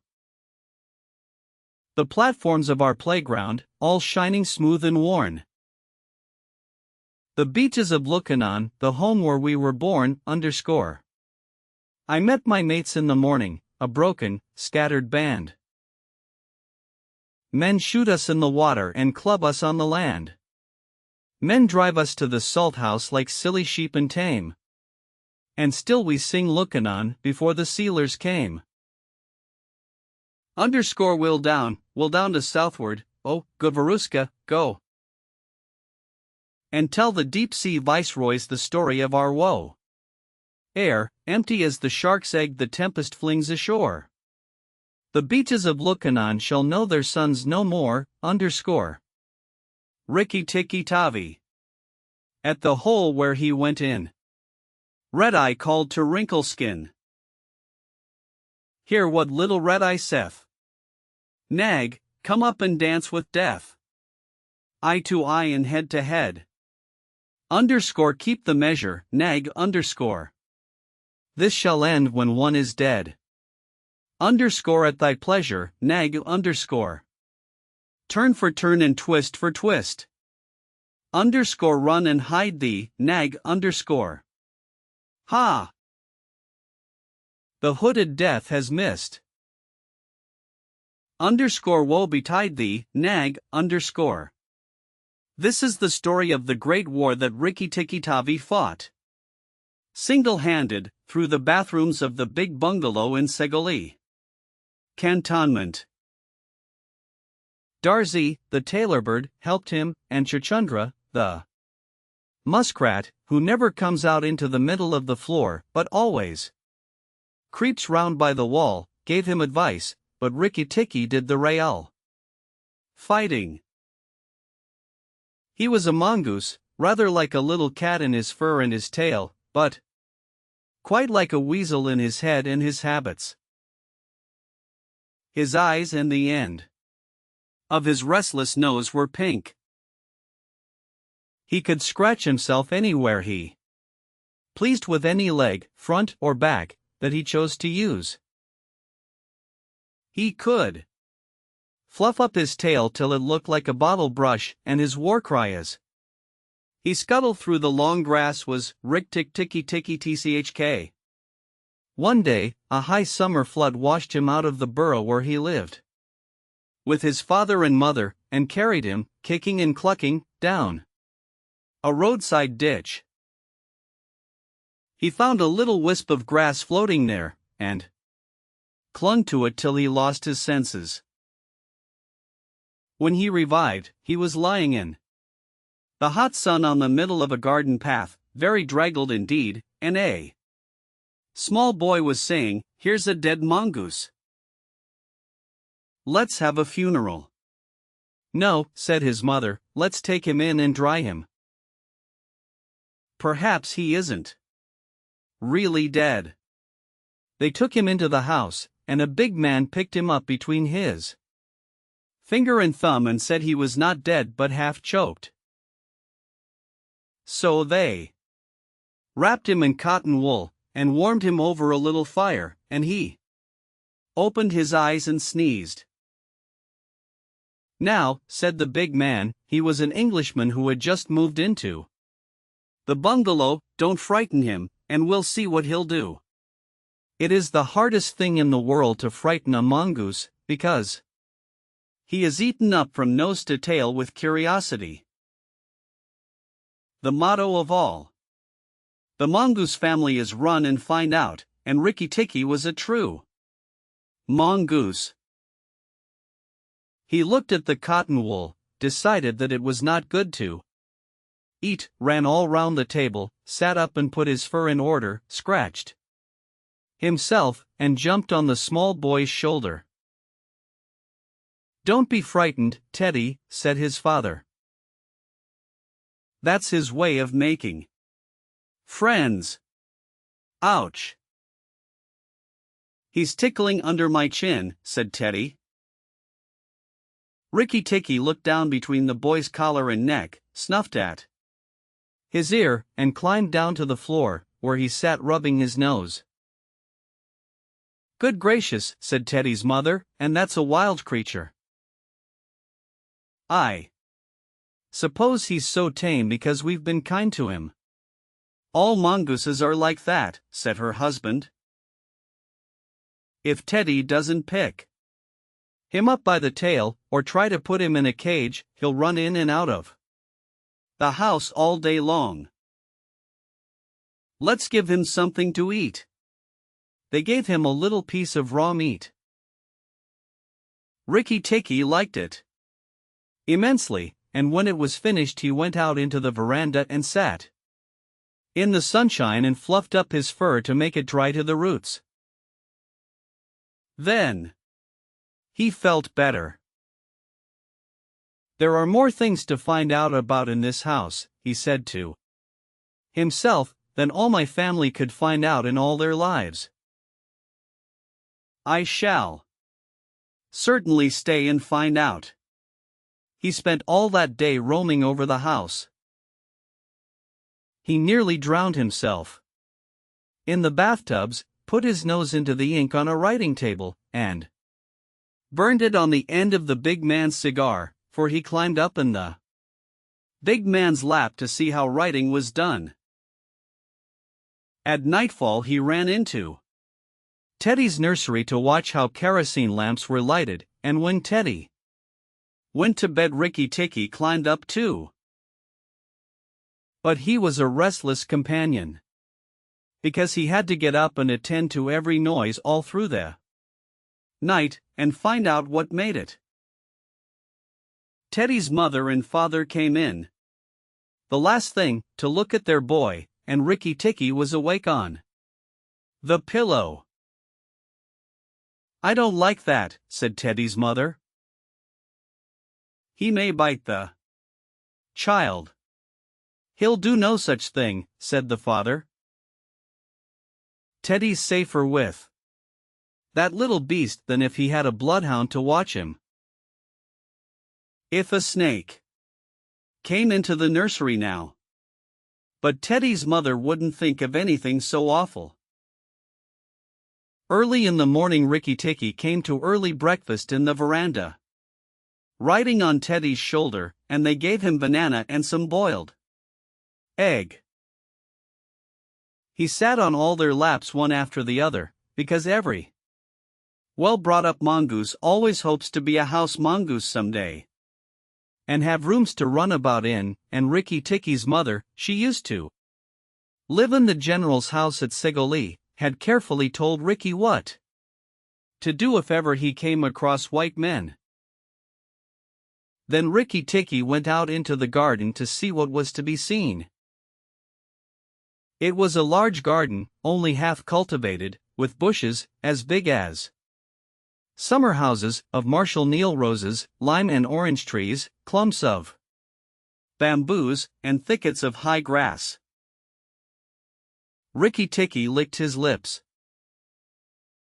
"This is a splendid hunting ground," he said, and his tail grew bottle-brushy at the thought of it, and he scuttled up and down the garden, snuffing here and there till he heard very sorrowful voices in a thorn bush. It was Darzee, the tailor bird, and his wife. They had made a beautiful nest by pulling two big leaves together and stitching them up the edges with fibers, and had filled the hollow with cotton and downy fluff. The nest swayed to and fro, as they sat on the rim and cried. "What is the matter?" asked Rikki-Tikki. "We are very miserable," said Darzee. "One of our babies fell out of the nest yesterday and Nag ate him." Said Rikki-Tikki, "that is very sad, but I am a stranger here." "Who is Nag?" Darzee and his wife only cowered down in the nest without answering, for from the thick grass at the foot of the bush there came a low hiss, a horrid cold sound that made Rikki-Tikki jump back 2 clear feet. Then, inch by inch out of the grass rose up the head and spread hood of Nag, the big black cobra, and he was 5 feet long from tongue to tail. When he had lifted 1/3 of himself clear of the ground, he stayed balancing to and fro exactly as a dandelion tuft balances in the wind. And he looked at Rikki-Tikki with the wicked snake's eyes that never change their expression, whatever the snake may be thinking of. "Who is Nag?" said he. "I am Nag. The great god Brahm put his mark upon all our people, when the first cobra spread his hood to keep the sun off Brahm as he slept. Look, and be afraid." He spread out his hood more than ever, and Rikki-Tikki saw the spectacle mark on the back of it that looks exactly like the eye part of a hook and eye fastening. He was afraid for the minute, but it is impossible for a mongoose to stay frightened for any length of time, and though Rikki-Tikki had never met a live cobra before, his mother had fed him on dead ones, and he knew that all a grown mongoose's business in life was to fight and eat snakes. Nag knew that too, and, at the bottom of his cold heart, he was afraid. "Well," said Rikki-Tikki, and his tail began to fluff up again, "marks or no marks, do you think it is right for you to eat fledglings out of a nest?" Nag was thinking to himself, and watching the least little movement in the grass behind Rikki-Tikki. He knew that mongooses in the garden meant death sooner or later for him and his family, but he wanted to get Rikki-Tikki off his guard. So he dropped his head a little, and put it on one side. "Let us talk," he said. "You eat eggs. Why should not I eat birds? Behind you." "Look behind you," sang Darzee. Rikki-Tikki knew better than to waste time in staring. He jumped up in the air as high as he could go, and just under him whizzed by the head of Nagina, Nag's wicked wife. She had crept up behind him as he was talking, to make an end of him. He heard her savage hiss as the stroke missed. He came down almost across her back, and if he had been an old mongoose he would have known that then was the time to break her back with one bite, but he was afraid of the terrible lashing return stroke of the cobra. He bit, indeed, but did not bite long enough, and he jumped clear of the whisking tail, leaving Nagina torn and angry. "Wicked, wicked Darzee," said Nag, lashing up as high as he could reach toward the nest in the thorn bush. But Darzee had built it out of reach. of snakes, and it only swayed to and fro. Rikki-Tikki felt his eyes growing red and hot. When a mongoose's eyes grow red, he is angry, and he sat back on his tail and hind legs like a little kangaroo, and looked all round him, and chattered with rage. But Nag and Nagana had disappeared into the grass. When a snake misses its stroke, it never says anything or gives any sign of what it means to do next. Rikki-Tikki did not care to follow them, for he did not feel sure that he could manage 2 snakes at once. So he trotted off to the gravel path near the house, and sat down to think. It was a serious matter for him.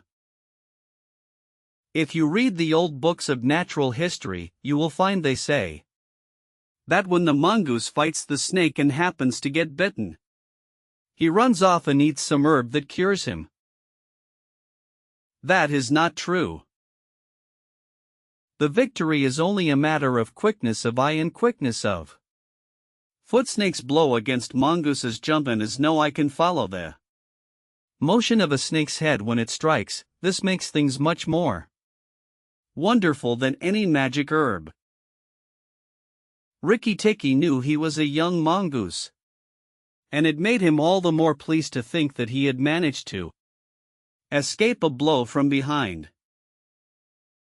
It gave him confidence in himself, and when Teddy came running down the path, Rikki-Tikki was ready to be petted. But just as Teddy was stooping, something wriggled a little in the dust, and a tiny voice said, "Be careful. I am deaf." It was Karite, the dusty brown snakeling that lies for choice on the dusty earth, and his bite is as dangerous as the cobra's. But he is so small that nobody thinks of him, and so he does the more harm to people. Rikki-Tikki's eyes grew red again, and he danced up to Karite with the peculiar rocking, swaying motion that he had inherited from his family.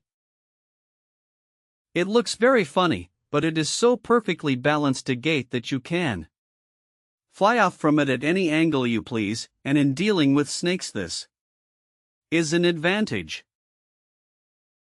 If Rikki-Tikki had only known, he was doing a much more dangerous thing than fighting Nag, for Karite is so small, and can turn so quickly, that unless Rikki bit him close to the back of the head, he would get the return stroke in his eye or his lip. But Rikki did not know. His eyes were all red, and he rocked back and forth, looking for a good place to hold. Karite struck out.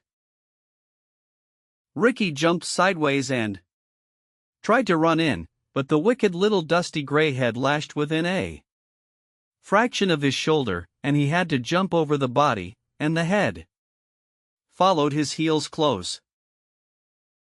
Teddy shouted to the house, "Oh, look here. Our mongoose is killing a snake." And Rikki-Tikki heard a scream from Teddy's mother. His father ran out with a stick, but by the time he came up, Karite had lunged out once too far, and Rikki-Tikki had sprung, jumped on the snake's back, dropped his head far between his forelegs, bitten as high up the back as he could get hold, and rolled away. That bite paralyzed Karite, and Rikki-Tikki was just going to eat him up from the tail, after the custom of his family at dinner, when he remembered that a full meal makes a slow mongoose, and if he wanted all his strength and quickness ready, he must keep himself thin. He went away for a dust bath under the castor oil bushes, while Teddy's father beat the dead Karite. What is the use of that, thought Rikki-Tikki. I have settled it all. And then Teddy's mother picked him up from the dust and hugged him, crying that he had saved Teddy from death, and Teddy's father said that he was a providence, and Teddy looked on with big scared eyes. Rikki-Tikki was rather amused at all the fuss, which, of course, he did not understand. Teddy's mother might just as well have petted Teddy for playing in the dust. Rikki was thoroughly enjoying himself. That night at dinner, walking to and fro among the wineglasses on the table, he might have stuffed himself 3 times over with nice things. But he remembered Nag and Nagina, and though it was very pleasant to be patted and petted by Teddy's mother, and to sit on Teddy's shoulder, his eyes would get red from time to time, and he would go off into his long war cry of Rikki-Tikki-Tavi. Teddy carried him off to bed, and insisted on Rikki-Tikki sleeping under his chin. Rikki-Tikki was too well bred to bite or scratch, but as soon as Teddy was asleep he went off for his nightly walk round the house. And in the dark he ran up against Chuchundra, the muskrat, creeping around by the wall. Chuchundra is a broken-hearted little beast. He whimpers and cheeps all the night, trying to make up his mind to run into the middle of the room. But he never gets there. "Don't kill me," said Chuchundra, almost weeping. "Rikki-Tikki, don't kill me." "Do you think a snake killer kills muskrats?" said Rikki-Tikki scornfully. "Those who kill snakes get killed by snakes," said Chuchundra, more sorrowfully than ever. "And how am I to be sure that Nag won't mistake me for you some dark night?" "There's not the least danger," said Rikki-Tikki. "But Nag is in the garden, and I know you don't go there." "My cousin Chua, the rat, told me," said Chuchundra, and then he stopped. "Told you what?" "HSH. Nag is everywhere, Rikki-Tikki. You should have talked to Chua in the garden." "I didn't, so you must tell me." "Quick, Chuchundra, or I'll bite you." Chuchundra sat down and cried till the tears rolled off his whiskers. "I am a very poor man," he sobbed. "I never had spirit enough to run out into the middle of the room. HSH. I mustn't tell you anything." "Can't you hear, Rikki-Tikki?" Rikki-Tikki listened. The house was as still, but he thought he could just catch the faintest scratch in the world, a noise as faint as that of a wasp walking on a window pane, the dry scratch of a snake's scales on brickwork. "That's Nag or Nagina," he said to himself, "and he is crawling into the bathroom sluice." "You're right, Chuchundra, I should have talked to Chua." He stole off to Teddy's bathroom, but there was nothing there, and then to Teddy's mother's bathroom. At the bottom of the smooth plaster wall, there was a brick pulled out to make a sluice for the bath water, and as Rikki-Tikki stole in by the masonry curb where the bath is put, he heard Nag and Nagina whispering together outside in the moonlight.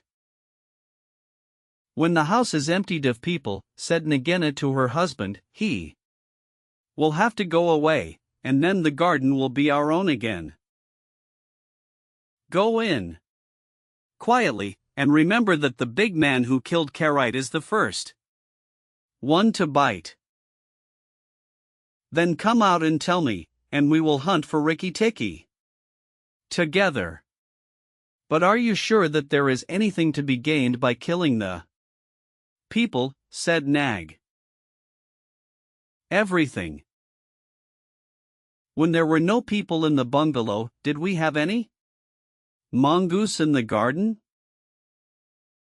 So long as the bungalow is empty, we are king and queen of the garden, and remember that as soon as our eggs in the melon bed hatch, as they may tomorrow, our children will need room and quiet. I had not thought of that, said Nag. I will go, but there is no need that we should hunt for Rikki-Tikki afterward. I will kill the big man and his wife and the child if I can, and come away quietly. Then the bungalow will be empty, and Rikki-Tikki will go. Rikki-Tikki tingled all over with rage and hatred at this, and then Nag's head came through the sluice, and his 5 feet of cold body followed it. Angry as he was, Rikki-Tikki was very frightened as he saw the size of the big cobra. Nag coiled himself up, raised his head, and looked into the bathroom in the dark, and Rikki could see his eyes glitter. Now, if I kill him here, Nagina will know, and if I fight him on the open floor, the odds are in his favor. What am I to do? Said Rikki-Tikki-Tavi. Nag waved to and fro, and then Rikki-Tikki heard him drinking from the biggest water jar that was used to fill the bath. That is good, said the snake. Now, when Karite was killed, the big man had a stick. He may have that stick still, but when he comes in to bathe in the morning he will not have a stick. I shall wait here till he comes. Nagina, do you hear me? I shall wait here in the cool till daytime. There was no answer from outside, so Rikki-Tikki knew Nagina had gone away. Nag coiled himself down, coil by coil, round the bulge at the bottom of the water jar, and Rikki-Tikki stayed still as death. After an hour he began to move, muscle by muscle, toward the jar.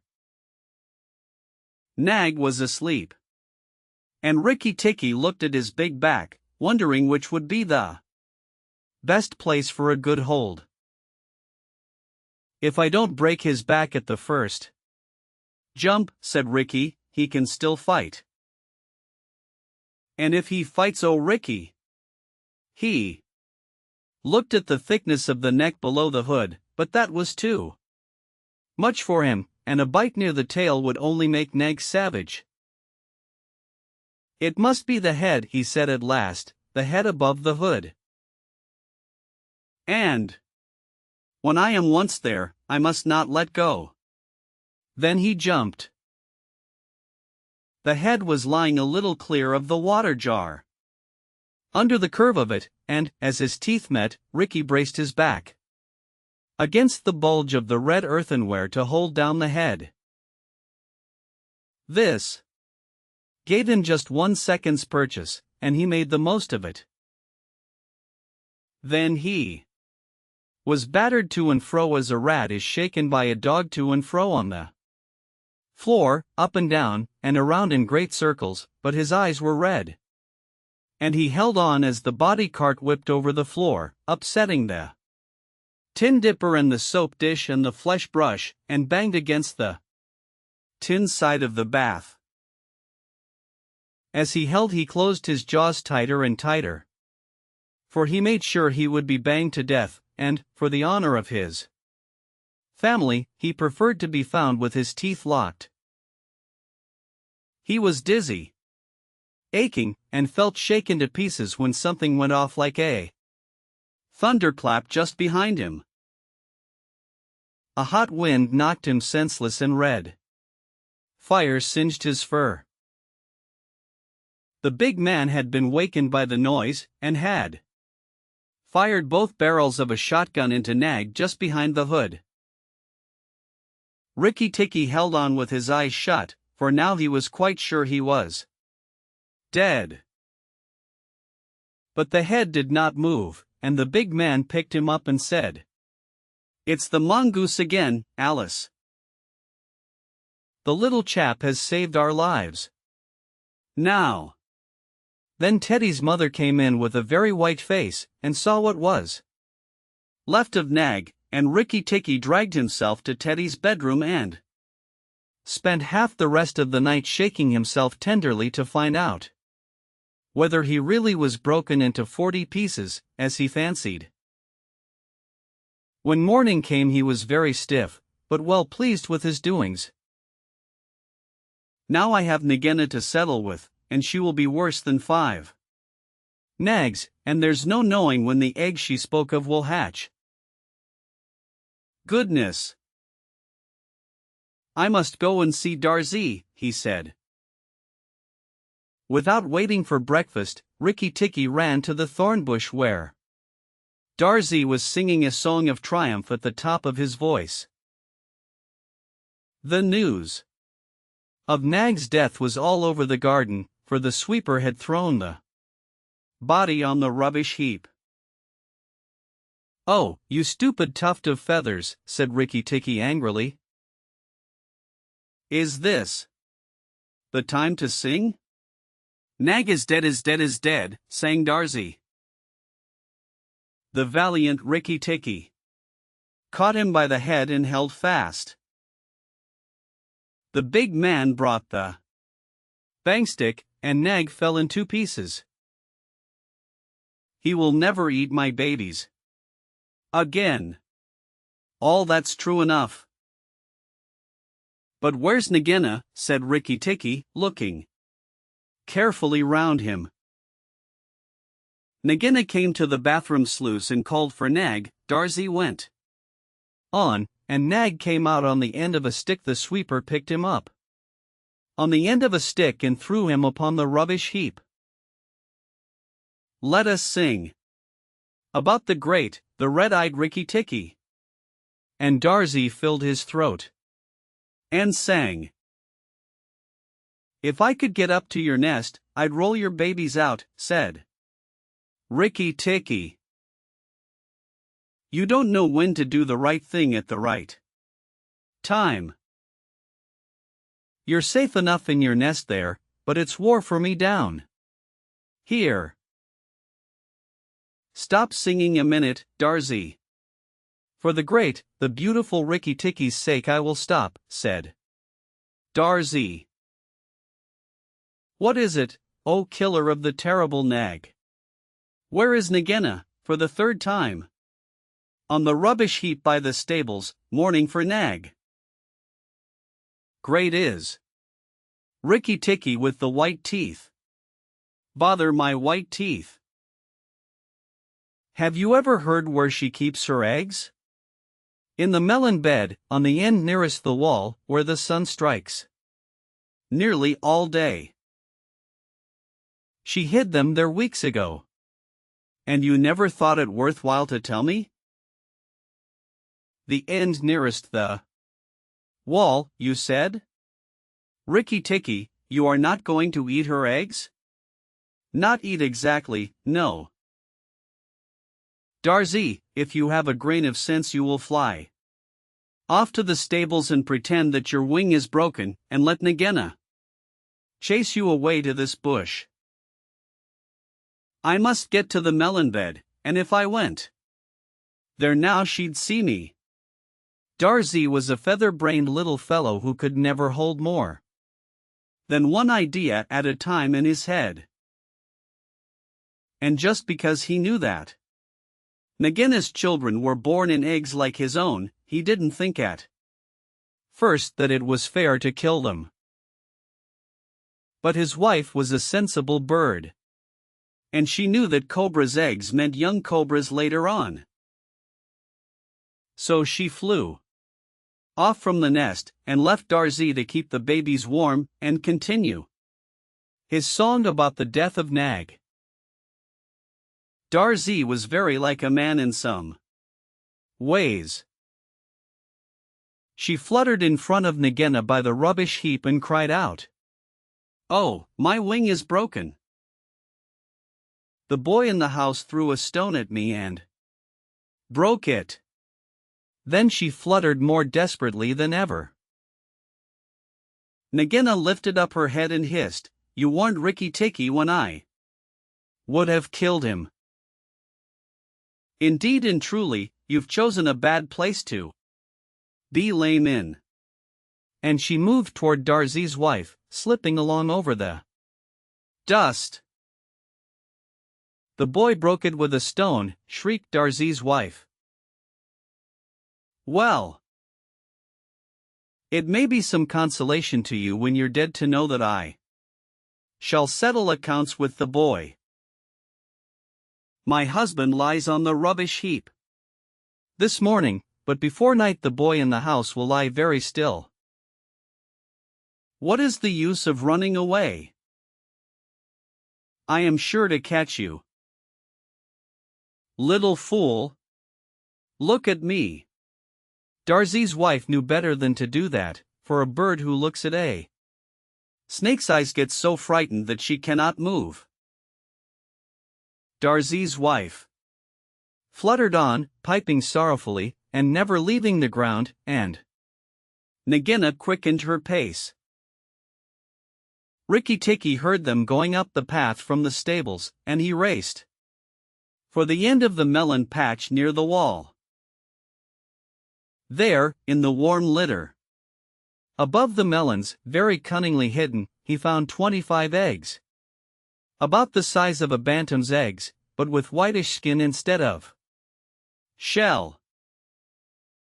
"I was not a day too soon," he said, for he could see the baby cobras curled up inside the skin, and he knew that the minute they were hatched, they could each kill a man or a mongoose.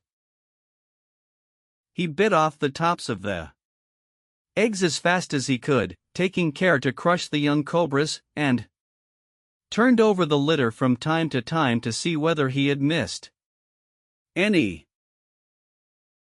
At last there were only 3 eggs left, and Rikki-Tikki began to chuckle to himself when he heard Darzee's wife screaming, "Rikki-Tikki, I led Nagina toward the house, and she has gone into the veranda. Anno, come quickly, she means killing." Rikki-Tikki smashed 2 eggs, and tumbled backward down the melon bed, with the 3rd egg in his mouth, and scuttled to the veranda as hard as he could put foot to the ground.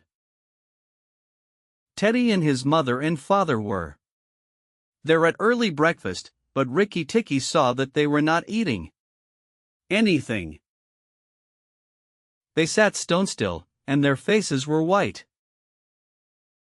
Nagina was coiled up on the matting by Teddy's chair, within easy striking distance of Teddy's bare leg, and she was swaying to and fro, singing a song of triumph. "Son of the big man that killed Nag," she hissed, "stay still. I am not ready yet. Wait a little. Keep very still, all you 3. If you move I strike, and if you do not move I strike." "Oh, foolish people, who killed my Nag?" Teddy's eyes were fixed on his father, and all his father could do was to whisper, "Sit still, Teddy. You mustn't move. Teddy, keep still." Then Rikki-Tikki came up and cried, "Turn round, Nagina. Turn and fight." "All in good time," said she, without moving her eyes. "I will settle my account with you presently. Look at your friends, Rikki-Tikki. They are still in white. They are afraid. They dare not move, and if you come a step nearer I strike." "Look at your eggs," said Rikki-Tikki, "in the melon bed near the wall. Go and look, Nagina." The big snake turned half around, and saw the egg on the veranda. Ah-H! "Give it to me," she said. Rikki-Tikki put his paws one on each side of the egg, and his eyes were blood red. "What price for a snake's egg?" "For a young cobra?" "For a young king cobra?" "For the very last of the brood?" The ants are eating all the others down by the melon bed. Nagina spun clear round, forgetting everything for the sake of the one egg. Rikki-Tikki saw Teddy's father shoot out a big hand, catch Teddy by the shoulder, and drag him across the little table with the teacups, safe and out of reach of Nagina. Tricked! Tricked! Tricked! Rikki-Tikki-Tavi, chuckled Rikki-Tikki. "The boy is safe, and it was I that caught Nag by the hood last night in the bathroom." Then he began to jump up and down, all 4 feet together, his head close to the floor. "He threw me to and fro, but he could not shake me off. He was dead before the big man blew him in two. I did it." Rikki-Tikki-Tavi. "Come then, Nagina. Come and fight with me. You shall not be a widow long." Nagina saw that she had lost her chance of killing Teddy, and the egg lay between Rikki-Tikki's paws. "Give me the egg, Rikki-Tikki. Give me the last of my eggs, and I will go away and never come back," she said, lowering her hood. "Yes, you will go away, and you will never come back. For you will go to the rubbish heap with Nag. Fight, widow. The big man has gone for his gun. Fight." Rikki-Tikki was bounding all round Nagina, keeping just out of reach of her stroke, his little eyes like hot coals. Nagina gathered herself together and flung out at him. Rikki-Tikki jumped up and backward. Again. And again she struck, and each time her head came with a whack on the matting of the veranda, and she gathered herself together like a watch spring. Then Rikki-Tikki danced in a circle to get behind her, and Nagina spun round to keep her head to his head, so that the rustle of her tail on the matting sounded like dry leaves blown along by the wind. He had forgotten the egg. It still lay on the veranda, and Nagina came nearer and nearer to it, till at last, while Rikki-Tikki was drawing breath, she caught it in her mouth, turned to the veranda steps, and flew like an arrow down the path, with Rikki-Tikki behind her. When the cobra runs for her life, she goes like a whiplash flicked across a horse's neck. Rikki-Tikki knew that he must catch her, or all the trouble would begin again. She headed straight for the long grass by the thorn bush, and as he was running, Rikki-Tikki heard Darzee still singing his foolish little song of triumph.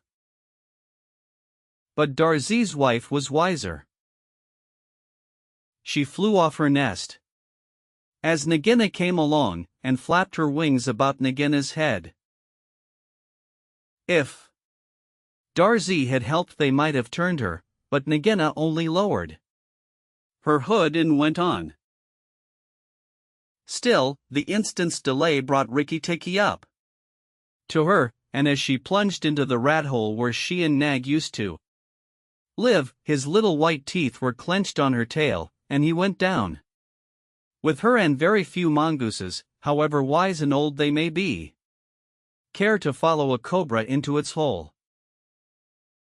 It was dark in the hole, and Rikki-Tikki never knew when it might open out and give Nagina room to turn and strike at him. He held on savagely, and stuck out his feet to act as brakes on the dark slope of the hot, moist earth. Then the grass by the mouth of the hole stopped waving, and Darzee said, "It is all over with Rikki-Tikki. We must sing his death song. Valiant. Rikki-Tikki is dead. For Nagina will surely kill him underground."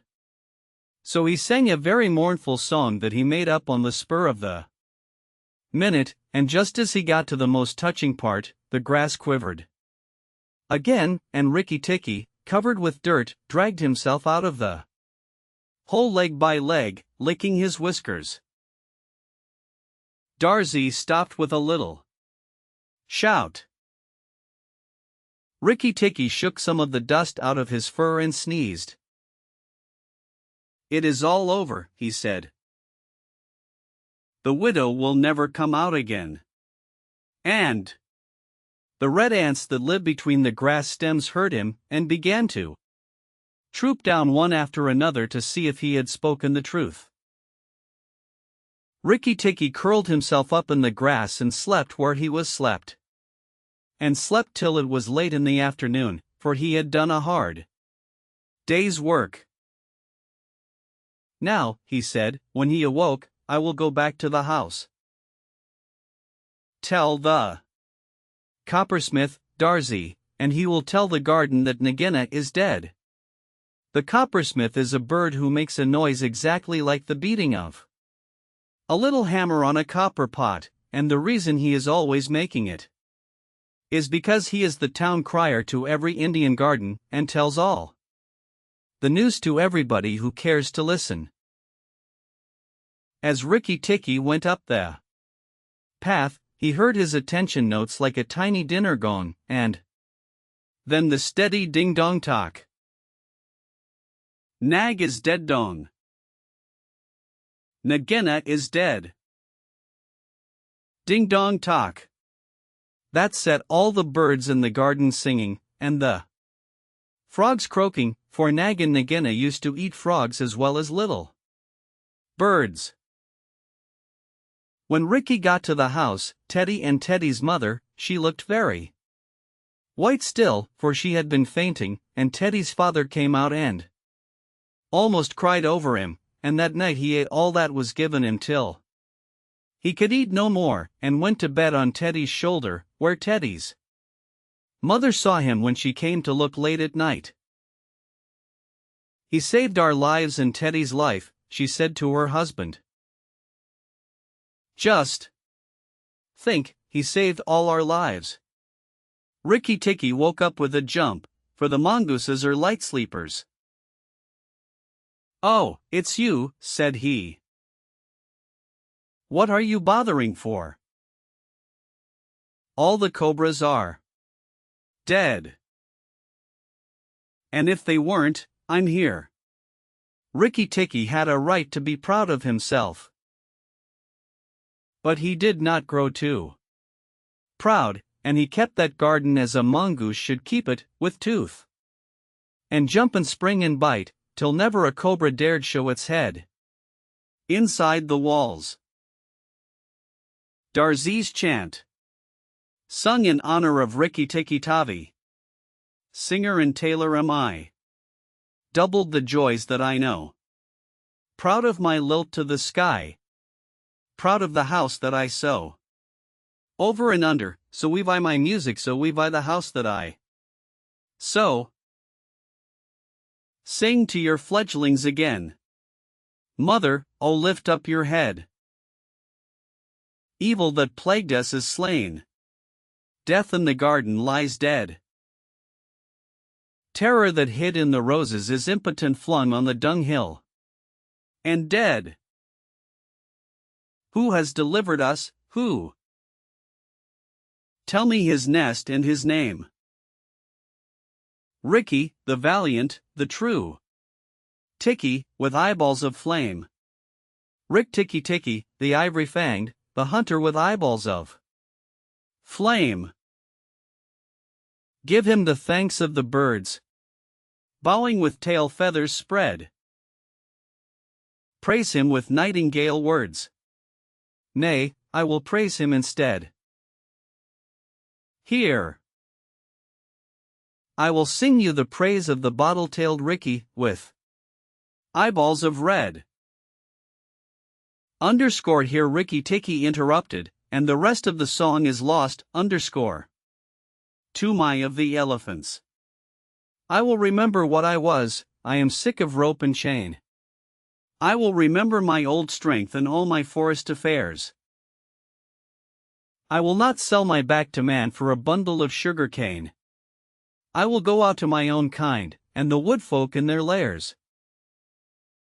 I will go out until the day, until the morning break. Out to the wind's untainted kiss, the water's clean caress. I will forget my ankle ring and snap my picket stake. I will revisit my lost loves, and playmates masterless. Kala Nag, which means black snake, had served the Indian government in every way that an elephant could serve it for 47 years, and as he was fully 20 years old when he was caught, that makes him nearly 70 a ripe age for an elephant. He remembered pushing, with a big leather pad on his forehead, at a gun stuck in deep mud, and that was before the Afghan War of 1842, and he had not then come to his full strength.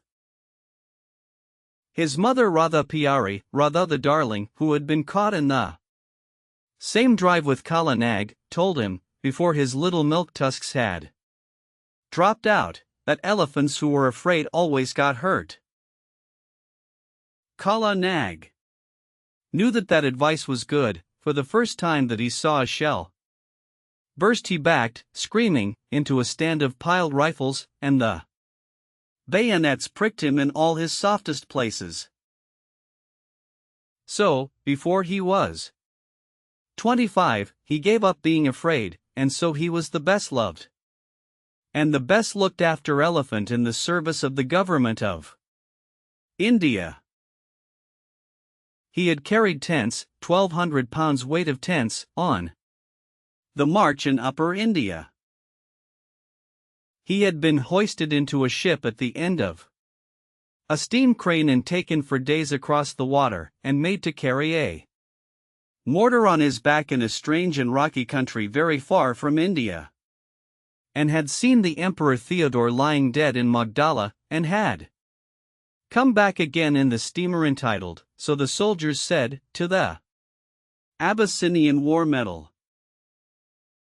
He had seen his fellow elephants die of cold and epilepsy and starvation and sunstroke up at a place called Ali Masjid. 10 years later, and afterward, he had been sent down thousands of miles south to haul and pile big blocks of teak in the timber yards at Moulmein. There he had half killed an insubordinate young elephant who was shirking his fair share of work. After that he was taken off timber hauling, and employed, with a few score other elephants who were trained to the business, in helping to catch wild elephants among the Garo hills. Elephants are very strictly preserved by the Indian government. There is one whole department which does nothing else but hunt them, and catch them, and break them in, and send them up and down the country as they are needed for work. Kala Nag stood 10 fair feet at the shoulders, and his tusks had been cut off short at 5 feet, and bound round the ends, to prevent them splitting, with bands of copper, but he could do more with those stumps than any untrained elephant could do with the real sharpened ones.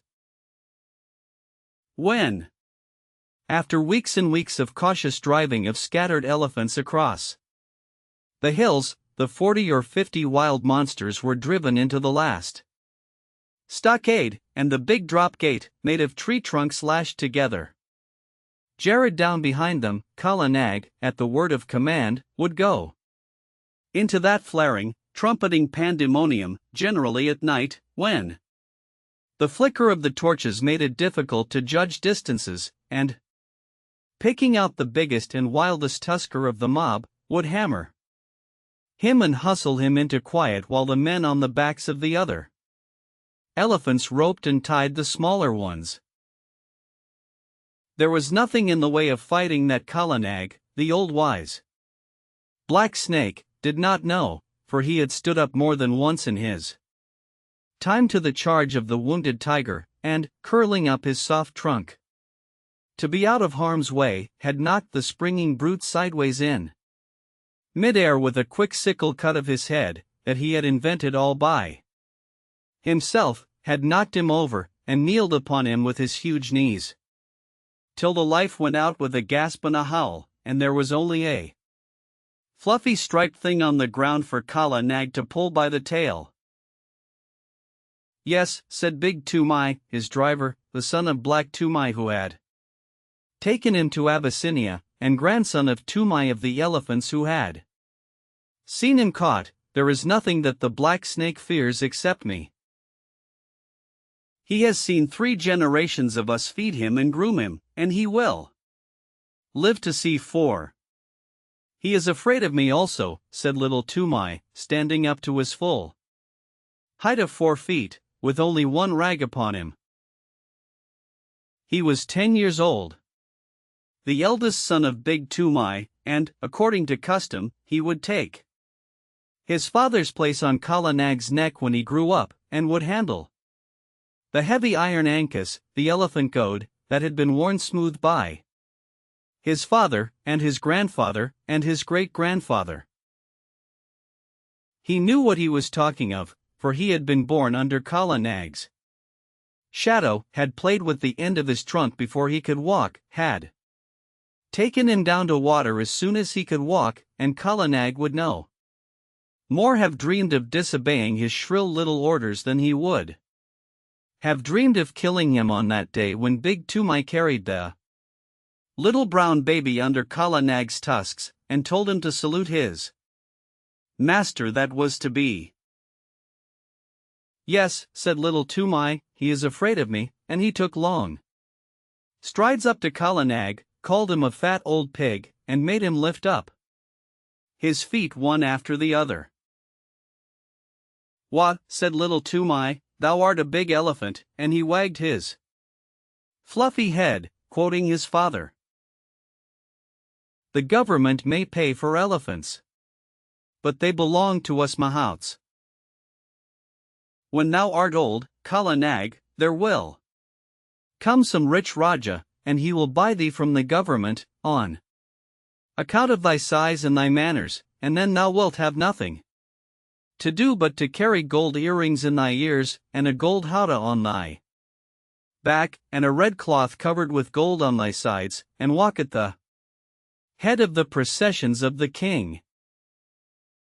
Then I shall sit on thy neck, O Kala Nag, with a silver ankus, and men will run before us with golden sticks, crying, room for the king's elephant. That will be good, Kala Nag, but not so good as this hunting in the jungles. Said Big Toomai. Thou art a boy, and as wild as a buffalo calf. This running up and down among the hills is not the best government service. I am getting old, and I do not love wild elephants. Give me brick elephant lines, one stall to each elephant, and big stumps to tie them to safely, and flat, broad roads to exercise upon, instead of this. Come and go camping. Aha, the Kanpur barracks were good. There was a bazaar close by, and only 3 hours' work a day. Little Toomai remembered the Kanpur elephant lines and said nothing. He very much preferred the camp life, and hated those broad, flat roads, with the daily grubbing for grass in the forage reserve, and the long Hours when there was nothing to do except to watch Kala Nag fidgeting in his pickets. What little Toomai liked was to scramble up bridle paths that only an elephant could take, the dip into the valley below, the glimpses of the wild elephants browsing miles away, the rush of the frightened pig and peacock under Kala Nag's feet, the blinding warm rains, when all the hills and valleys smoked, the beautiful misty mornings when nobody knew where they would camp that night, the steady, cautious drive of the wild elephants, and the mad rush and blaze and hullabaloo of the last night's drive, when the elephants poured into the stockade like boulders in a landslide, found that they could not get out, and flung themselves at the heavy posts only to be driven back by yells and flaring torches and volleys of blank cartridge. Even a little boy could be of use there, and Toomai was as useful as 3 boys. He would get his torch and wave it, and yell with the best. But the really good time came when the driving out began, and the Keda, that is, the stockade, looked like a picture of the end of the world, and men had to make signs to one another, because they could not hear themselves speak. Then little Toomai would climb up to the top of one of the quivering stockade posts, his sun-bleached brown hair flying loose all over his shoulders, and he looking like a goblin in the torchlight. And as soon as there was a lull, you could hear his high-pitched yells of encouragement to Kala Nag, above the trumpeting and crashing and snapping of ropes and groans of the tethered elephants. Male, Kala Nag. Go on, Black Snake. Don't do. Give him the tusk. Samulo. Careful. Mar. Hit him. Mind the post. R. Hi. Yai. Kioa, he would shout, and the big fight between Kala Nag and the wild elephant would sway to and fro across the Keda, and the old elephant catchers would wipe the sweat out of their eyes, and find time to nod to little Toomai, wriggling with joy on the top of the posts. He did more than wriggle. One night he slid down from the post and slipped in between the elephants and threw up the loose end of a rope, which had dropped, to a driver who was trying to get a purchase on the leg of a kicking young calf. Calves always give more trouble than full-grown animals. Kala Nag saw him, caught him in his trunk, and handed him up to Big Toomai, who slapped him then and there, and put him back on the post. Next morning he gave him a scolding and said, "Are not good brick elephant lines and a little tent carrying enough, that thou must needs go elephant catching on thy own account, little worthless?" Now those foolish hunters, whose pay is less than my pay, have spoken to Peterson Sahib of the matter. Little Toomai was frightened. He did not know much of white men, but Peterson Sahib was the greatest white man in the world. To him, he was the head of all the Keda operations, the man who caught all the elephants for the government of India, and who knew more about the ways of elephants than any living man. What will happen?" said little Toomai. "Happen. The worst that can happen. Peterson Sahib is a madman. Else why should he go hunting these wild devils? He may even require thee to be an elephant catcher, to sleep anywhere in these fever-filled jungles, and at last to be trampled to death in the Kedah. It is well that this nonsense ends safely. Next week the catching is over, and we of the plains are sent back to our stations. Then we will march on smooth roads, and forget all this hunting. But, son, I am angry that thou shouldst meddle in the business that belongs to these dirty Assamese jungle folk. Kala Nag will obey none but me, so I must go with him into the Kedah, but he is only a fighting elephant, and he does not help to rope them. So I sit at my ease, as befits a mahout, not a mere hunter. A mahout, I say, and a man who gets a pension at the end of his service.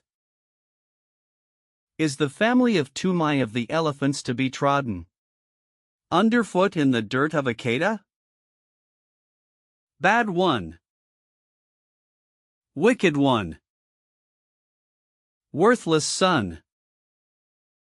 Go and wash Kala Nag and attend to his ears, and see that there are no thorns in his feet. Or else Peterson Sahib will surely catch thee and make thee a wild hunter, a follower of elephants' foot tracks, a jungle bear. Bah! Shame! Go! Little Toomai went off without saying a word, but he told Kala Nag all his grievances while he was examining his feet. No matter, said little Toomai, turning up the fringe of Kala Nag's huge right ear. They have said my name to Peterson Sahib, and perhaps who knows? Hi! That is a big thorn that I have pulled out. The next few days were spent in getting the elephants together, in walking the newly caught wild elephants up and down between a couple of tame ones to prevent them giving too much trouble on the downward march to the plains, and in taking stock of the blankets and ropes and things that had been worn out or lost in the forest. Peterson Sahib came in on his clever she-elephant Padmini. He had been paying off other camps among the hills, for the season was coming to an end, and there was a native clerk sitting at a table under a tree, to pay the drivers their wages. As each man was paid, he went back to his elephant, and joined the line that stood ready to start. The catchers and hunters and beaters, the men of the regular Kedah, who stayed in the jungle year in and year out, sat on the backs of the elephants that belonged to Peterson Sahib's permanent force, or leaned against the trees with their guns across their arms, and made fun of the drivers who were going away, and laughed when the newly caught elephants broke the line and ran about. Big Toomai went up to the clerk with little Toomai behind him, and Makwa Appa, the head tracker, said in an undertone to a friend of his, "There goes one piece of good elephant stuff at least. 'Tis a pity to send that young jungle cock to molt in the plains." Now Peterson Sahib had ears all over him, as a man must have who listens to the most silent of all living things, the wild elephant. He turned where he was lying all along on Padmini's back and said, "What is that?" I did not know of a man among the plains drivers who had wit enough to rope even a dead elephant. This is not a man, but a boy. He went into the Kedah at the last drive, and threw Barmau there the rope, when we were trying to get that young calf with the blotch on his shoulder away from his mother. Makwa Appa pointed at little Toomai, and Peterson Sahib looked, and little Toomai bowed to the earth. He throw a rope? he is smaller than a picket pin. Little one, what is thy name? Said Peterson Sahib. Little Toomai was too frightened to speak, but Kala Nag was behind him. And Toomai made a sign with his hand, and the elephant caught him up in his trunk and held him level with Padmini's forehead, in front of the great Peterson Sahib. Then little Toomai covered his face with his hands, for he was only a child, and except where elephants were concerned, he was just as bashful as a child could be. "Oh ho," said Peterson Sahib, smiling underneath his mustache, "and why didst thou teach thy elephant that trick? Was it to help thee steal green corn from the roofs of the houses when the ears are put out to dry?" "Not green corn, protector of the poor melons," said little Toomai. And all the men sitting about broke into a roar of laughter. Most of them had taught their elephants the trick when they were boys. Little Toomai was hanging 8 feet up in the air, and he wished very much that he were 8 feet underground. "He is Toomai, my son, Sahib," said Big Toomai, scowling. "He is a very bad boy, and he will end in a jail, Sahib." "Of that I have my doubts," said Peterson Sahib. "A boy who can face a full kata at his age does not end in jails. See, little one, here are Faranas to spend in sweetmeats because thou hast a little head under that great thatch of hair. In time thou mayest become a hunter too." Big Toomai scowled more than ever. "Remember, though, that katas are not good for children to play in," Peterson Sahib went on. "Must I never go there, Sahib?" asked little Toomai with a big gasp. "Yes." Peterson Sahib smiled again. "When thou hast seen the elephants dance, that is the proper time.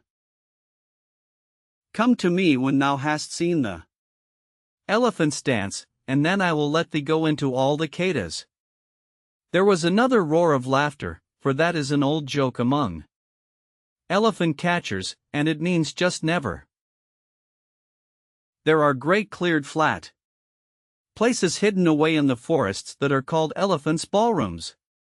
But even these are only found by accident, and no man has ever seen the elephants dance.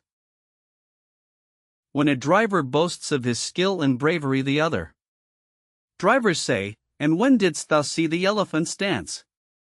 Kala Nag put little Toomai down, and he bowed to the earth again and went away with his father, and gave the silver 4 piece to his mother, who was nursing his baby brother, and they all were put up on Kala Nag's back, and the line of grunting, squealing elephants rolled down the hill path to the plains.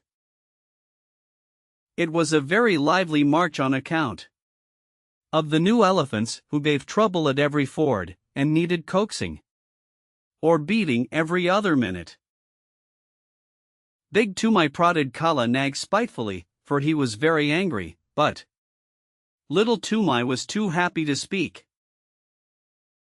Peterson Sahib had noticed him and given him money, so he felt as a private soldier would feel if he had been called out of the ranks and praised by his commander-in-chief.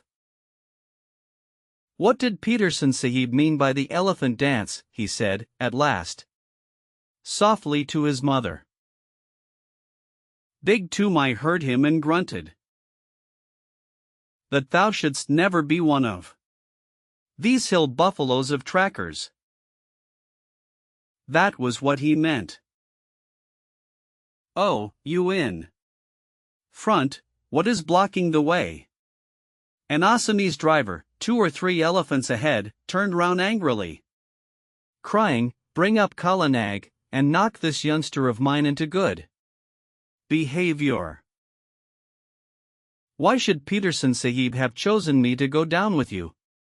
Donkeys of the rice fields? Lay your beast alongside, Tumai, and let him prod with his tusks. By all the gods of the hills, these new elephants are possessed, or else they can smell their companions in the jungle. Kala Nag hit the new elephant in the ribs and knocked the wind out of him. As Big Tumai said, we have swept the hills of wild elephants at the last catch. It is only your carelessness in driving. Must I keep order along the whole line? Hear him, said the other driver. We have swept the hills. Ho!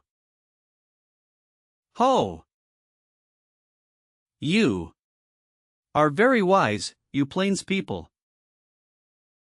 Anyone but a mudhead who never saw the jungle would know that the drives are ended for the season. Therefore all the wild elephants tonight will, but why should I waste wisdom on a river turtle? What will they do? Little Tumai called out. Oh hey, little one. Art thou there? Well, I will tell thee, for thou hast a cool head. They will dance, and it behooves thy father, who has swept all the hills of all the elephants, to double-chain his pickets tonight. What talk is this, said Big Tumai. For 40 years, father and son, we have tended elephants, and we have never heard such moonshine about dances. Yes, but a plainsman who lives in a hut knows only the four walls of his hut. Well, leave thy elephants unshackled tonight and see what comes. As for their dancing, I have seen the place where Baprebap. How many windings has the Dihang River? Here is another ford, and we must swim the calves. Stop still, you behind there. And in this way, talking and wrangling and splashing through the rivers, they made their first march to a sort of receiving camp for the new elephants. But they lost their tempers long before they got there. Then the elephants were chained by their hind legs to their big stumps of pickets, and extra ropes were fitted to the new elephants, and the fodder was piled before them, and the hill drivers went back to Peterson Sahib through the afternoon light, telling the plains drivers to be extra careful that night, and laughing when the plains drivers asked the reason. Little Tumai attended to Kala Nag's supper, and as evening fell, wandered through the camp, unspeakably happy, in search of a tom-tom. When an Indian child's heart is full, he does not run about and make a noise in an irregular fashion. He sits down to a sort of revel all by himself. And little Tumai had been spoken to by Peterson Sahib. If he had not found what he wanted, I believe he would have been ill.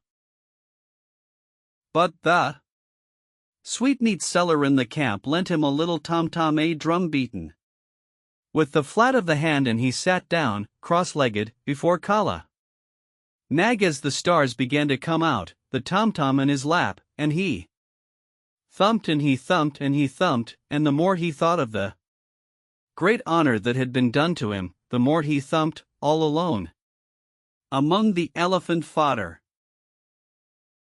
There was no tune and no words, but the thumping made him happy.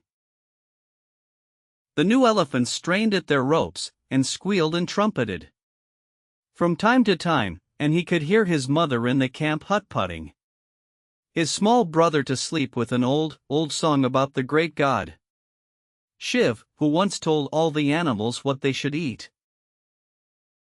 It is a very soothing lullaby, and the first verse says, Shiv, who poured the harvest and made the winds to blow, sitting at the doorways of a day of long ago, gave to each his portion, food and toil and fate.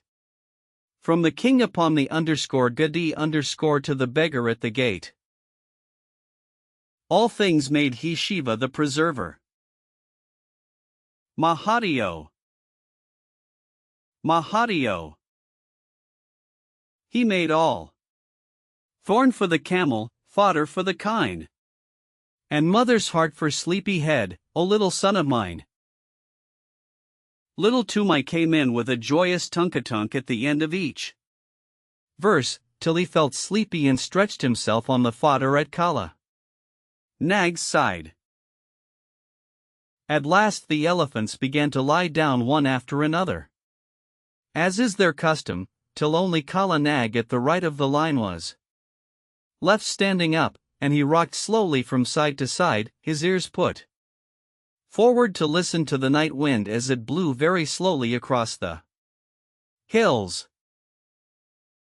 The air was full of all the night noises that, taken together, make one big silence, the click of one bamboo stem against the other, the rustle of something alive in the undergrowth, the scratch and squawk of a half-waked bird. Birds are awake in the night much more often than we imagine, and the fall of water ever so far away. Little Tumai slept for some time, and when he waked it was brilliant moonlight, and Kala Nag was still standing up with his ears cocked. Little Tumai turned, rustling in the fodder, and watched the curve of his big back against half the stars in heaven, and while he watched he heard, so far away, that it sounded no more than a pinhole of noise pricked through the stillness, the hoot-toot of a wild elephant. All the elephants in the lines jumped up as if they had been shot, and their grunts at last waked the sleeping mahouts, and they came out and drove in the picket pegs with big mallets, and tightened this rope and knotted that till all was quiet. One new elephant had nearly grubbed up his picket, and Big Tumai took off Kala Nag's leg chain and shackled that elephant forefoot to hindfoot, but slipped a loop of grass string round Kala Nag's leg, and told him to remember that he was tied fast. He knew that he and his father and his grandfather had done the very same thing hundreds of times before. Kala Nag did not answer to the order by gurgling, as he usually did. He stood still, looking out across the moonlight, his head a little raised and his ears spread like fans, up to the great folds of the Garo hills. "Tend to him if he grows restless in the night," said Big Tumai to Little Tumai, and he went into the hut and slept. Little Tumai was just going to sleep, too, when he heard the core string snap with a little tang, and Kala Nag rolled out of his pickets as slowly and as silently as a cloud rolls out of the mouth of a valley. Little Tumai pattered after him, barefooted, down the road in the moonlight, calling under his breath, "Kala Nag! Kala Nag! Take me with you, O Kala Nag!" The elephant turned, without a sound, took 3 strides back to the boy in the moonlight, put down his trunk, swung him up to his neck, and almost before Little Tumai had settled his knees, slipped into the forest. There was one blast of furious trumpeting from the lines, and then the silence shut down on everything, and Kala Nag began to move.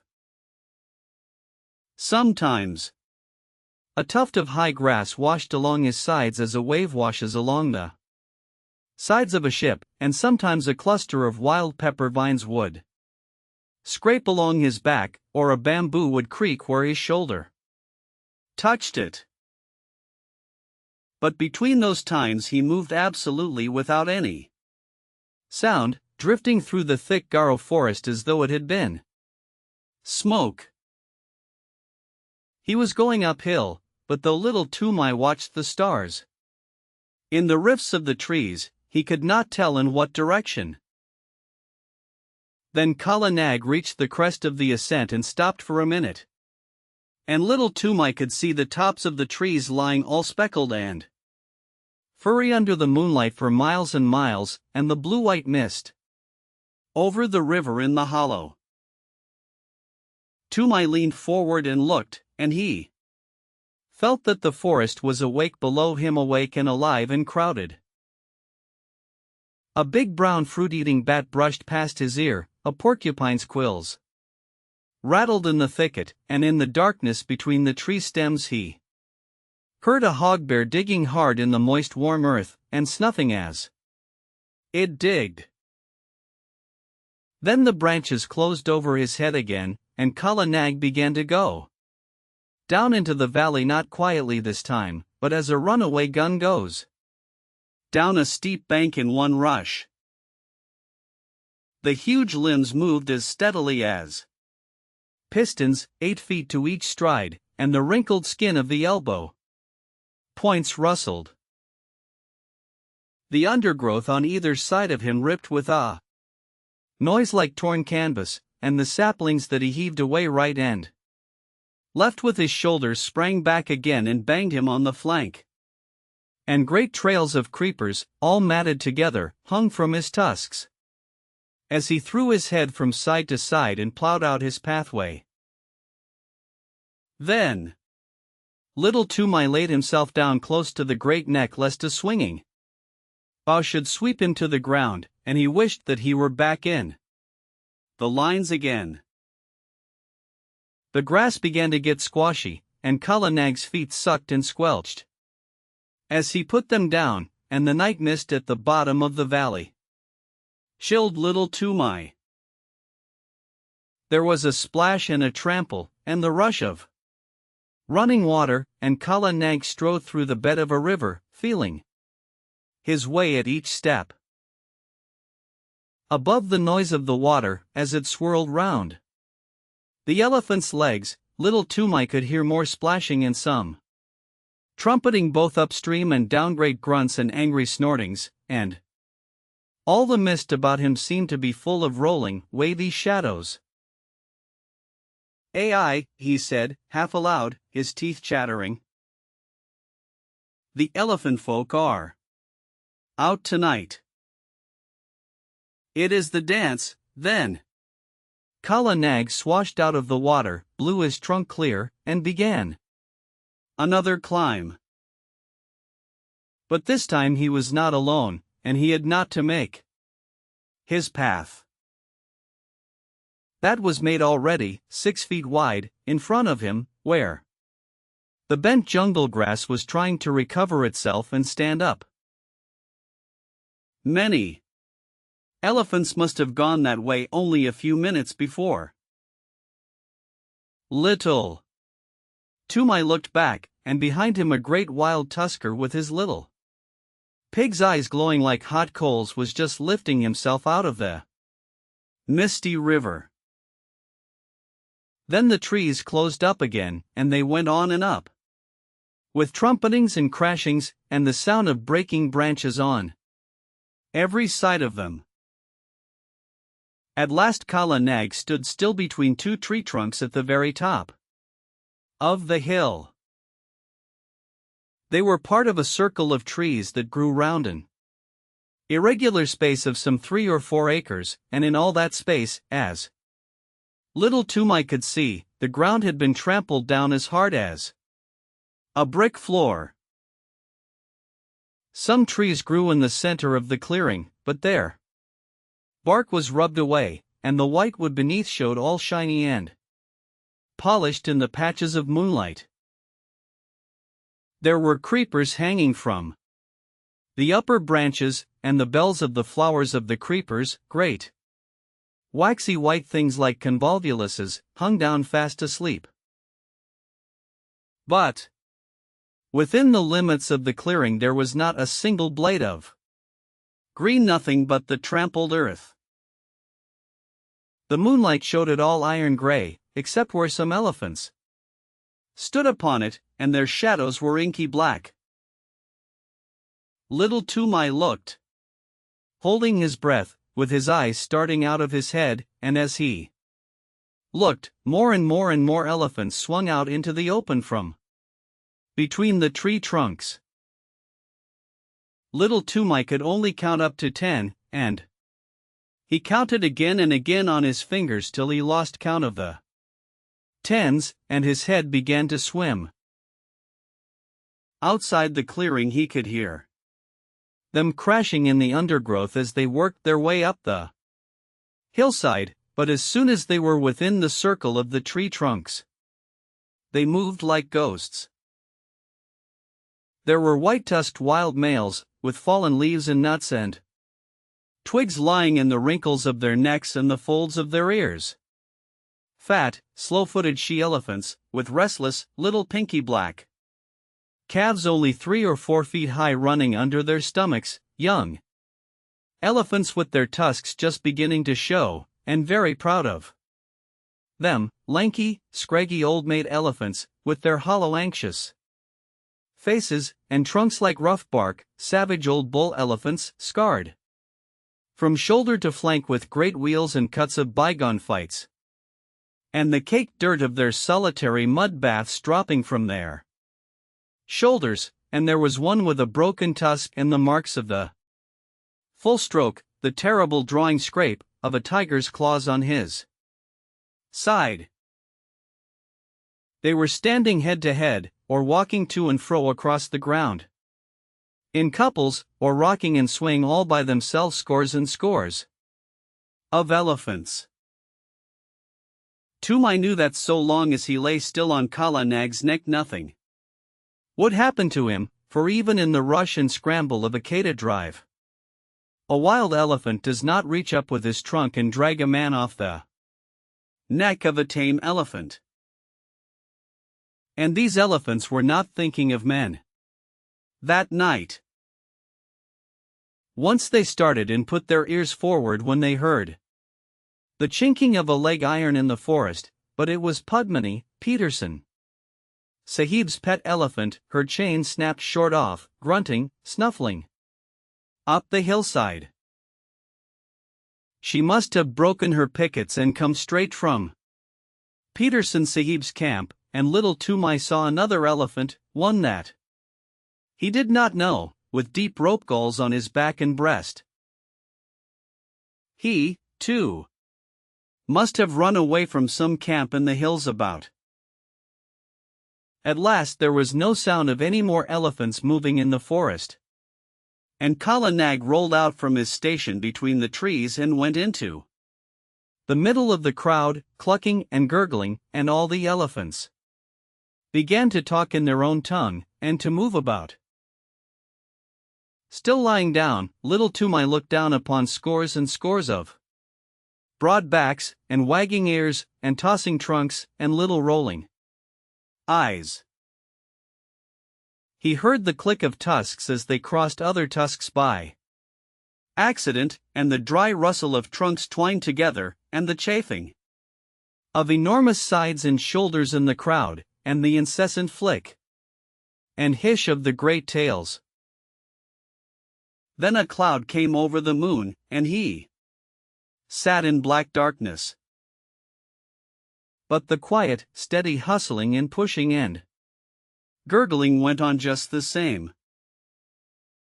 He knew that there were elephants all round Kala Nag, and that there was no chance of backing him out of the assembly, so he set his teeth and shivered. In a Kata at least there was torchlight and shouting, but here he was all alone in the dark, and once a trunk came up and touched him on the knee. Then an elephant trumpeted, and they all took it up for 5 or 10 terrible seconds. The dew from the trees above spattered down like rain on the unseen backs, and a dull booming noise began, not very loud at first, and little Toomai could not tell what it was. But it grew and grew, and Kala Nag lifted up one forefoot and then the other, and brought them down on the ground 1-2, 1-2, as steadily as trip hammers. The elephants were stamping all together now, and it sounded like a war drum beaten at the mouth of a cave. The dew fell from the trees till there was no more left to fall, and the booming went on. And the ground rocked and shivered, and little Toomai put his hands up to his ears to shut out the sound. But it was all one gigantic jar that ran through him, this stamp of hundreds of heavy feet on the raw earth. Once or twice he could feel Kala Nag and all the others surge forward. A few strides, and the thumping would change to the crushing sound of juicy green things being bruised, but in a minute or two the boom of feet on hard earth began again. A tree was creaking and groaning somewhere near him. He put out his arm and felt the bark, but Kala Nag moved forward, still tramping, and he could not tell where he was in the clearing. There was no sound from the elephants, except once, when 2 or 3 little calves squeaked together. Then he heard a thump and a shuffle, and the booming went on. It must have lasted fully 2 hours. And little Toomai ached in every nerve, but he knew by the smell of the night air that the dawn was coming. The morning broke in one sheet of pale yellow behind the green hills. And the booming stopped with the first ray, as though the light had been in order. Before little Toomai had got the ringing out of his head, before even he had shifted his position, there was not an elephant in sight except Kala Nag, Padmini, and the elephant with the rope gulls. And there was neither sign nor rustle nor whisper down the hillsides to show where the others had gone. Little Toomai stared again and again. The clearing, as he remembered it, had grown in the night. More trees stood in the middle of it, but the undergrowth and the jungle grass at the sides had been rolled back. Little Toomai stared once more. Now he understood the trampling. The elephants had stamped out more room, had stamped the thick grass, and juicy came to trash, the trash into slivers, the slivers into tiny fibers, and the fibers into hard earth. "What?" said little Toomai, and his eyes were very heavy. "Kala Nag, my lord, let us keep by Padmini and go to Peterson Sahib's camp, or I shall drop from thy neck." The third elephant watched the two go away, snorted, wheeled round, and took his own path. He may have belonged to some little native king's establishment, 50 or 60 or 100 miles away. 2 hours later, as Peterson Sahib was eating early breakfast, his elephants, who had been double-chained that night, began to trumpet, and Padmini, mired to the shoulders, with Kala Nag, very footsore, shambled into the camp. Little Toomai's face was grey and pinched, and his hair was full of leaves and drenched with dew, but he tried to salute Peterson Sahib, and cried faintly, the elephant dance. I have seen it, and I die." As Kala Nag sat down, he slid off his neck in a dead faint. But, since native children have no nerves worth speaking of, in 2 hours he was lying very contentedly in Peterson Sahib's hammock with Peterson Sahib's shooting coat under his head, and a glass of warm milk, a little brandy, with a dash of quinine, inside of him, and while the old hairy, scarred hunters of the jungles sat 3 deep before him, looking at him as though he were a spirit, he told his tale in short words, as a child will, and wound up with Now, if I lie in one word, send men to see, and they will find that the elephant folk have trampled down more room in their dance room, and they will find 10 and 10, and many times 10, tracks leading to that dance room. They made more room with their feet. I have seen it. Kala Nag took me, and I saw. Also Kala Nag is very leg-weary. Little Toomai lay back and slept all through the long afternoon and into the twilight, and while he slept Peterson Sahib and Makhwa Appa followed the track of the two elephants for 15 miles across the hills. Peterson Sahib had spent 18 years in catching elephants, and he had only once before found such a dance place. Makhwa Appa had no need to look twice at the clearing to see what had been done there, or to scratch with his toe on the packed, rammed earth. The child speaks truth, said he. All this was done last night, and I have counted 70 tracks crossing the river.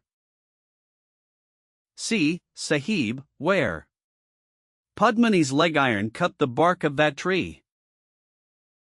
Yes, she was there too. They looked at one another and up and down, and they wondered. For the ways of elephants are beyond the wit of any man, black or white, to fathom. 40 years and 5, said Makhwa Appa, have I followed my lord, the elephant, but never have I heard that any child of man had seen what this child has seen. By all the gods of the hills, it is what can we say, and he shook his head. When they got back to camp it was time for the evening meal. Peterson Sahib ate alone in his tent, but he gave orders that the camp should have 2 sheep and some fowls, as well as a double ration of flour and rice and salt, for he knew that there would be a feast. Big Toomai had come up hotfoot from the camp in the plains to search for his son and his elephant, and now that he had found them he looked at them as though he were afraid of them both. And there was a feast by the blazing campfires in front of the lines of picketed elephants. And little Toomai was the hero of it all. And the big brown elephant catchers, the trackers and drivers and ropers, and the men who know all the secrets of breaking the wildest elephants, passed him from one to the other, and they marked his forehead with blood from the breast of a newly killed jungle cock, to show that he was a forester, initiated and free of all the jungles. And at last, when the flames died down, and the red light of the logs made the elephants look as though they had been dipped in blood too, Makhwa Appa, the head of all the drivers of all the Kedas Machua Appa, Peterson Sahib's other self, who had never seen a maid, rode in 40 years, Makhwa Appa, who was so great that he had no other name. Then Makhwa Appa leaped to his feet, with little Toomai held high in the air above his head, and shouted, "Listen, my brothers. Listen, too. You my lords in the lines there, for I, Makhwa Appa, am speaking. This little one shall no more be called little Toomai, but Toomai of the elephants, as his great-grandfather was called before him. What never man has seen he has seen through the long night, and the favor of the elephant folk and of the gods of the jungles is with him. He shall become a great tracker. He shall become greater than I, even I, Makhwa Appa. He shall follow the new trail, and the stale trail, and the mixed trail, with a clear eye. He shall take no harm in the Keda when he runs under their bellies to rope the wild tuskers, and if he slips before the feet of the charging bull elephant, the bull elephant shall know who he is and shall not crush him. Hi! My lords in the chains, he whirled up the line of pickets. Here is the little one that has seen your dances in your hidden places, the sight that never man saw. Give him honor, my lords. Salam karo, my children.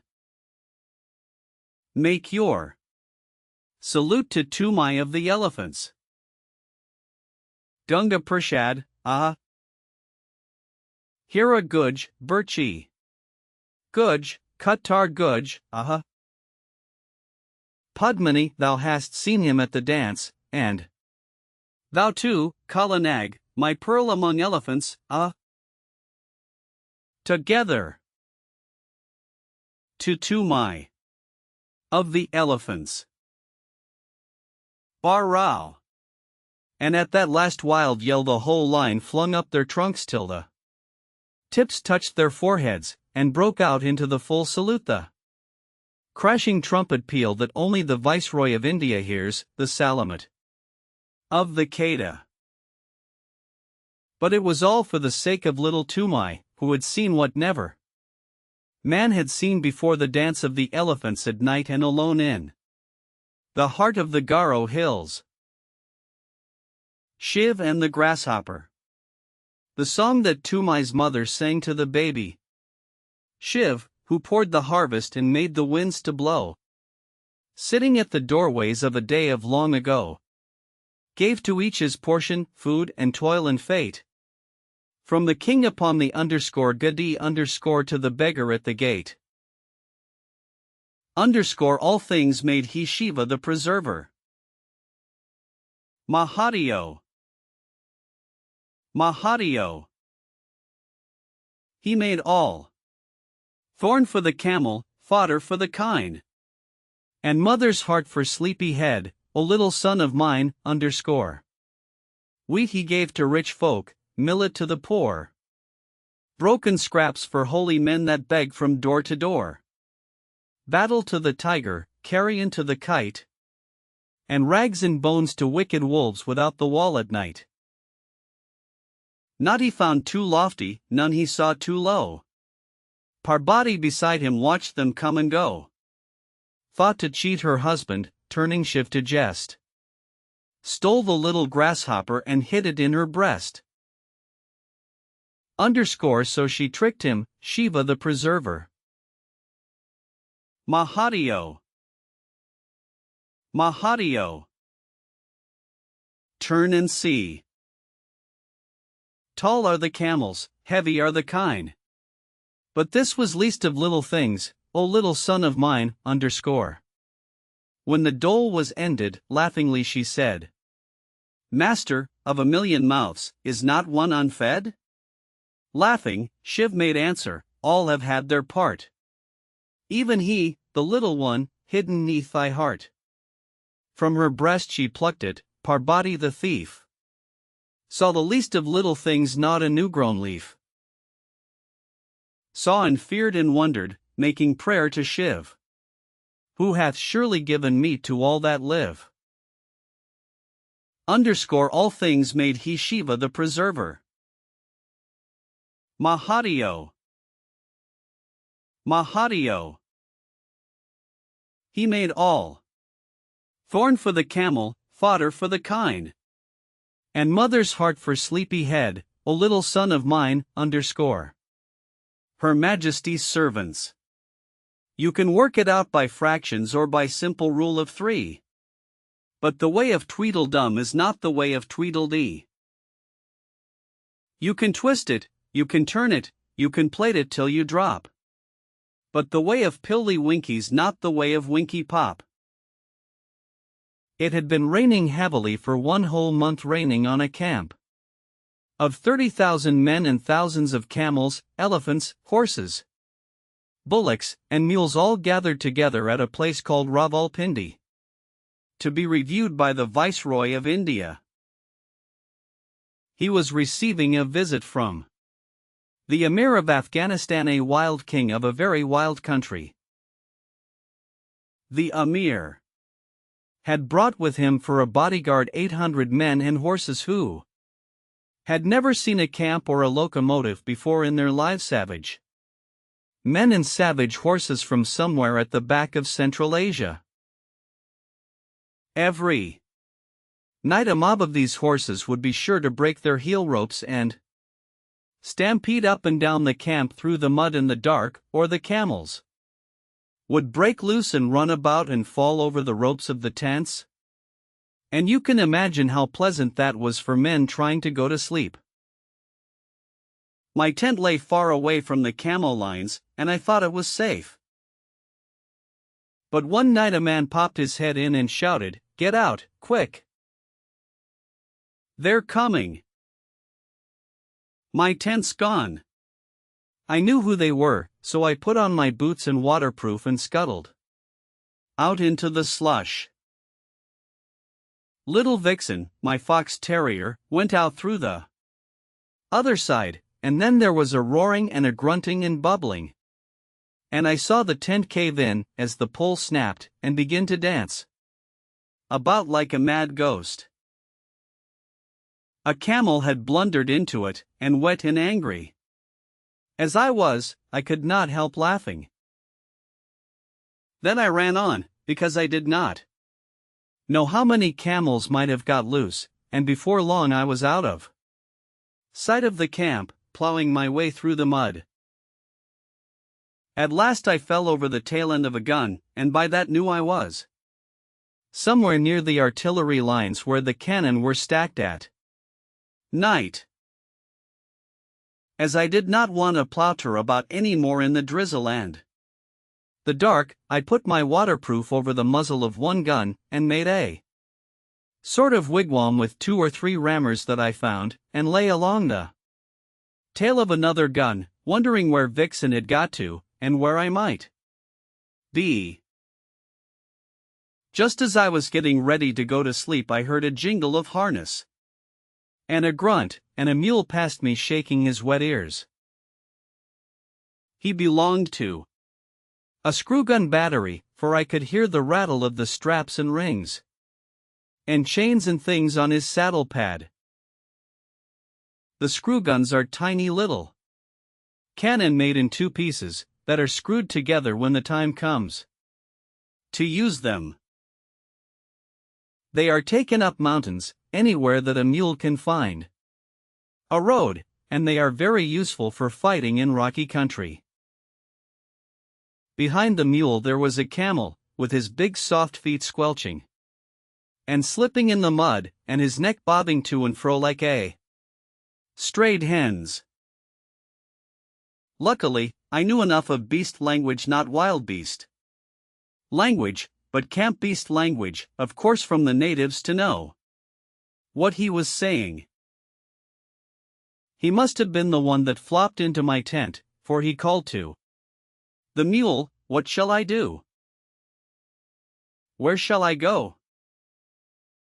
I have fought with a white thing that waved, and it took a stick and hit me on the neck. That was my broken tent pole, and I was very glad to know it. Shall we run on?" "Oh, it was you," said the mule, "you and your friends, that have been disturbing the camp? All right. You'll be beaten for this in the morning. But I may as well give you something on account now." I heard the harness jingle as the mule backed and caught the camel 2 kicks in the ribs that rang like a drum. "Another time," he said, "you'll know better than to run through a mule battery at night, shouting thieves and fire. Sit down, and keep your silly neck quiet." The camel doubled up camel fashion, like a 2-foot rule, and sat down, whimpering. There was a regular beat of hoofs in the darkness, and a big troop horse cantered up as steadily as though he were on parade, jumped a gun tail, and landed close to the mule. "It's disgraceful," he said, blowing out his nostrils. "Those camels Have racket through our lines again the third time this week. How's a horse to keep his condition if he isn't allowed to sleep? Who's here? I'm the breechpiece mule of number 2 gun of the first screw. Battery, said the mule, and the other's one of your friends. He's waked me up too. Who are you? Number 15, E-Troop, 9th Lancers Dick Cunliffe's horse. Stand over a little, there. Oh, beg your pardon, said the mule. It's too dark to see much. Aren't these camels too sickening for anything? I walked out of my lines to get a little peace and quiet here. My lords, said the camel humbly, we dreamed bad dreams in the night. And we were very much afraid. I am only a baggage camel of the 39th Native Infantry, and I am not as brave as you are, my lords. Then why didn't you stay and carry baggage for the 39th Native Infantry, instead of running all round the camp, said the mule. They were such very bad dreams, said the camel. I am sorry. Listen. What is that? Shall we run on again? Sit down, said the mule, or you'll snap your long stick legs between the guns. He cocked one ear and listened. Bullocks, he said. Gun. Bullocks. On my word, you and your friends have waked the camp very thoroughly. It takes a good deal of prodding to put up a gun bullock. I heard a chain dragging along the ground, and a yoke of the great sulky white bullocks that drag the heavy siege guns when the elephants won't go any nearer to the firing, came shouldering along together. And almost stepping on the chain was another battery mule, calling wildly for Billy. That's one of our recruits, said the old mule to the troop horse. He's calling for me. Here, youngster, stop squealing. The dark never hurt anybody yet. The gun bullocks lay down together and began chewing the cud, but the young mule huddled close to Billy. Things, he said. Fearful and horrible, Billy. They came into our lines while we were asleep. D'you think they'll kill us? I've a very great mind to give you a number 1 kicking, said Billy. The idea of a 14-hand mule with your training disgracing the battery before this gentleman. Gently, gently, said the troop horse. Remember they are always like this to begin with. The first time I ever saw a man, it was in Australia. When I was a 3-year-old, I ran for half a day, and if I'd seen a camel, I should have been running still. Nearly all our horses for the English cavalry are brought to India from Australia, and are broken in by the troopers themselves. True enough, said Billy. Stop shaking, youngster. The first time they put the full harness with all its chains on my back, I stood on my forelegs and kicked every bit of it off. I hadn't learned the real science of kicking then, but the battery said they had never seen anything like it. But this wasn't harness or anything that jingled, said the young mule. You know I don't mind that now, Billy. It was things like trees, and they fell up and down the lines and bubbled, and my head rope broke, and I couldn't find my driver, and I couldn't find you, Billy, so I ran off with these gentlemen. Said Billy. As soon as I heard the camels were loose, I came away. On my own account. When a battery a screw-gun mule calls gun bullocks. Gentlemen, he must be very badly shaken up. Who are you fellows on the ground there? The gun bullocks rolled their cuds, and answered both together, the seventh yoke of the first gun of the big gun battery. We were asleep when the camels came, but when we were trampled on we got up and walked away. It is better to lie quiet in the mud than to be disturbed on good bedding. We told your friend here that there was nothing to be afraid of, but he knew so much that he thought otherwise. Wah! They went on chewing. That comes of being afraid, said Billy. You get laughed at by gun bullocks.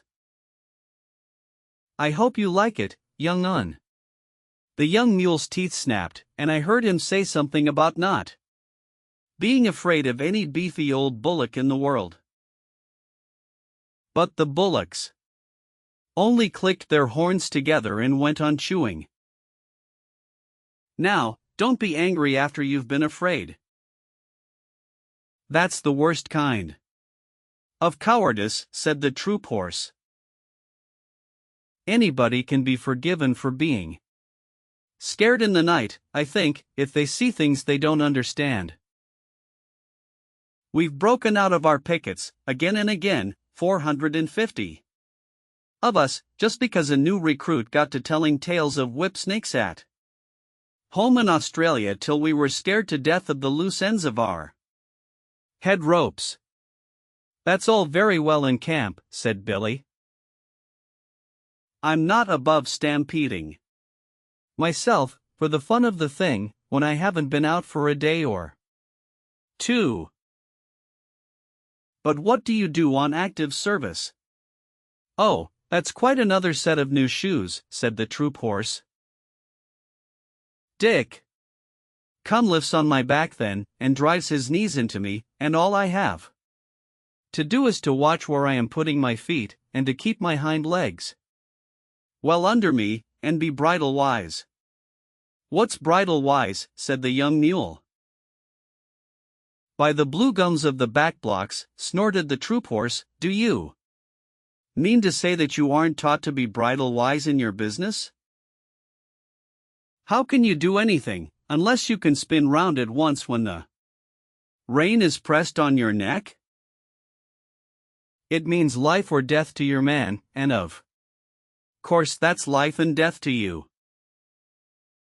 Get round with your hind legs under you the instant you feel the rein on your neck.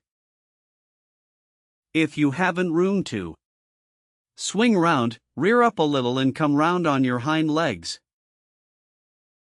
That's being bridle wise. We aren't taught that way, said Billy the mule stiffly. We're taught to obey the man at our head, step off when he says so, and step in when he says so. I suppose it comes to the same thing. Now, with all this fine fancy business and rearing, which must be very bad for your hocks, what do you do? That depends, said the troop horse. Generally, I have to go in among a lot of yelling, hairy men with knives, long shiny knives, worse than the farrier's knives, and I have to take care that Dick's boot is just touching the next man's boot without crushing it. I can see Dick's lance to the right of my right eye, and I know I'm safe. I shouldn't care to be the man or horse that stood up to Dick and me when we're in a hurry. Don't the knives hurt? Said the young mule. Well, I got one cut across the chest once, but that wasn't Dick's fault. A lot I should have cared whose fault it was, if it hurt, said the young mule. You must, said the troop horse. If you don't trust your man, you may as well run away at once. That's what some of our horses do, and I don't blame them. As I was saying, it wasn't Dick's fault. The man was lying on the ground, and I stretched myself not to tread on him, and he slashed up at me. Next time I have to go over a man lying down, I shall step on him hard. Said Billy. It sounds very foolish. Knives are dirty things. At any time. The proper thing to do is to climb up a mountain with a well-balanced saddle, hang on by all 4 feet and your ears too, and creep and crawl and wriggle along, till you come out hundreds of feet above anyone else on a ledge where there's just room enough for your hoofs. Then you stand still and keep quiet, never ask a man to hold your head, young un, keep quiet while the guns are being put together, and then you watch the little poppy shells drop down into the treetops ever so far below. Don't you ever trip, said the troop horse. They say that when a mule trips you can split a hen's ear, said Billy. Now and again perhaps a badly packed saddle will upset a mule, but it's very seldom. I wish I could show you our business. It's beautiful. Why? It took me 3 years to find out what the men were driving at. The science of the thing is never to show up against the skyline, because if you do, you may get fired at. Remember that, young un. Always keep hidden as much as possible, even if you have to go a mile out of your way. I lead the battery when it comes to that sort of climbing. Fired at without the chance of running into the people who are firing, said the troop horse, thinking hard. I couldn't stand that. I should want to charge with Dick. Oh, no, you wouldn't. You know that as soon as the guns are in position they'll do all the charging. That's scientific and neat. But knives, pa. The baggage camel had been bobbing his head to and fro for some time past, anxious to get a word in edgewise. Then I heard him say, as he cleared his throat, nervously, I have fought a little, but not in that climbing way or that running way. No. Now you mention it, said Billy, you don't look as though you were made for climbing or running much. Well, how was it, old hay bales? The proper way, said the camel. We all sat down. Oh, my crupper and breastplate, said the troop horse under his breath. Sat down. We sat down 100 of us, the camel went on, in a big square, and the men piled our packs and saddles outside the square, and they fired over our backs, the men did, on all sides of the square. What sort of men? Any men that came along, said the troop horse. They teach us in riding school to lie down and let our masters fire across us, but Dick Cunliffe is the only man I'd trust to do that. It tickles my girths, and, besides, I can't see with my head on the ground. What does it matter who fires across you, said the camel. There are plenty of men and plenty of other camels close by, and a great many clouds of smoke. I am not frightened then. I sit still and wait. And yet, said Billy, you dream bad dreams and upset the camp at night. Well, well. Before I'd lie down, not to speak of sitting down. And let a man fire across me, my heels and his head would have something to say to each other. Did you ever hear anything so awful as that? There was a long silence, and then one of the gun bullocks lifted up his big head and said, "This is very foolish indeed. There is only one way of fighting." "Oh, go on," said Billy. "Please don't mind me. I suppose you fellows fight standing on your tails?" "Only one way," said the two together. They must have been twins. This is that way. To put all 20 yoke of us to the big gun as soon as 2 tails trumpets. 2 tails is camp slang for the elephant. "What does 2 tails trumpet for?" said the young mule. "To show that he is not going any nearer to the smoke on the other side. 2 tails is a great coward." Then we tugged the big gun all together, hey-a-hulla. Hee-yah. Hulla. We do not climb like cats nor run like calves. We go across the level plain, 20 yoke of us, till we are unyoked again, and we graze while the big guns talk across the plain to some town with mud walls, and pieces of the wall fall out, and the dust goes up as though many cattle were coming home. "Oh! And you choose that time for grazing," said the young mule. "That time or any other. Eating is always good. We eat till we are yoked up again and tug the gun back to where 2 tails is waiting for it. Sometimes there are big guns in the city that speak back, and some of us are killed, and then there is all the more grazing for those that are left. This is fate. Nonetheless, 2 tails is a great coward. That is the proper way to fight. We are brothers from Hapur. Our father was a sacred bull of Shiva. We have spoken. Well, I've certainly learned something tonight," said the troop horse. "Do you gentlemen of the screw-gun battery feel inclined to eat when you are being fired at with big guns, and 2 tails is behind you?"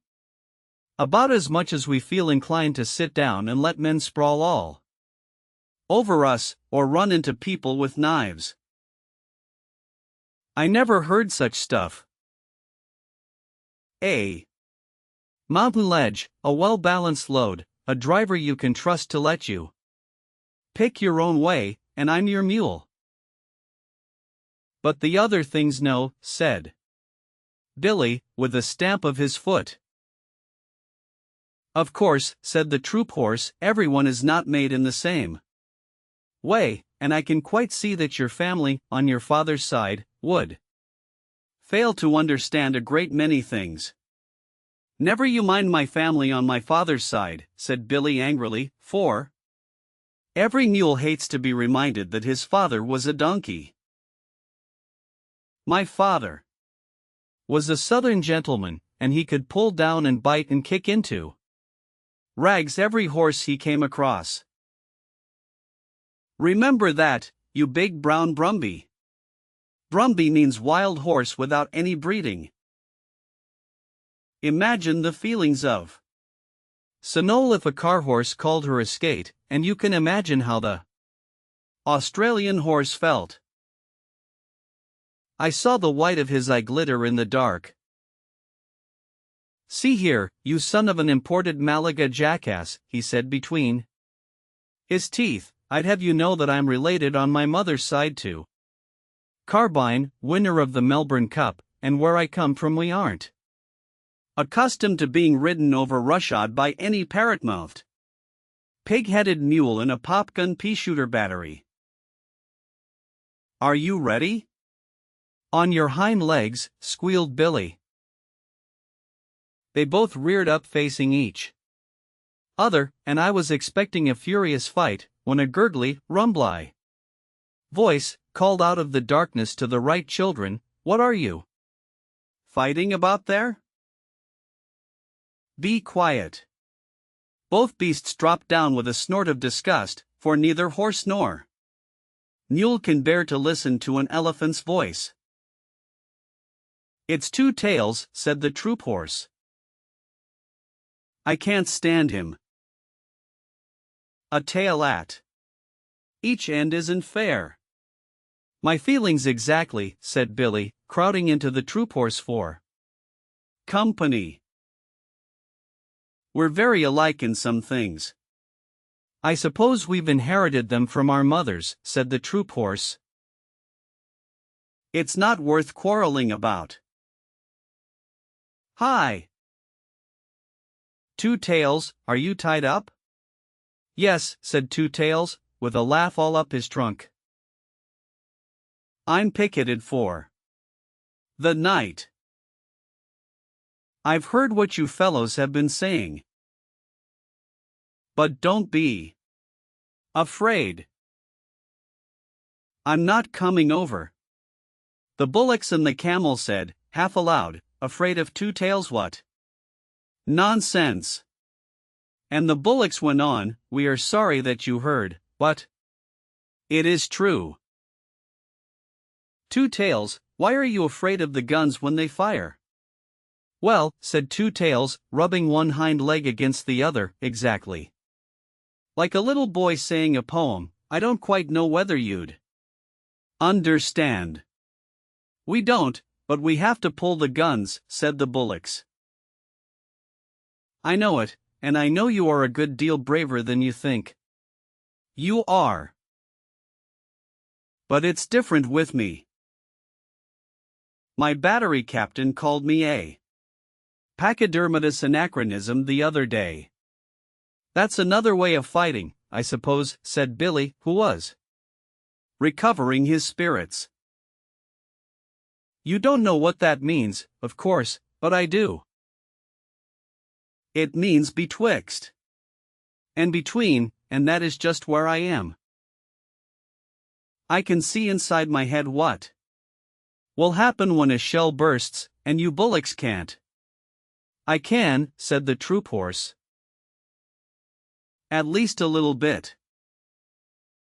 I try not to think about it. I can see more than you, and I do think about it. I know there's a great deal of me to take care of, and I know that nobody knows how to cure me when I'm sick. All they can do is to stop my driver's pay till I get well, and I can't trust my driver." "Ah," said the troop horse. "That explains it. I can trust Dick. You could put a whole regiment of Dicks on my back without making me feel any better. I know just enough to be uncomfortable, and not enough to go on in spite of it." "We do not understand," said the bullocks. "I know you don't. I'm not talking to you. You don't know what blood is." "We do," said the bullocks. "It is red stuff that soaks into the ground and smells." The troop horse gave a kick and a bound and a snort. "Don't talk of it," he said. "I can smell it now, just thinking of it. It makes me want to run when I haven't Dick on my back." "But it is not here," said the camel and the bullocks. "Why are you so stupid?" "It's vile stuff," said Billy. "I don't want to run, but I don't want to talk about it." "There you are," said Two Tails, waving his tail to explain. "Surely." "Yes, we have been here all night," said the bullocks. Two Tails stamped his foot till the iron ring on it jingled. Oh, I'm not talking to you. You can't see inside your heads. No. We see out of our 4 eyes, said the bullocks.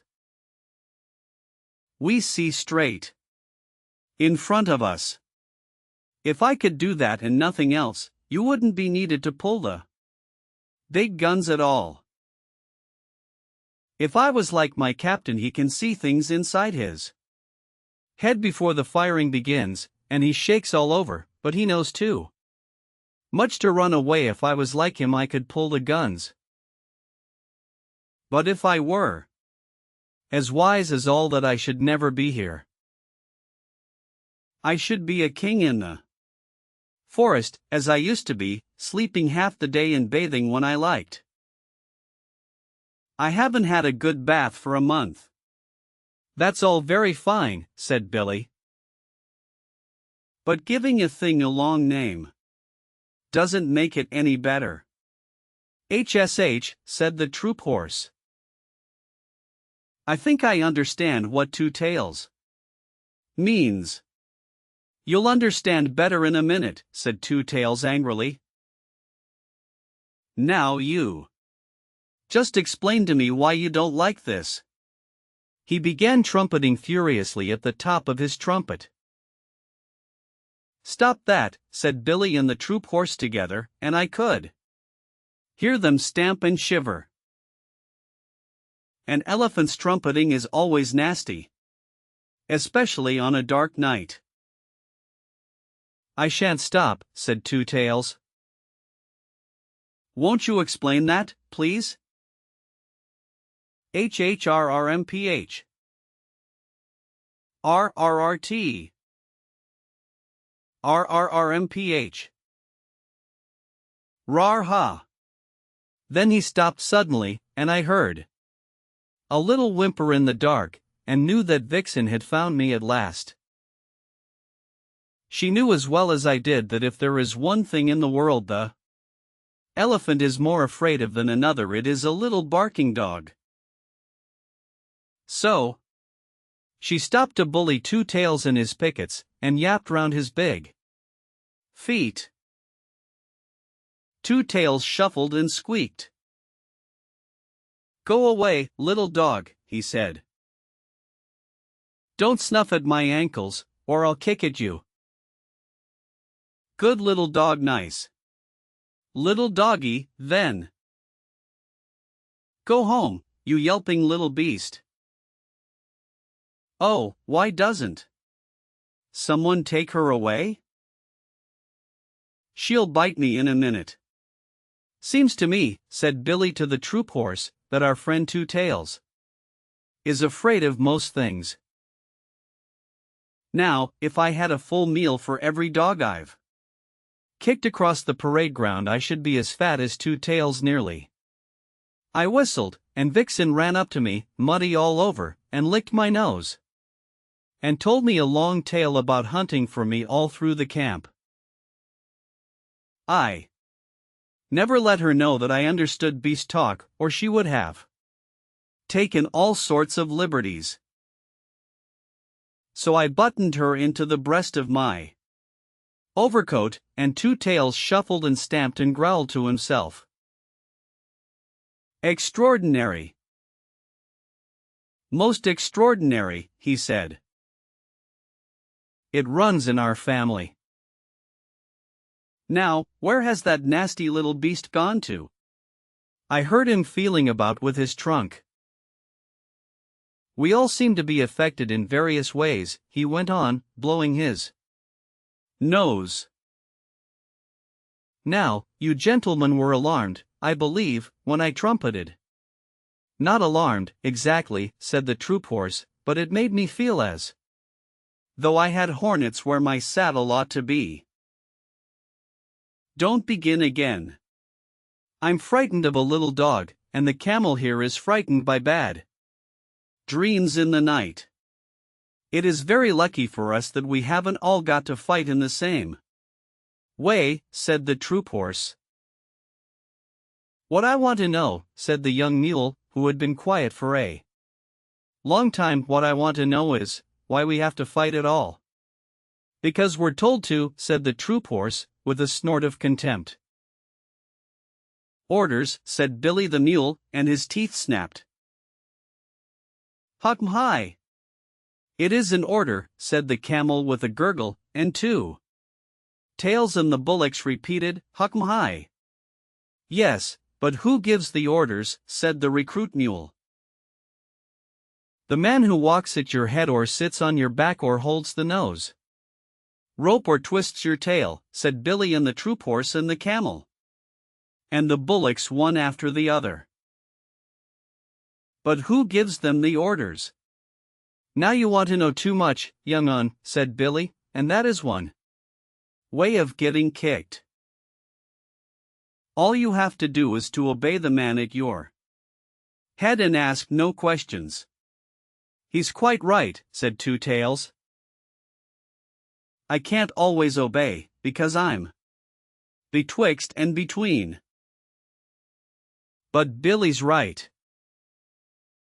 Obey the man next to you who gives the order, or you'll stop all the battery, besides getting a thrashing. The gun bullocks got up to go.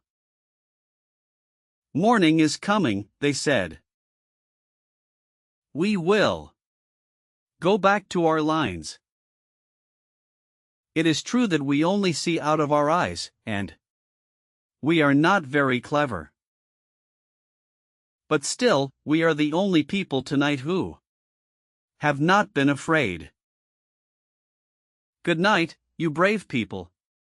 Nobody answered, and the troop horse said, to change the conversation, Where's that little dog? A dog means a man somewhere about. Here I am, yapped Vixen, under the gun-tail with my man. You big blundering beast of a camel, you upset our tent. My man's very angry. Phew, said the bullocks. He must be white. Of course he is, said Vixen. Do you suppose I'm looked after by a black bullock driver? Who, Watch. Ugh, said the bullocks. Let us get away quickly.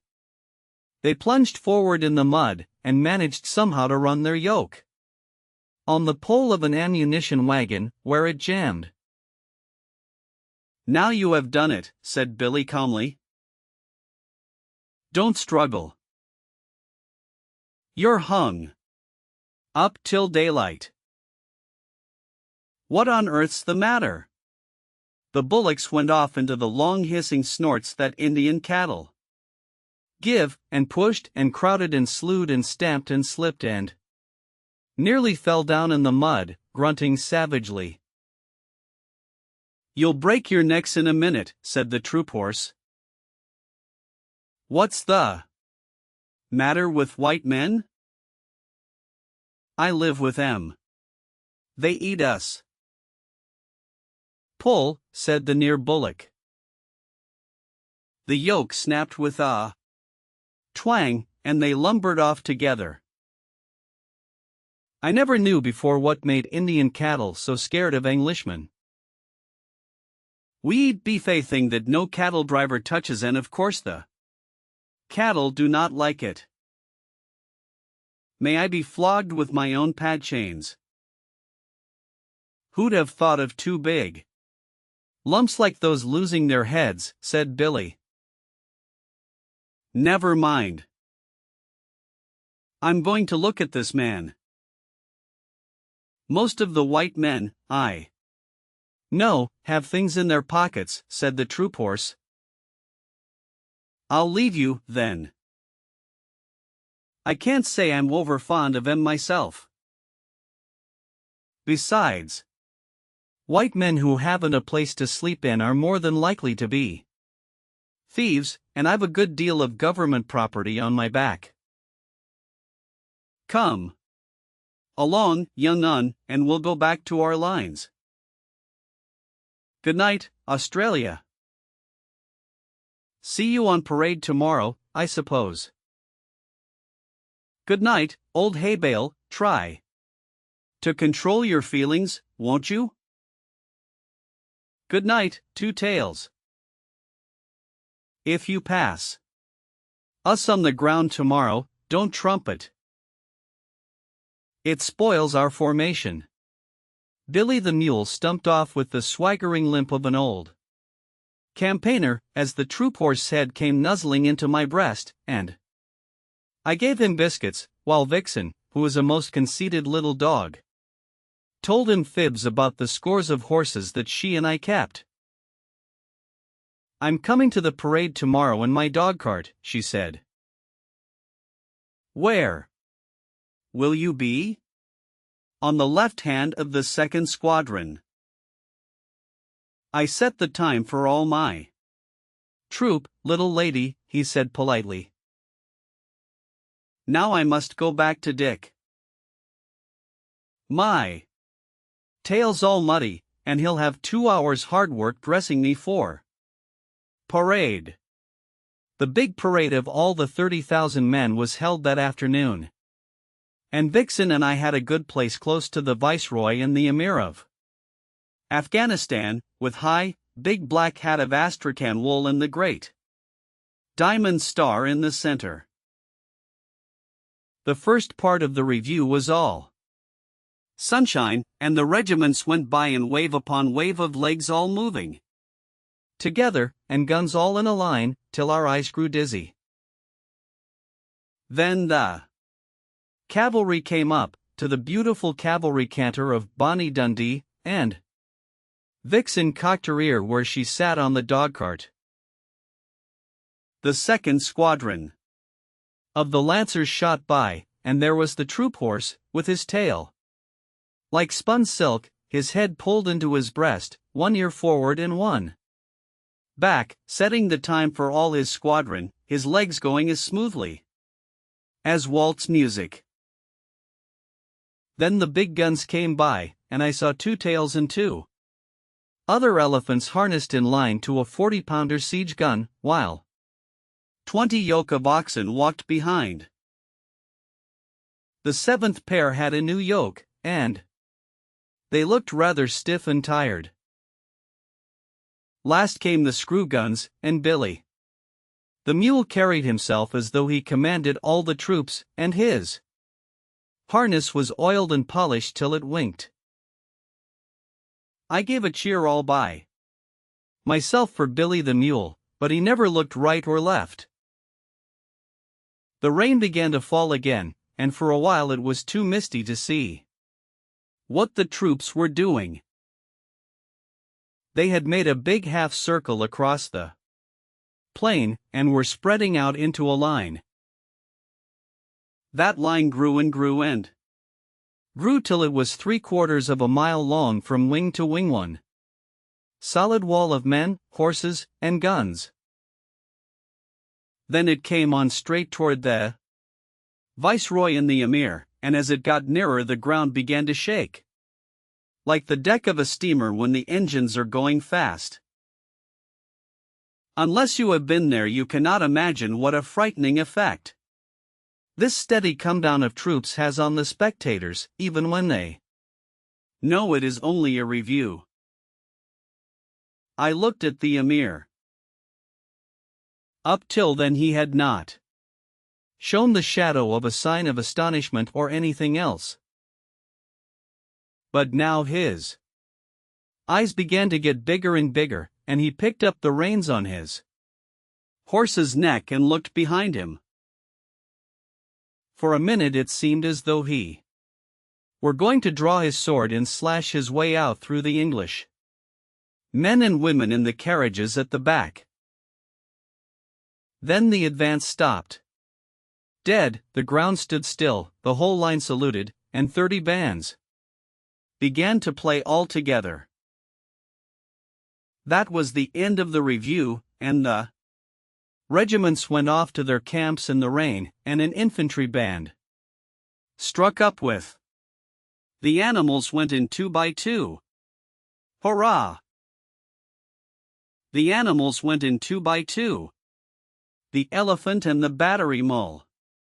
And they all got into the ark. For to get out of the rain. Then I heard an old grizzled, long-haired Central Asian chief, who had come down with the emir, asking questions of a native officer. Now, said he, in what manner was this wonderful thing done? And the officer answered, an order was given, and they obeyed. But are the beasts as wise as the men? Said the chief. They obey, as the men do. Mule, horse, elephant, or bullock, he obeys his driver, and the driver his sergeant, and the sergeant his lieutenant, and the lieutenant his captain, and the captain his major, and the major his colonel, and the colonel his brigadier commanding 3 regiments, and the brigadier the general, who obeys the viceroy, who is the servant of the empress. Thus it is done. Would it were so in Afghanistan, said the chief, for there we obey only our own wills.